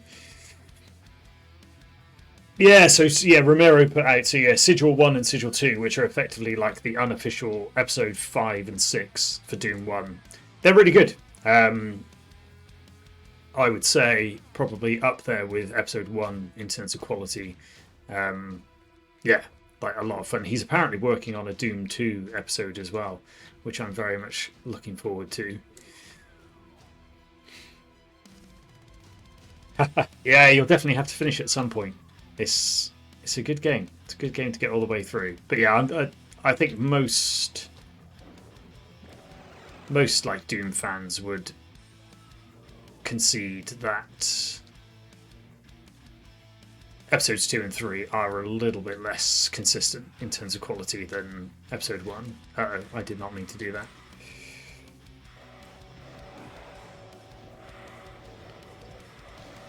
Punch a few things whilst I'm invulnerable. Yeah, I have read Masters of Doom a long old time ago now. I'm due a reread of that. I did read Romero's autobiography last year, Doom Guy, which is really good, like great insights into making this and other games. Like he rightly, it's obviously the book's all about him and his life, but he spends a lot of time on the things you would want to hear about, like forming id Software, making Wolfenstein, making Doom, kind of those are the things that people really want to hear about. Yeah. It's a tough old story what happened with them, really, but apparently they do get on well these days by all accounts. Like, I think sometimes you just need a break from people, don't you?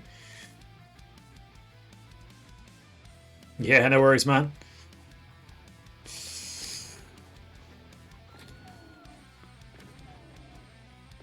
But yeah, like id Software in those early years was definitely a sort of lightning in a bottle situation.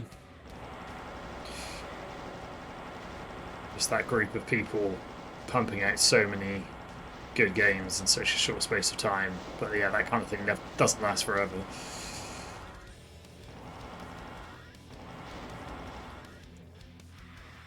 Yeah, Daikatana. I mean, it's surprising. So on the every Wednesday for like the last year or so, we've been doing like retro shooter Wednesdays where we do multiplayer, and we did a few weeks of multiplayer Daikatana, and it's not many people will go to bat for Daikatana as a single player game, but the multiplayer was quite fun.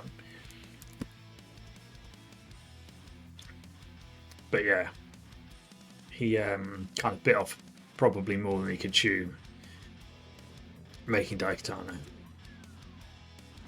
How is there still enemies in here?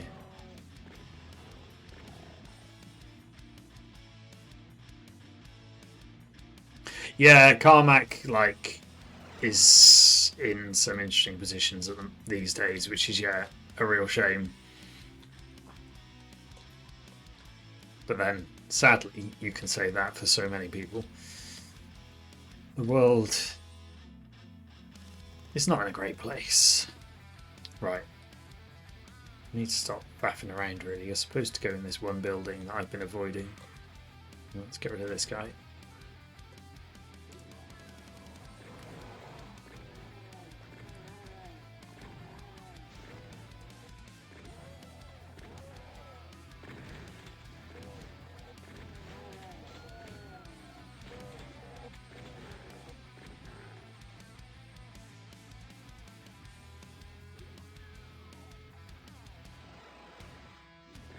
Whoops.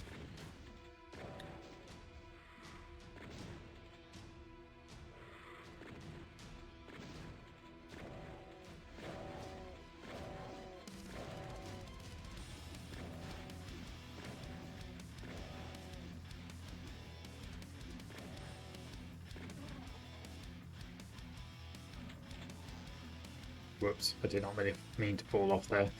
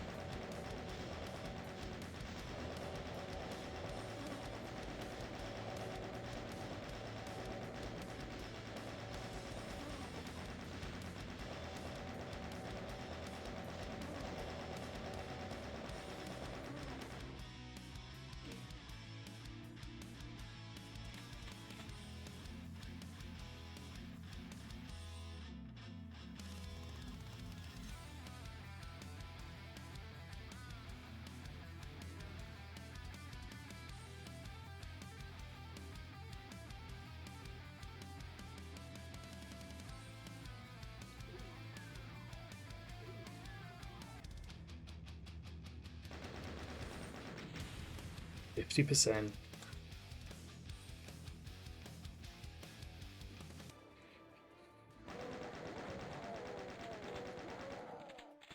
This is another slightly weird level, this one.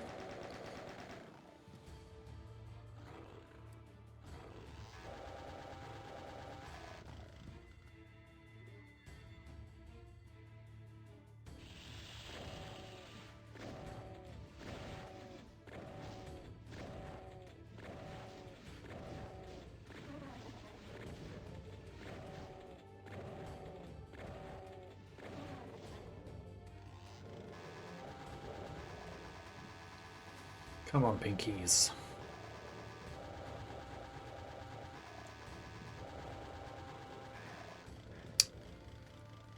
How have you managed to hurt me then?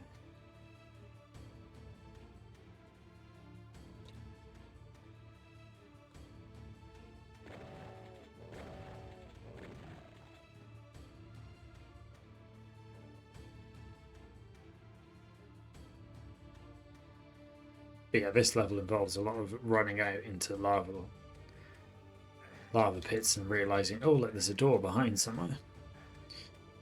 All the while getting damaged by the floors. So yeah, that's fun.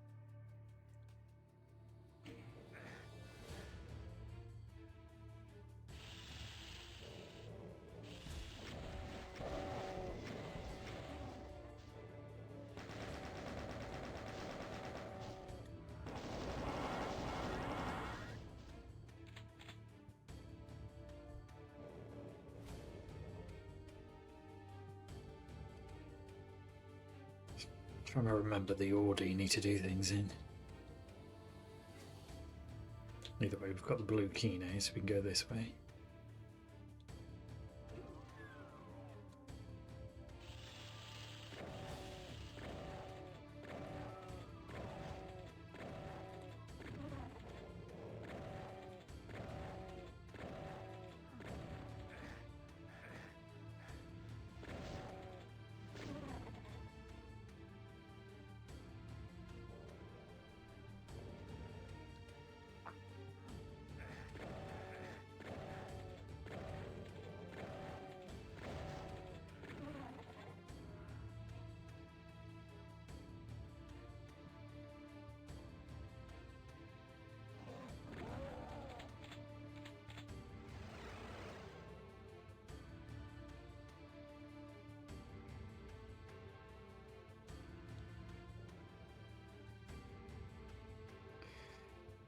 I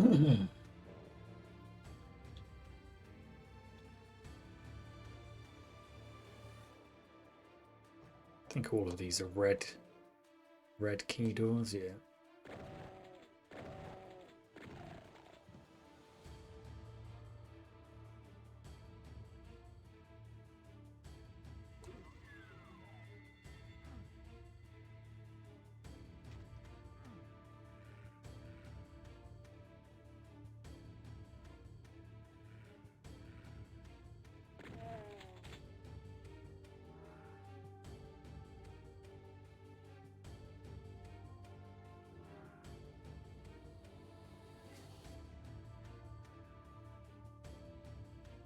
Everyone loves a good maze.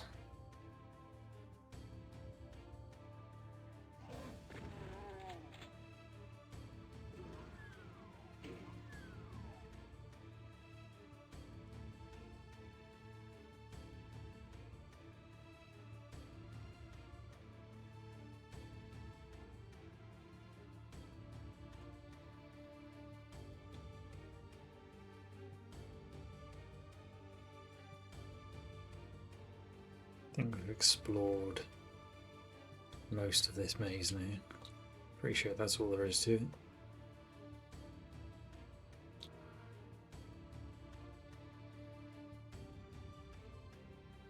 it. Yeah, oh yeah, that screensaver, man.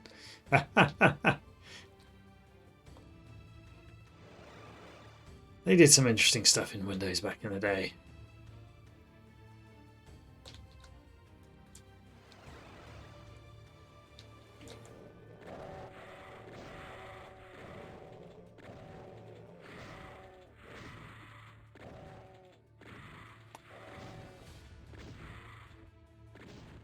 I don't think I've set the screensaver on Windows for a long time. I think my screen just turns off these days. I don't know what the hot trends are in screensaver land nowadays.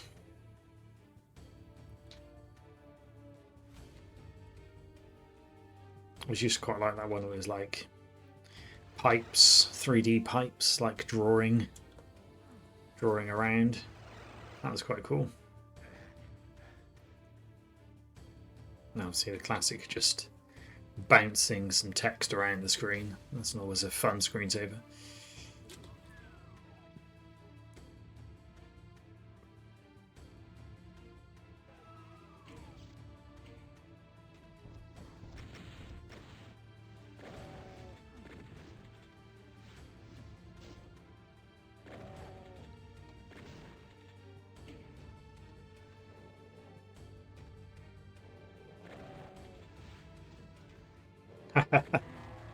Nice. Yeah, it's always fun, like creating your own like wallpapers and screensavers and things like that. Simpler times.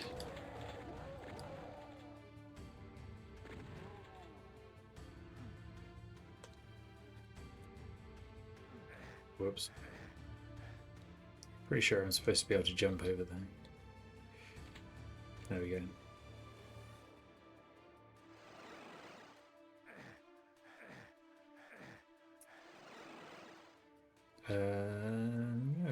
No. Oh yeah, yeah. You can jump over that bit. Oh, yeah, you are supposed to raise that bridge. But hey, happy days. Okay, so I think that raises maybe the final bridge. There's a lot of bridge raising in Doom. You wouldn't think that was the most fun gameplay aspect, but hey.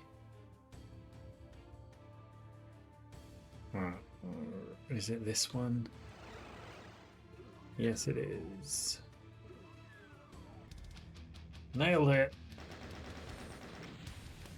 Ah, nice. Scanning in CD covers. That sounds cool. Yeah. Deus.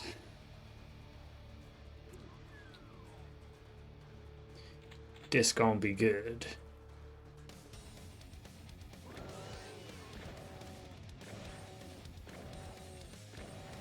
Always like to deal with these guys before inviting too much attention from the spider.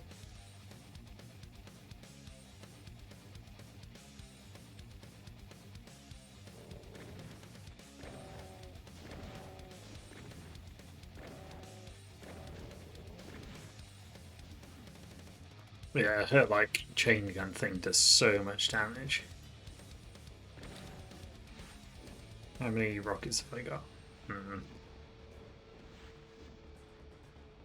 Save our rockets for Spider Lady.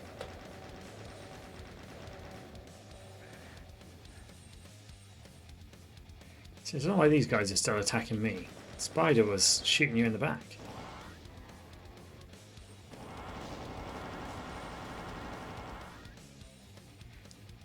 See if we can BFG her. Hooray, there we go. Nailed it!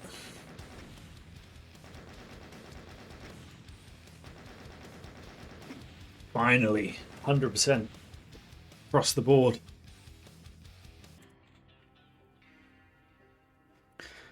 The loathsome spider demon. Can't believe that thing masterminded the invasion. Looked like some poor Marvel CGI. Caused so much death. It's had its ass kicked for all time. A hidden doorway opens. You enter. You've proven too tough for hell to contain.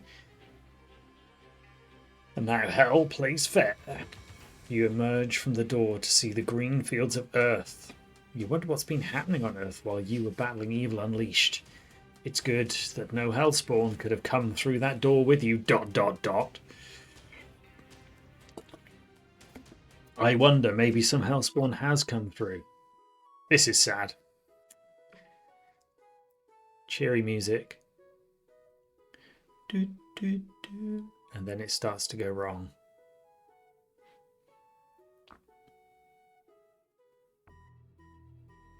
Oh no.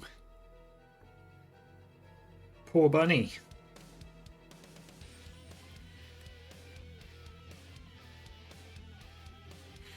Tough times. So yeah, that's the end of Doom.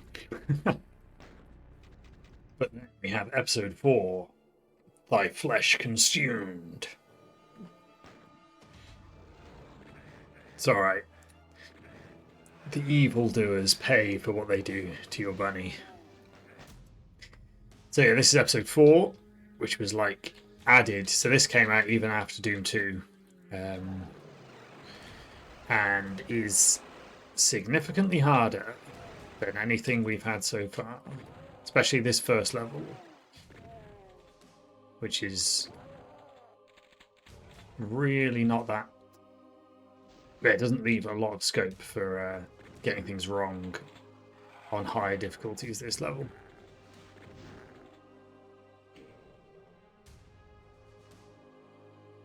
Yeah, like the first 2 levels of episode 4 are probably too hard. It then starts to pull its punches a little bit more, or it gets at least a bit more normal. But yeah, it's a very hard start to episode 4.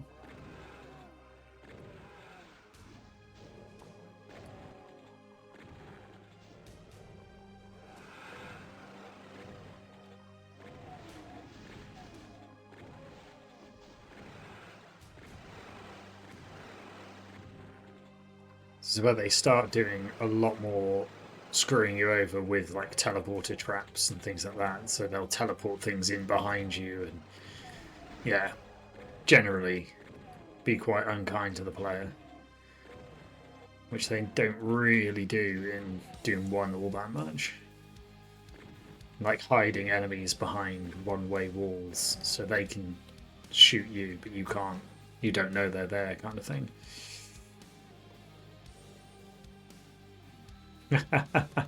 Yeah, that's a good episode of Futurama, that is.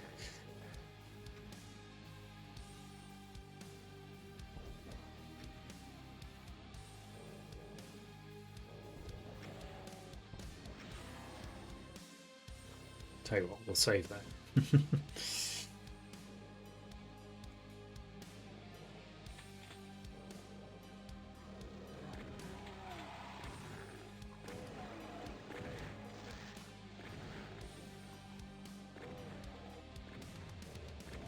But yeah, they properly punish you in this, and I think there's virtually no health pickups in this level.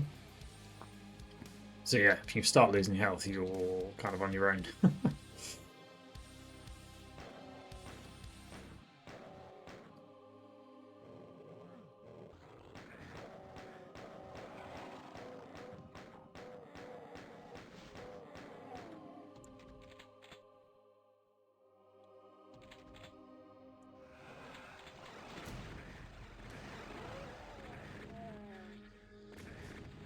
Uh-oh. Yeah, I'm quite likely to die at this point. But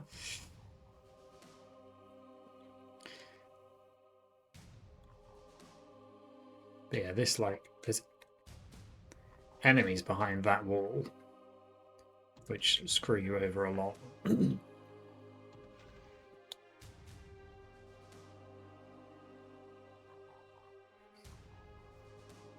Yeah, there's a lot of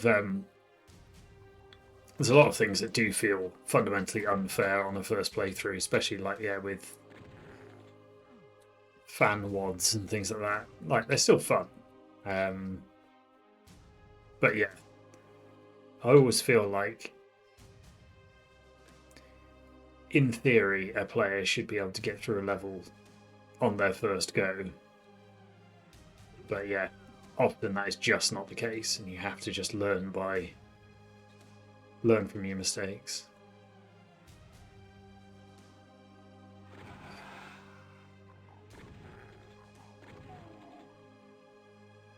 Yeah, and there's definitely some, like with build engine games, I know, like, you can just be ambushed so quickly in some things.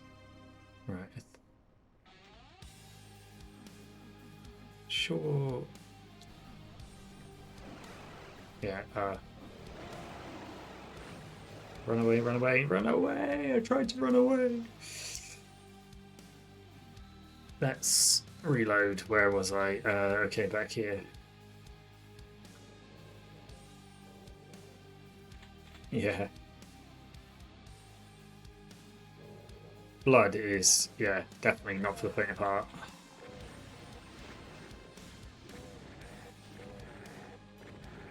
Oh man, he was shooting me.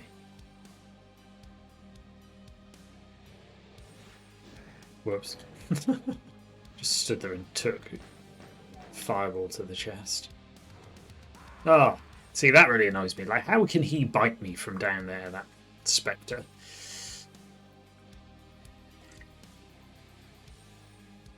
We were doing so well to start with here.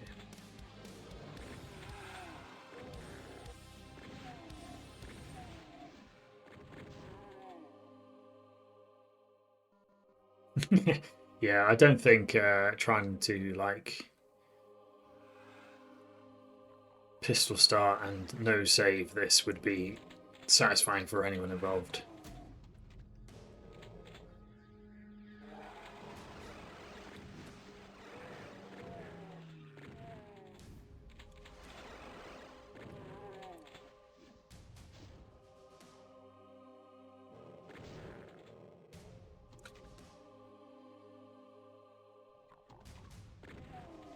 It was definitely a different era of game design back then.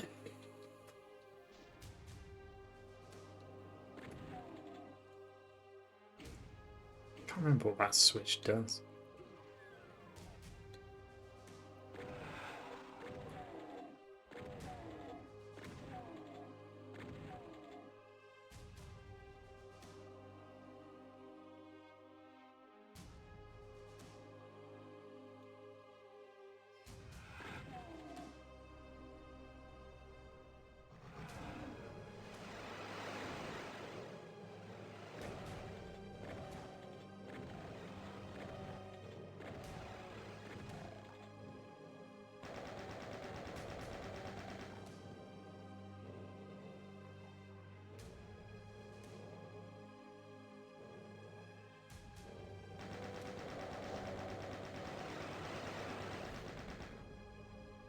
There is a spectre somewhere.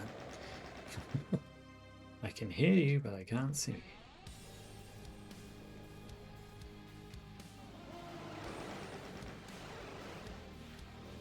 Ah, no!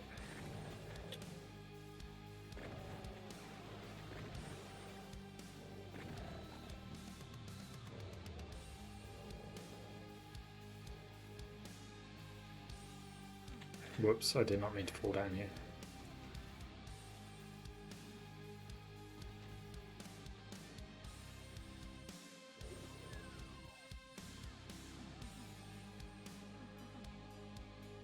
There's definitely secrets that involve pressing space on torches in some of these levels. But yeah, this level is a bit of a challenge.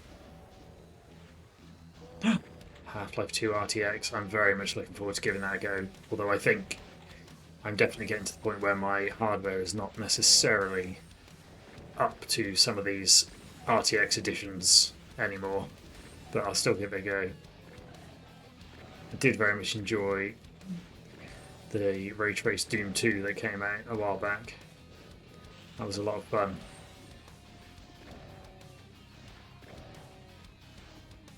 But yeah, this level is, again, hard because you just don't get a lot of resources in it. And, yeah, there's just not a lot of room for getting things wrong. Which I'm not doing literally not doing a good job because I'm now dead.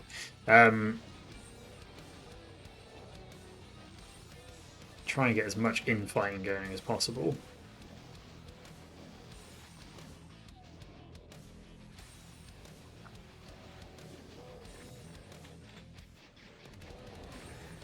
Why does he shoot me? I must have, like, bumped into the back of that shotgun dude. Oh wow, fan-made RTX Deus Ex. Bet that's good.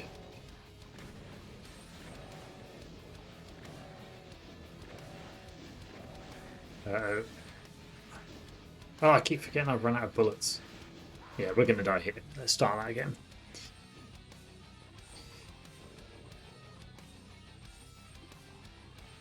Oh no, it crashed every time you alt-tab. That's annoying. I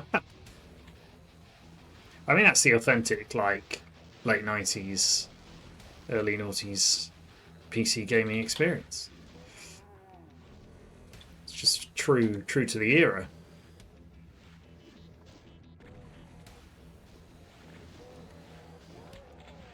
I didn't want to have to bash out my rockets for anything because there's some barons in a bit that I would rather save my rockets for them. But we may not have a choice at this rate.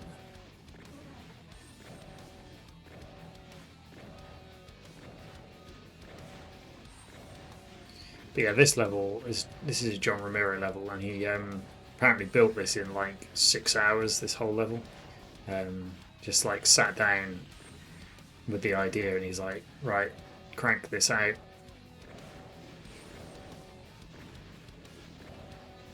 Which is impressive for someone who spent like ages going back and forward on my own maps on Doom and spending like weeks tweaking one map. I'm impressed with the mind that can sort of take something from start to finish that quickly. Right, I've really screwed myself here.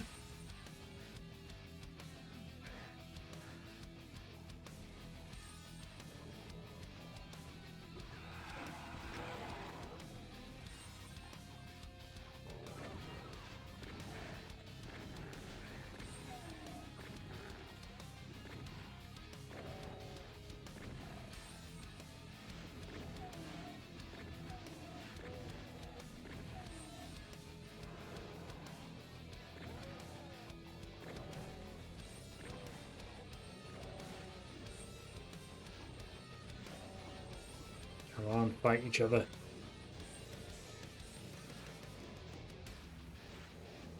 Just want some of these guys to shoot at each other.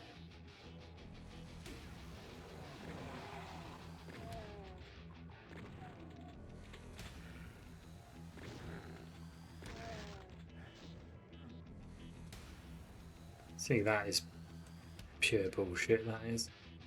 That guy scratched me from like 6 foot below me.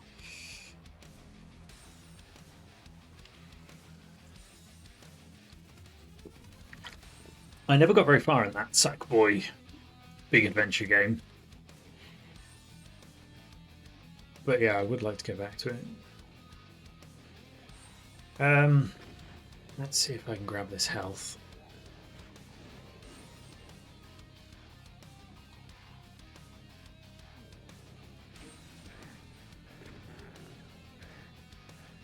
Ah, I did not realise I was standing on the lava. Right, come on, guys. Let's do this thing. I mean, I did say up front that this was hard. That guy just took. Let's slow that again. He took a fireball to the face and he didn't react at all. This guy is just a picture of Zen.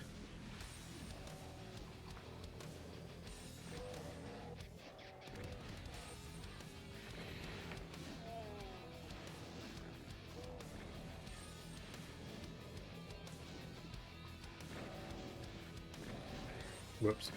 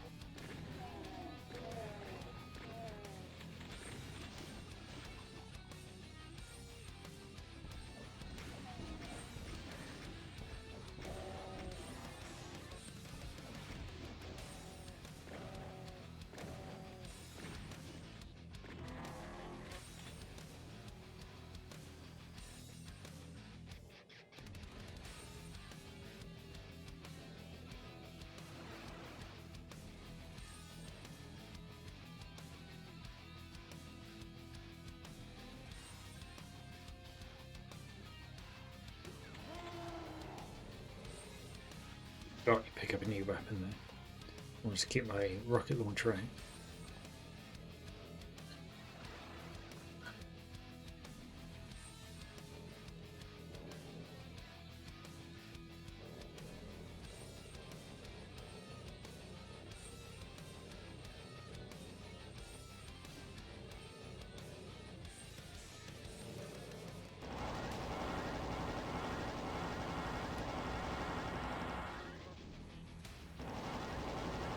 Slightly cheesy way of doing this, but take whatever advantage I can get at this point.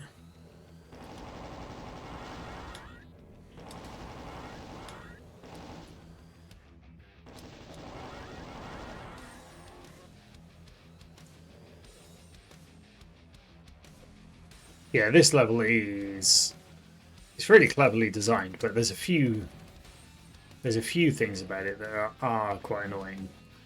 Like, I think to get the door up those stairs over there to open, you have to like stand in the corner of this room in a way that I don't think is necessarily that obvious that you would ever want or even accidentally do that.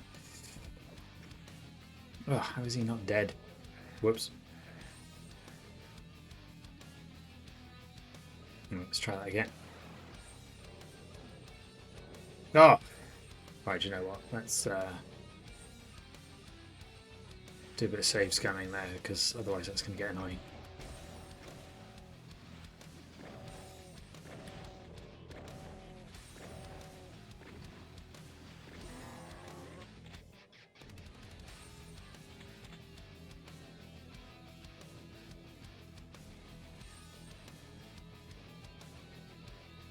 Well, yeah, that does sound difficult. Right. I did not mean to fall down there. Surely I can run across that. There we go. But I can't run across that, so that was a bad move.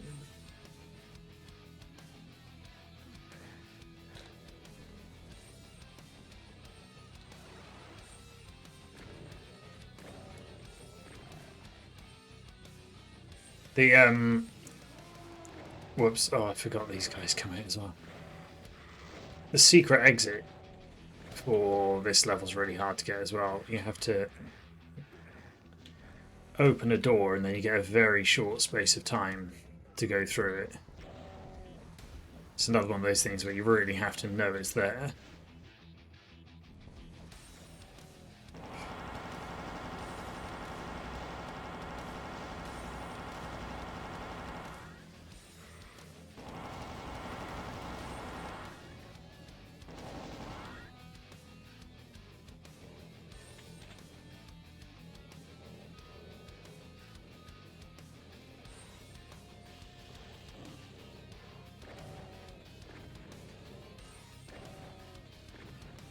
John Romero loves a cyber demon as well. There's a cyber demon in this level.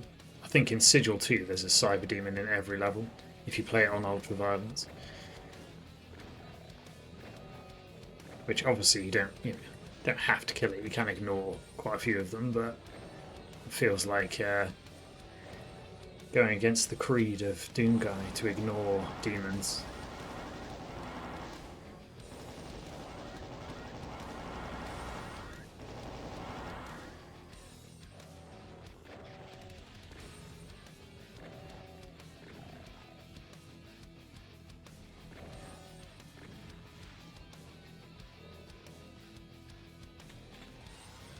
Oh yes, chainsaw. Just what we needed.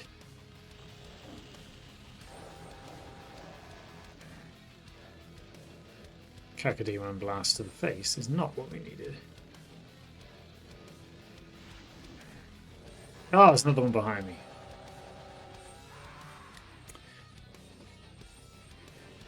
Punished. I'm not paying enough attention.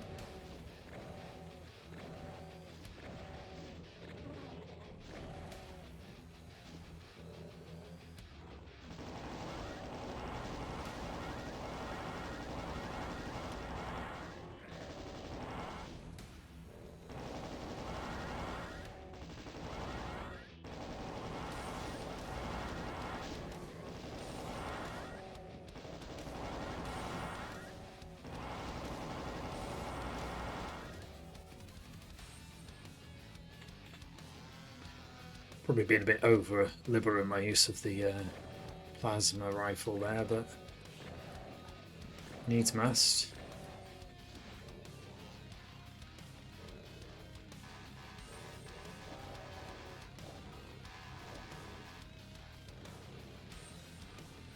Yeah, you definitely do start to get a feel for different level designers' quirks and tropes, and yeah, the way they like to do things.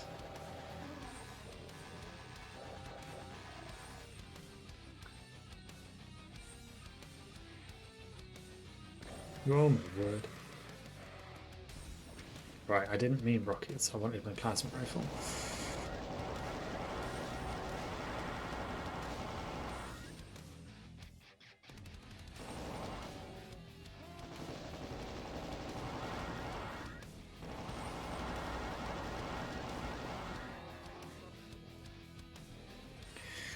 I'm only on 18% health. I'm not sure I should save at this point. Ah, where do you come from?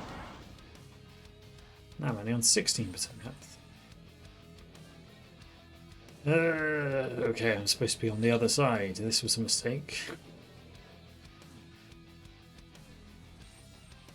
I feel like there's a secret in here, but I can't remember how you... Excuse me, how you get to it.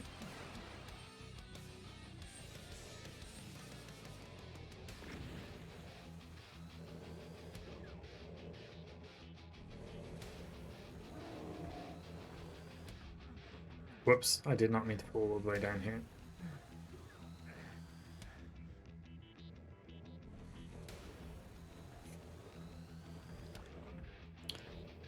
It's a way to telefrag this cyber demon. I can't remember how you do it.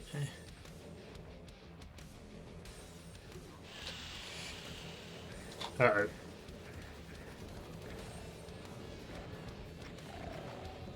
Run away! No! Did not mean to get cornered there. I was trying to lure those pinkies into getting killed by the cyber demon, but clearly I didn't do it very well. We are on episode 4 now. It's, level 2 of episode 4, which yeah, is quite a hard level. Although I'm probably making more of a meal of it than I should at this point.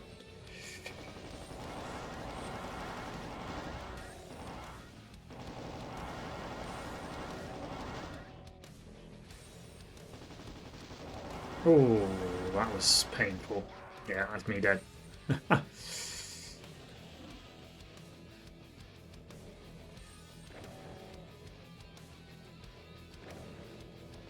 Doing the bins is an important part of working from home.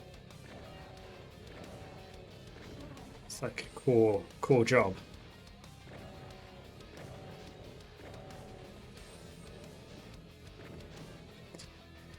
No, not Sigil yet. So Sigil is what comes after this. I was going to say canonically, but I don't know. Well, I guess it was. Yeah, it was. Sigil was officially included with the 2024 release, so I'm assuming it's kind of here. Is accepted. Yeah, I knew I was going to die there. It is accepted as the official episode 5 now. So yeah, this is episode 4. Yeah, which came out in 1995, I think, as part of the Ultimate Doom. So this was like an extra episode that was added to Doom 1 for like the retail release.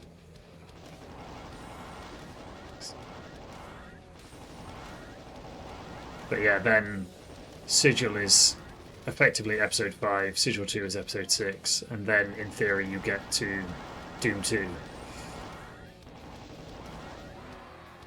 I was not expecting to die that time. But yeah, the first couple of levels of this episode 4 are significantly harder than anything else.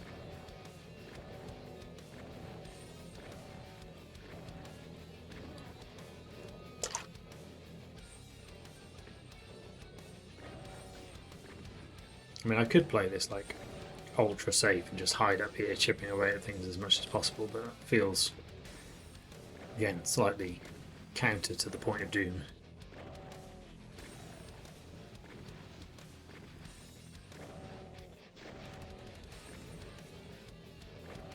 There's also times like this where the inability to look up and down feels more punishing.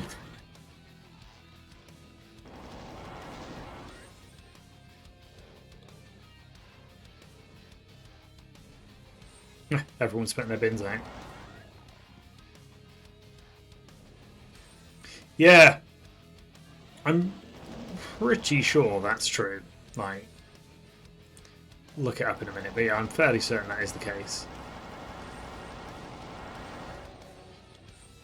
Because yeah, Doom 1's 93, then I think Doom 2's 94, then I think the Ultimate Doom is 95.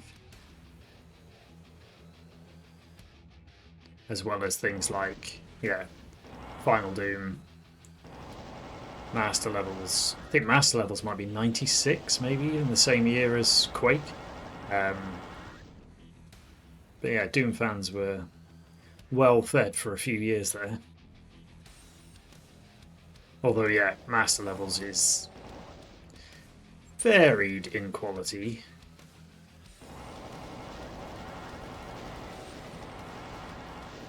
I mean, as are all the episodes, but I think, yeah, some of those later releases are definitely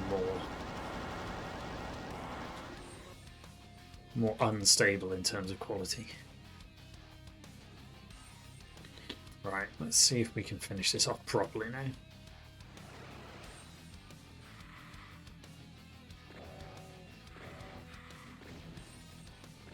I keep forgetting there's a couple of these guys floating around.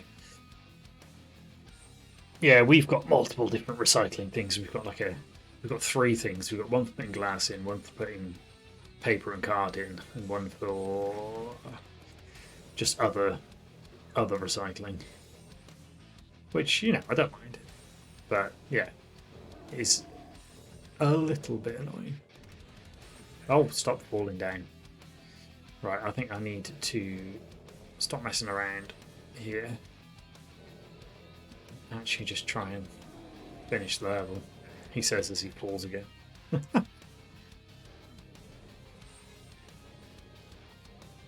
Should have picked up those shotgun shells.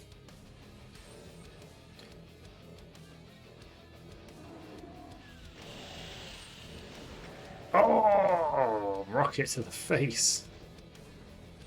Pretty sure there's a supercharge around here somewhere that I've not picked up yet. Yeah, there we go. That's helpful.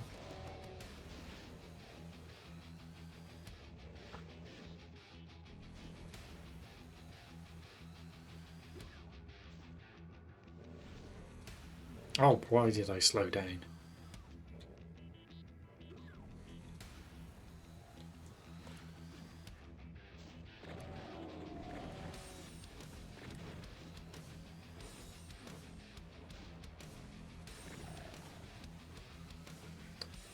I can't remember how you do it now, but there's a way to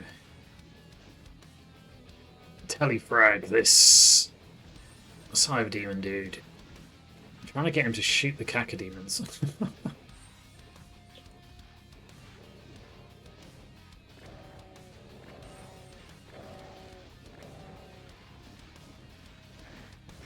Whoops.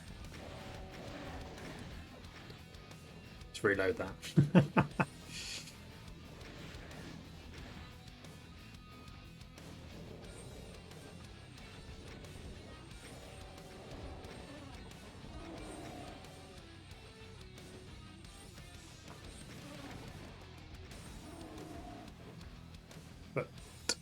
Yeah, I can't for the life of me remember how you do it now.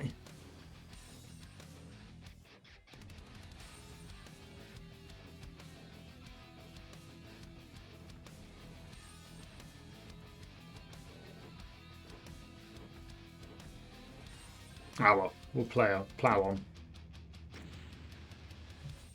And yeah, there's a way, I think you have to telefrag the cyber demon and then that's how you open the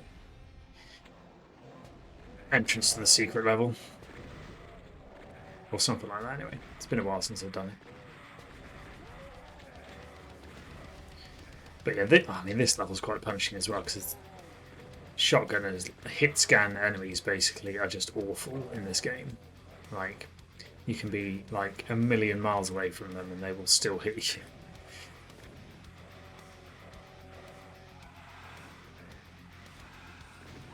Yeah.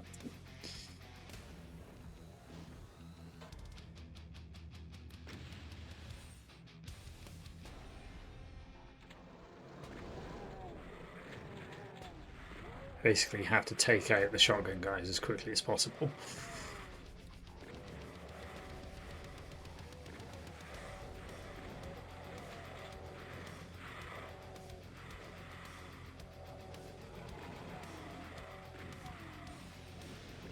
Damn it.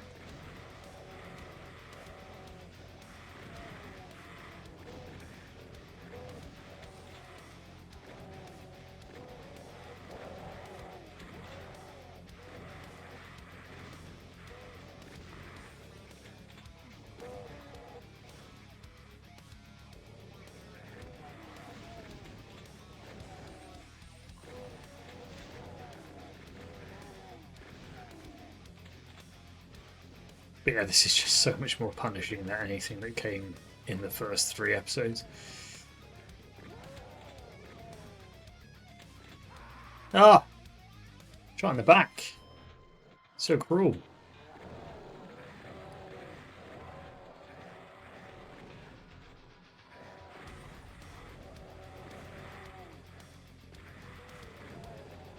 I always forget there's like a hidden wall up there that's got loads of guys behind it.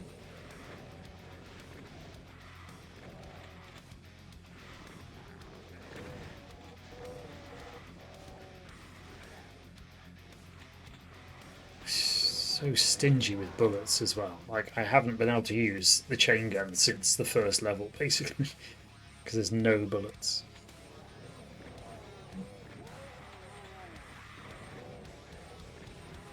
Whoops, I did not mean to fall down here.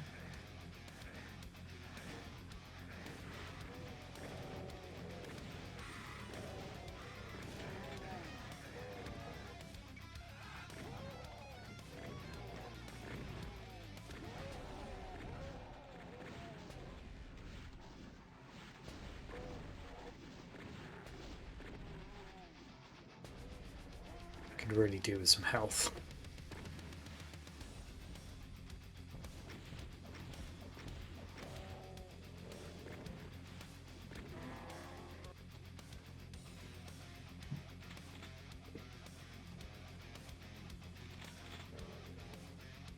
Yeah, oh, look at that, sniped from halfway across the map by a random shotgun dude.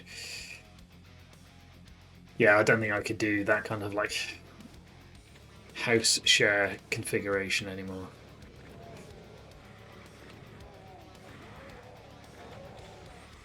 Like you say, it's just that concept of other, yeah, people just ignoring stuff, leaving it to someone else to deal with.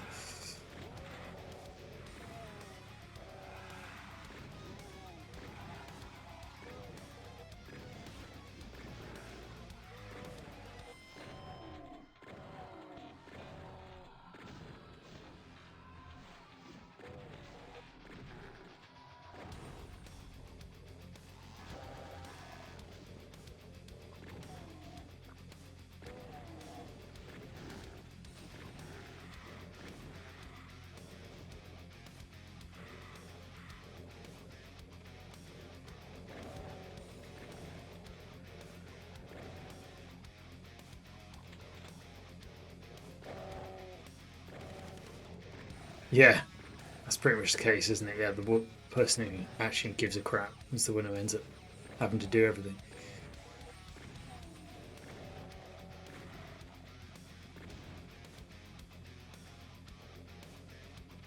Let's do a cheeky save at this point, as we've managed to get rid of quite a few things and we're not dead yet, so I call that a win.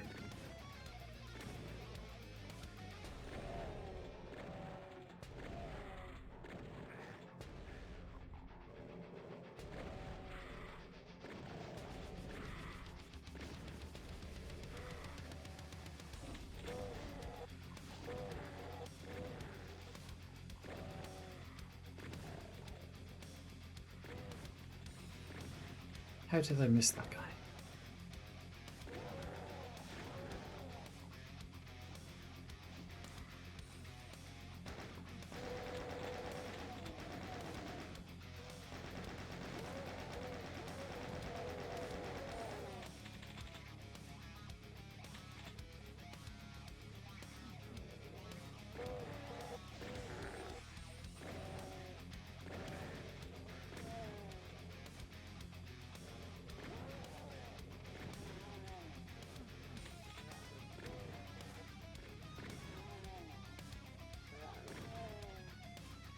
Doom guy cleans up well. He does sometimes.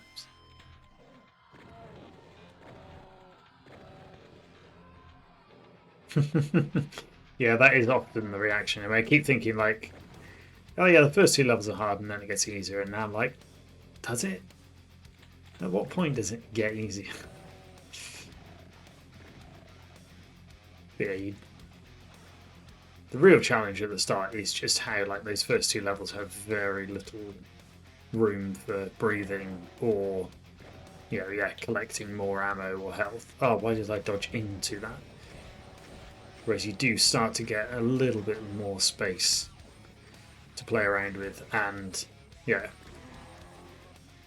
you're not quite so ammo starved.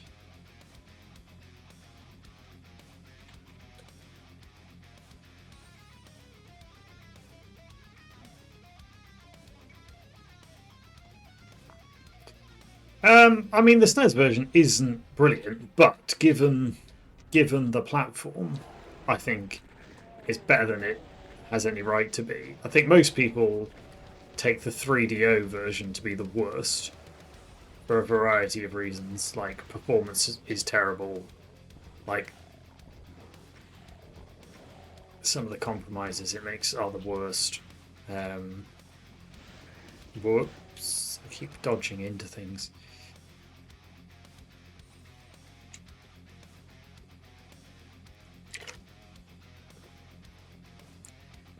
Yeah, I mean, obviously, yeah, talking about commercially released versions rather than just things some random guy on the internet's done.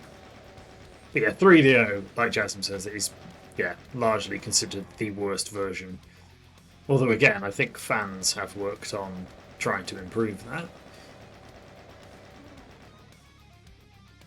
Yeah, like 32X is let down a lot by, like, I think the music is particularly bad in the 32X version.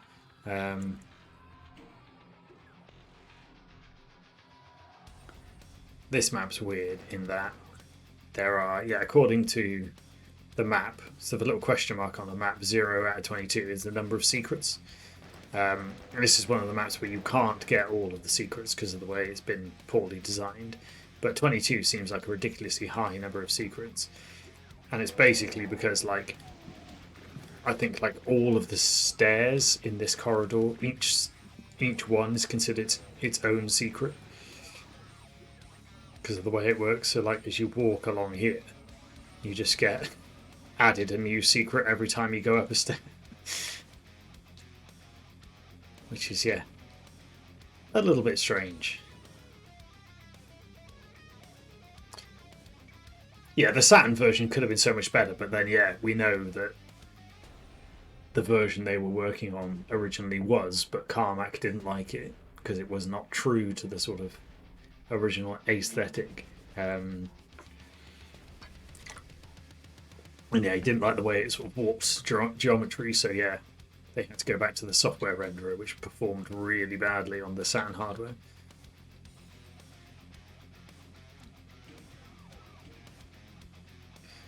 I should remember what I'm doing there. Like, oh yeah, red key card. That's what we're doing here.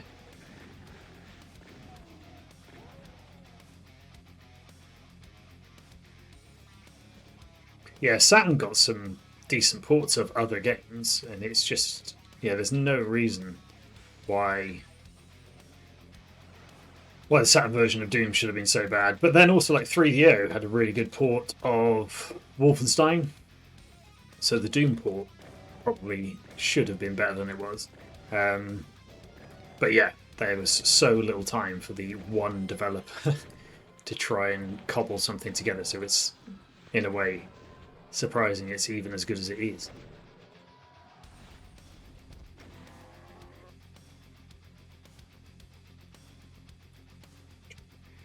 Yeah, like everyone was rushing to get it out. Like the 32X version, I think, was technically the first one that got released. Came out before the Jaguar version, possibly. But yeah, like, I mean, it was a huge deal, I guess, to be able to say you had the first version of console Doom on your system.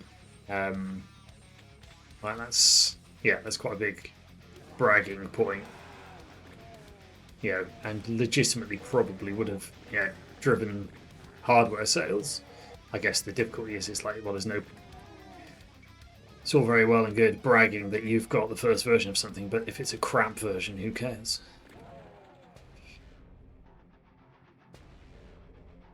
Yeah, like, quite easy to run Doom on, like, yeah, PCBs, like any low spec ARM chip these days can cope with it perfectly well.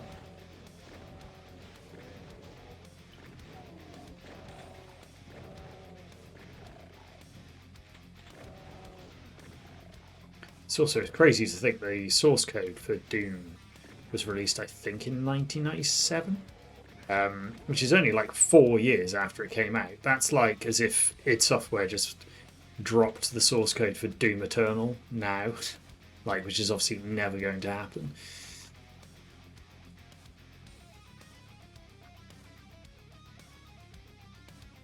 Yes, like the Wolfenstein version. Well, they id Software like licensed somebody else to do it, and then they were busy making Doom, Quake. I can't remember what the timeline is now, but they were busy making something else, and then they like checked in on the guy who said he would make SNES Wolf, and he was like, "Yeah, I've not done anything." So then, like, the id Software guys had to like learn how to program for a SNES in like 2 weeks.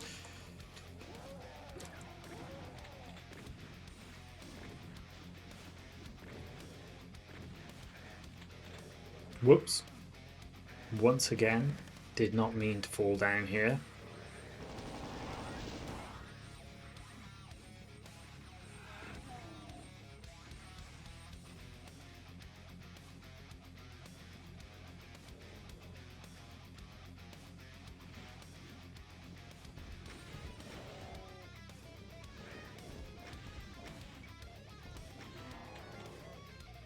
But who the hell is shooting?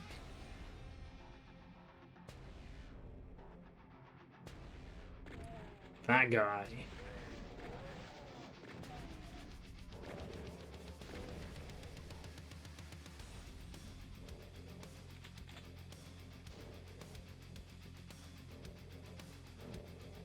I can't remember where I'm meant to go now. Oh yeah, down there, that's where I'm meant to go. Let's go and get this radiation suit. Oh, hello mate.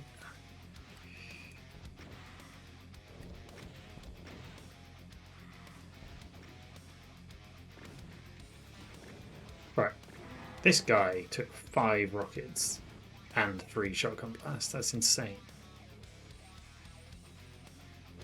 5 shotgun blasts, Jeremy. That's insane.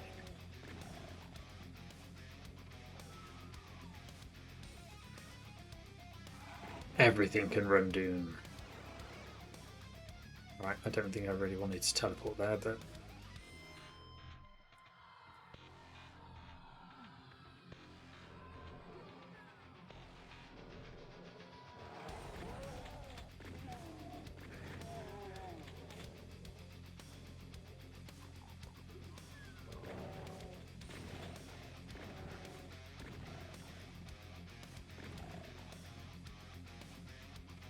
Doom on a McDonald's touchscreen. I can believe it. We did it.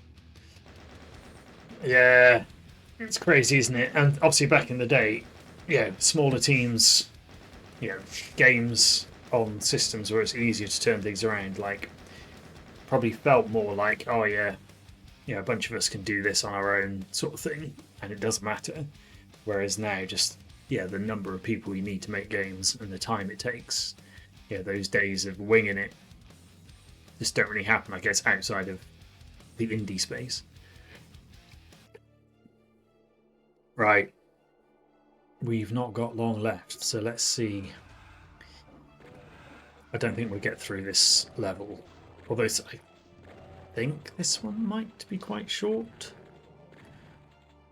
by my recollection.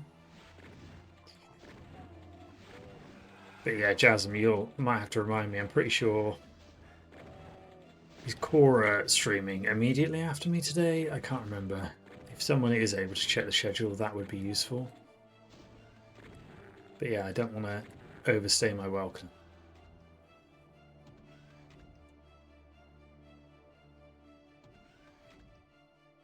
Oh yeah, the PDF Doom. Yeah, that was great.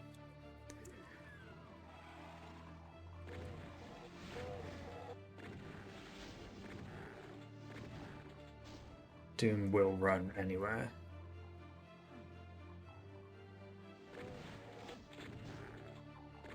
Doomception. Doom within Doom.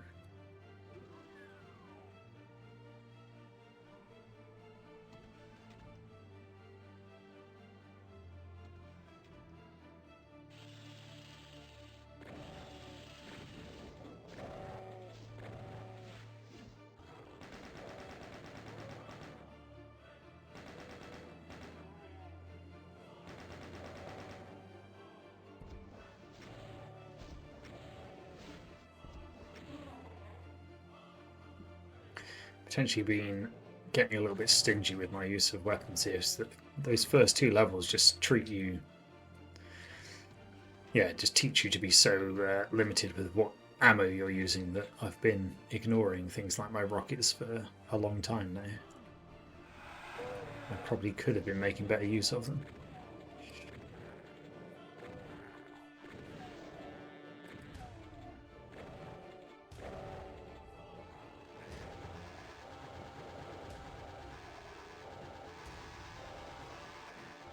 Oh, come on, chainsaw.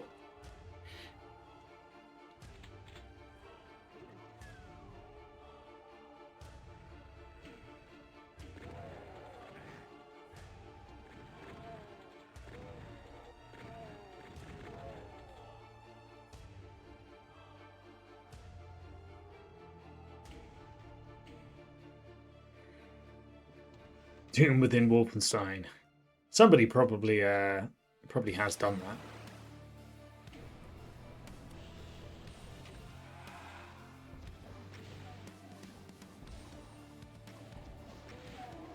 Oh, nice. Yeah, no, right, let's see. We've got like a few minutes and we will be handing over to Cora.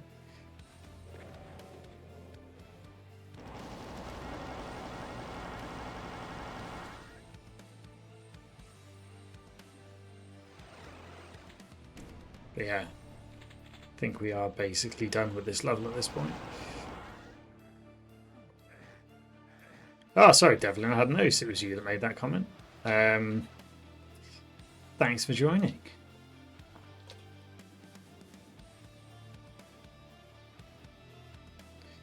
Lost my bearings now. But yeah, Doom within Wolfenstein. I'm sure someone's tried to like translate Doom's levels into the 90-degree walls of Wolfenstein.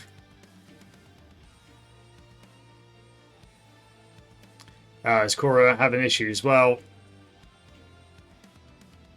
I don't mind sticking around for a few minutes longer if he's struggling.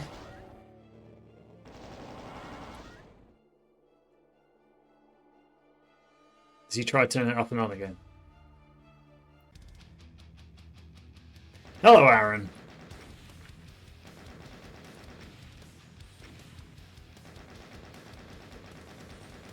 My performance on this machine is being very wonky today. I don't know why, but this should all be streaming at like 60 frames per second and stuff, but it's clearly not, and it just keeps constantly moaning to me about dropped frames. So yeah, I don't know what is going on with hardware today. But yes, let's save it at this point. Shoot this guy in the face first.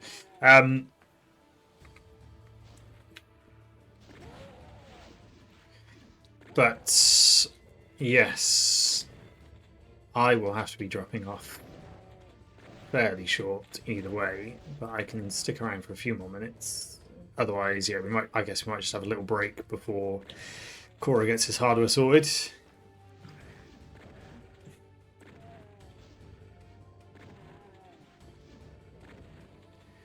One of the most annoying things about cacodemas is when you shoot them, they like fly backwards, and so They just like end up drifting off miles away from you.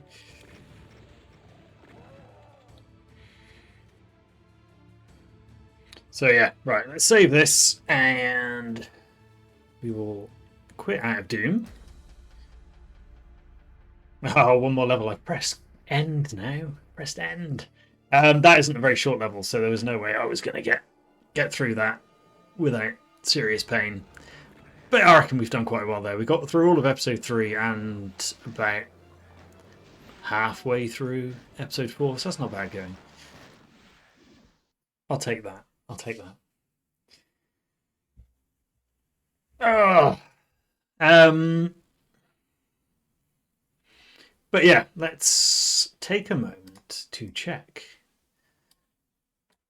on how the fundraiser is going. I believe we are over the £700 now, which is amazing. Fantastic generosity shown from everyone. Yeah, Jasmine, it could be a recent update that's causing issues because I don't know what's going on with my stream at the moment, but everything is a lot slower than it used to be.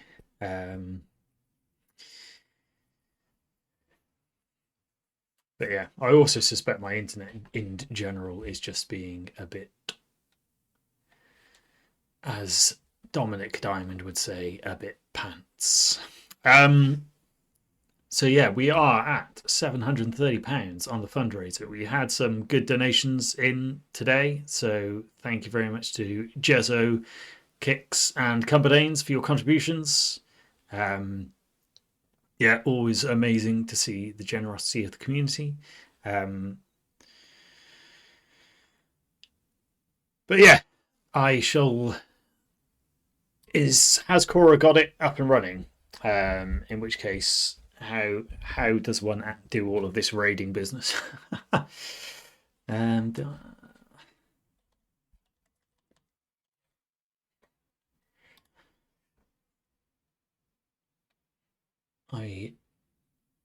I would look it up, but my internet is being incredibly slow.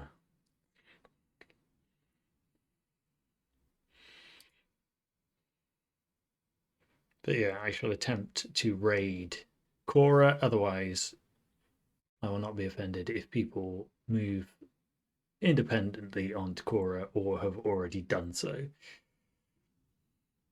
Yeah, I don't know what's going on with how far behind chat I am. It's just not happy. It's not happy today. Something ain't right.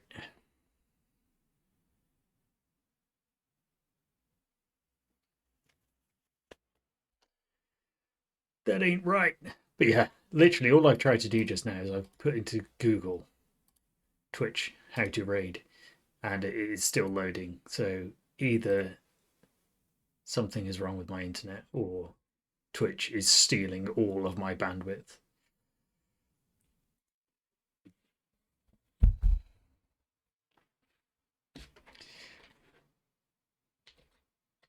/raid. Do I have to @ him?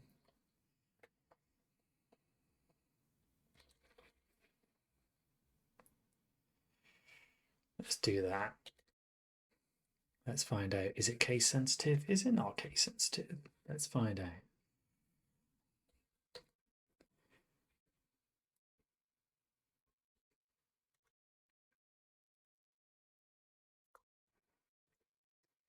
Well,